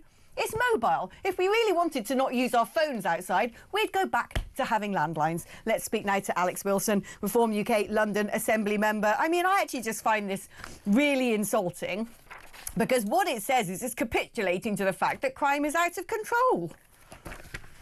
Morning. Yeah, absolutely. I went down to Oxford Street during the week to go and look at this this sign that had been put up outside Curry's, where they've taken it upon themselves to warn not just their own customers, but also just other shoppers generally, that Oxford Street, which is the prime kind of shopping destination for London, huge attraction for tourists and Londoners alike, and yet here we go, private business having to warn people that actually it's not safe to have your phone out while you're walking along there, shopping, whatever you're doing. It's shocking, and it's kind of symptomatic of where we are with the state of crime under Sadiq Khan in London. Look, crime everywhere is a big, big problem. We know that. But in London in particular, we have the consequences of some very clear political choices by this mayor, and that's what's making it worse. He says that keeping Londoners safe is his #1 priority, but his budget simply doesn't follow that. He's spending more on net zero and climate-related matters than he is on crime. 1.4 billion versus 1.1 billion. Both huge sums of money, but if you want to know what his real priority is, follow the money. That's what he's more interested in. Imagine not if actually he could diverted all of that net zero money to the Met Police, how much safer our streets would be. Yeah, well, you couldn't move all of it across, because some of it's stuff like renewing rolling stock on the tube, and they like to badge things up as being green because it gives them it's got a sense of well-being, and some of it is stuff that would have to be done anyway. But the priority is wrong. The Met is claiming to have a shortfall of around about £260 million in its budget for this year. It's why only earlier this week we had an emergency meeting of the Assembly discussing police station front counters being closed, something that they waited until the normal cycle of meetings had finished before sneaking out that news. Then we had to call an emergency meeting to discuss it. Khan was summoned to the meeting. He didn't bother to turn up. He sent his deputy to face the music rather than himself. But there's that shortfall. But that shortfall is roughly the same amount as the difference between the policing budget that Khan's paying for and the net zero budget that he's paying for. So some reallocation of those funds would be the obvious thing to do. If he really wants to keep Londoners safe, we've got to keep those front counters open. He's also looking to cut somewhere in the region of 1,700 officers and staff, again, because he's claiming budget pressure. Yes, there are choices to be made, but every choice that Khan makes as mayor is a political choice, and he chooses to put net zero ahead of crime and safety, and I think that's just totally wrong, and the sooner we can do something about that, the better. I couldn't agree more. Turns out, though, one of the reasons why travel and TfL probably have a lot of difficulty making ends meet is because more and more people are not bothering to buy a TfL train ticket. And you can understand why when you go about on the transport network and you start seeing people pushing through barriers or remonstrating at ticket inspectors who are too scared to challenge them for fear they might have a knife on them or be called a racist, then you can understand when people go, well, if they're doing it, what's good for the goose is good for the gander. Yeah, you're absolutely right, as always, Alex. We see it every day that we go on the Tube network, or on the DLR, or on the all these, the TfL rail network. People bumping through. Yep, saw this video. In fact, it was my one of the chaps who works in my office, Matt Stevens, who videoed that video, put it on Twitter. It's gone viral, but it's just another example. Day after day after day, people go through, they push through the barriers, they don't tap in, tap out like you and I would do. We're mugs for paying for this. It's ridiculous. When people on every journey, they just bump their way through, and the staff are doing nothing. They're standing there, they're watching. Now, some of those staff are paid more than prison officers. So they are paid a decent salary to do their job, to enforce the rules and regulations on the network, and they are simply not doing so. And it's ridiculous, even by TfL's own figures, which I think are a massive underestimation. They're saying that it costs you and I, the fare-paying traveller, about £130 million a year. Think that's a huge sum of money. If that could be reinvested either into the TfL network or into other things, frontline policing, could make a huge difference to Londoners. And yet we're all being ripped off every year, every day, every month. It's outrageous. But it's a sort of broken windows policy as well. It's these little minor petty crimes that just start sort of feeding into a general wider sense of lawlessness. I mean, talking about lawlessness, I mean, shoplifting. Let's have a listen to your colleague, Layla Cunningham. Yesterday, I saw a known beggar in the area walk out of Sainsbury's with 10 packets of steak stolen, and he walked out with the confidence that there's no police and he won't be prosecuted. That is lawless London. Only reform will bring back safety to our streets. Well, we shouldn't necessarily be playing a political advertising campaign. She doesn't explain how they're going to bring back safety, but I've seen it myself with my own eyes. I have seen in the Cooperative on Earls Court Road, lamb chops and steaks in these big plastic boxes with GPS trackers on. It's crazy, Alex. Well, what doesn't help is that the previous government, the Conservatives, basically lifted the threshold for shoplifting so that anything under the value of £200, you're basically not touched by the police. You won't be arrested. You won't be prosecuted. And that's created this kind of sense of permissiveness that it's okay to shoplift. And again, it's the real impact of that is on the staff, who are terrified and concerned that if they do intervene, then there's every chance they'll be assaulted or worse. But also, again, you and I, the ordinary customer who pays our way properly, we're the ones that prices have to go up for everybody else, and it's just not on. So we need to get a grip on this. Shoplifting, fare dodging, they sound like kind of minor, low-level things. You mentioned broken windows. Absolutely true. If your first action when you get up and you go on the tube network is to break the law, the chances are you're in a much more likely position to then break other laws as you progress throughout your day. You've got to get on top of these low-level things because they still have huge impact on people, and, as I say, stop that potential for the lawlessness and the crime wave to continue. And both Conservative and Labour governments simply have failed to do this. But it also just creates a feeling of ill will and frustration and misery for the people who do follow the law when they see these things around them all the time. I have to say, Reform's digital media game's pretty slick, isn't it? Getting all these little snappy videos out there. And I think I've spotted another telly box star of the future. Shall we have a little look at this rising star? I'm here today on Oxford Street, where this is the state of Sadiq Khan's London. We've got a private business warning its customers and other shoppers here to keep their phones hidden because they're getting stolen all the time. Just before we got here, someone's phone was swiped. They're dealing with the consequences of it now. But this is down to Sadiq Khan. 80,000 phones stolen on London streets in the last year. London is lawless. London needs reform. Hey, up, who's that handsome young man there? Possibly comment. No, but we've already covered that story. I just wanted to play it out. We gave Layla her video, and I thought let's do yours as well. Now, this is a very dark story. These are knife crime in school statistics, not just London, but London really is the knife crime capital of the UK. I think it's responsible for 30% of all knife crime. But when you look at the number of under 16s carrying knives in school, a total of 975 under 16s have been reported to the police for it being in possession of a knife. The youngest person to be arrested was aged 7. 7! I mean, this is... I don't understand how, when I was a kid, the worst thing kids did at school was, I don't know, like, be a bit vigorous in a conker fight or something. What is going on when so many kiddies are carrying weapons? It's absolutely terrifying, and it's an extension of obviously what's happening on the streets outside the schools. These young people, children, feel that they have to carry a knife because everyone else is already carrying one, and that's the way they protect themselves. Actually, if you carry a knife, you are far, far, far more likely to be involved in an incident that results in you being stabbed and possibly killed. It's not a sensible thing to do at all, and I would strongly recommend anyone do not carry a knife in school, out of school, anywhere. But we need to do things to educate and show these kids that it's not that it's a terrible thing to do, and putting themselves as well as others at risk. But also more widely, we need to get these weapons off our streets. In the last 3 years, the use of stop and search in London has halved. Again, that's a political choice by this administration. And if you're not stopping people, if you're not getting those weapons off the streets, it's no surprise that other people think they need to carry them as a way of protecting themselves. But it's got to stop. I submitted a petition to the Assembly a few months ago to encourage or demand really the Mayor and the Met Commissioner to increase the use of stop and search. Let's see what the response is to that when we get that back in writing. I'm not holding my breath.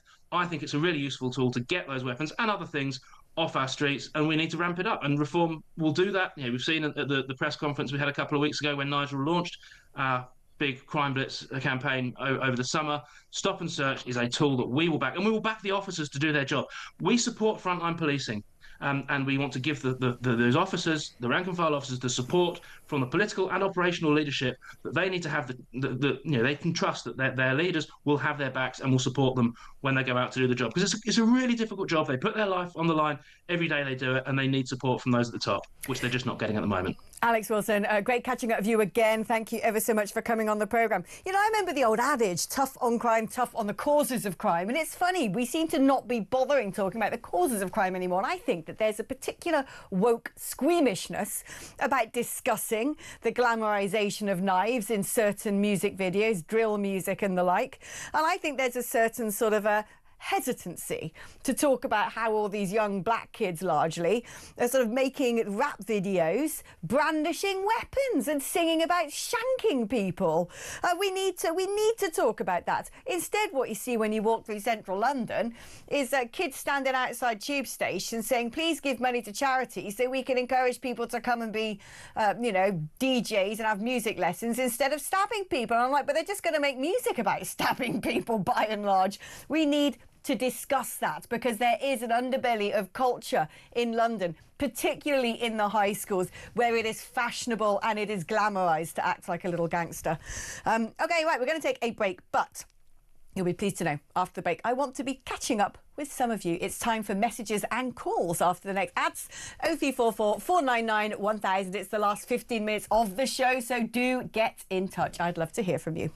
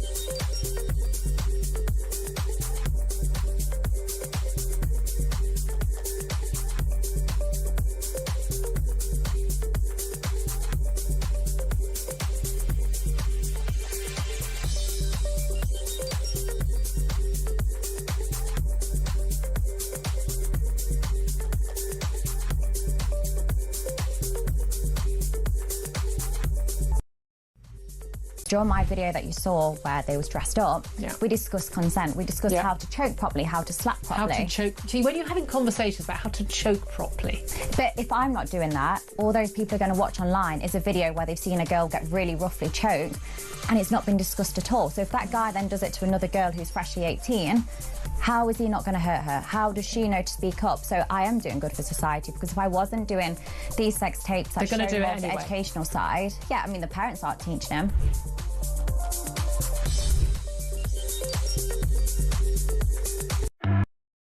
Across the UK, on DAB+, on your smart speaker, on your smart TV, and on your side. This is Talk. Hello there, right, this is it, the final bit of the show, and it's all about you. So let's first of all go and speak to Harry, who's in Portsmouth. Good morning, Harry. Oh, yes, hello, good morning, Alex. This thing where you get a demonstration at a hotel, and then the what I call the left-wing fascists, because they're really fascists in disguise. If Hitler had taken over, they'd have still backed Hitler, because that's what these people are like. Mm-hmm. When they turn up to stop a lawful demonstration, They are interfering with democracy. They wouldn't have even been at that hotel. They only turn up to stop other people's democracy. And it's been going on for, 30 years probably now, this situation. Yeah. The solution is the football solution. They decided with all the rowdies over the years, and it did take them quite a long time, that they would bring in measures where one set of football supporters would be separated from another. That's the situation that the police are doing as they're escorting the left-wing agitators to hotels. But also they did things like, if you cause trouble, the match will be played in an empty stadium, or there'll be no tickets for away supporters. So basically you treat these anti-democratic protesters interfering with democratic demonstrations as football supporters and ban them as though they've got no tickets to the match.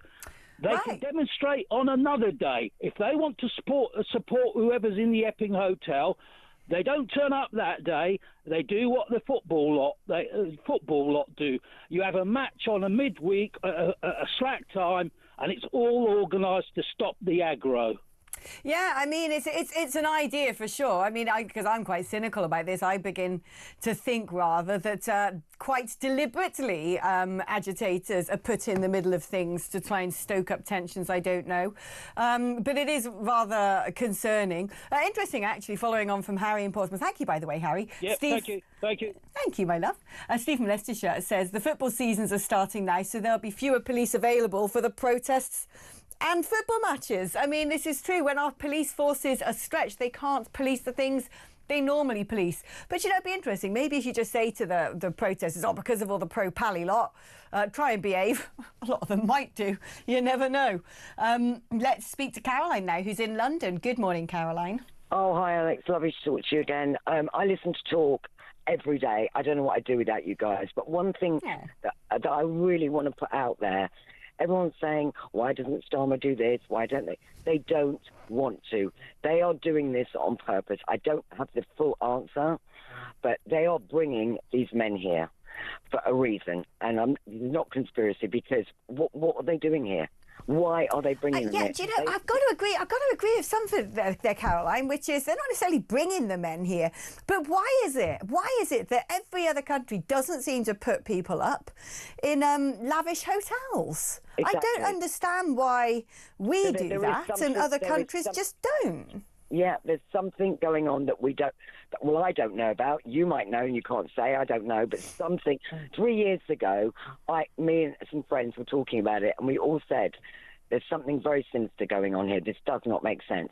And now we're still all paying our taxes. They're going to go up 10% every year.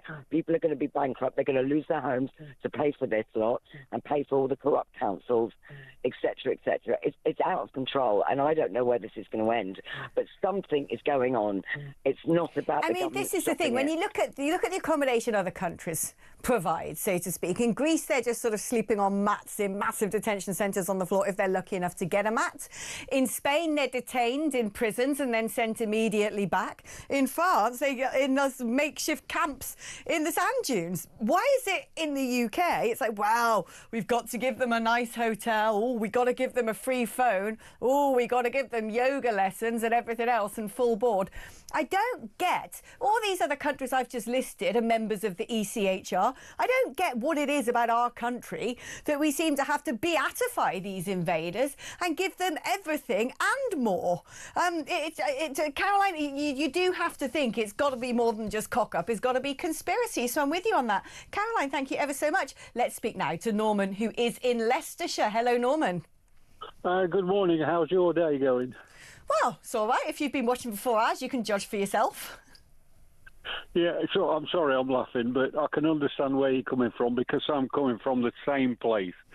Earlier on, you were talking about phones being stolen and knife crime in London. Now, I grew up in a small village in Leicestershire. Yeah. And there was a sergeant and a constable 24/7. In the local town, there was a police station, and if you went down on a Friday, Saturday or a Sunday, there was policemen everywhere. Now, the problem nowadays, you're on about shoplifting, knife crime and people nicking phones. There is no police presence anymore. No. Successive governments from the 50s have denuded the police. They've got policemen have left and they've not been replaced, and they've cut back and cut back. And it's my brother's wife, my brother's dad, lives in Lincoln, and apparently they're going to have to make policemen redundant because they're running out of money. Yeah, I mean, we just seem to, when it comes to apportioning our national budget and the priorities of that, or even local budgets, such as Sadiq Khan's governorship of London, the priorities are just all wrong. You know, if you want to have the luxury of being all net zero, do that, but put it bottom of the list. Make sure that you're able to police your streets first. Make sure you're able to cut down NHS waiting lists. Make sure you've got teachers in schools of a good quality educating the next generation. These are the priorities, not saving the planet, not putting migrants in 4-star hotels, not giving people cars because they got constipation, not having someone sitting there who wants to dictate to everybody else what racism is or isn't. Those things are luxuries. It's something that apparently we can ill afford, according to this government and their ever-growing black hole. And it drives me round the bend, because also most of those things I've just listed, the luxuries, so to speak, aren't even wanted by the British people. They're not luxuries, they're normally hindrances. They're normally boondoggles and bugbears. And I just think it's just, you know, the priorities of successive governments now have been totally wrong, but particularly this mad student union government. Norman, thank you ever so much for your call. Let's squeeze in some voice notes now. This is Sharon. Morning, Alex. Sharon from Yorkshire.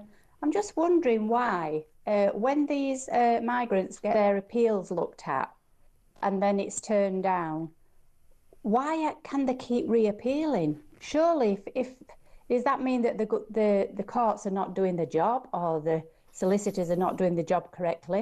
If I did something wrong and I had to keep going back and doing it over and over again, I'd get sacked. Just a question. Have a good day. It's brilliant on a Sunday with you, Alex. Bye. Oh, thanks, Sharon. Do you know, it's true. I don't understand why it's 3, 4, 5 strikes and you're out. If the government have looked at your application for asylum and said you don't qualify, that should be it. Why have you got people going back for another bite? Not just once, oh, you know, everyone deserves an appeal, but again and again and again. And normally when they appeal, they've come out of a new invented thing. They don't appeal on the same grounds. They bring some fresh evidence, such as, oh, look, I've got a big crucifix tattooed on my arm now. Oh, look, I've decided to join some sort of separatist movement back at home, so I'll be at threat if I go there. Oh, look, I've knocked someone up, so now I've fathered a child in the country. It's absolutely ridiculous. And we, of course, pay the legal bills, not just of the government trying to turf these people out, but the leftist lawyers trying to keep them here. We pay both sides. It beggars belief. Let's have a listen now to Michelle from Rutland. Hi, Alex. The thing is, with all these Labour policies now about deportation and all the rest of it, nobody believes a word that comes out of Labour's mouth anymore. I'm sure, unless they're complete leftards, nobody actually believes a word out of their mouth, because all they do is lie, lie, lie, and lie again. Well, there you go. Pretty succinct. Hello there, Mr. Cardwell. Hello, how are you? I'm very well. A bit tired, but I'm okay. I saw your pins as you came here. Well, you lucky thing. They almost glow in the dark, them things. I'm glad you got them out. Get a bit of UV on those. I'm less white than grey, or sort of luminous colour. Yeah, it is luminous. Yeah. Plenty of sun exposure for those Palestine Action protesters yesterday. Many of them have been arrested. It's the largest number of arrests at a single event the Metropolitan Police has done since the poll tax. We'll be talking about that. Also, guess who's performing at Boardmasters, the Cornwall Music Festival? Bob Vylan. So it's okay, apparently, to stand up and say death to the idea.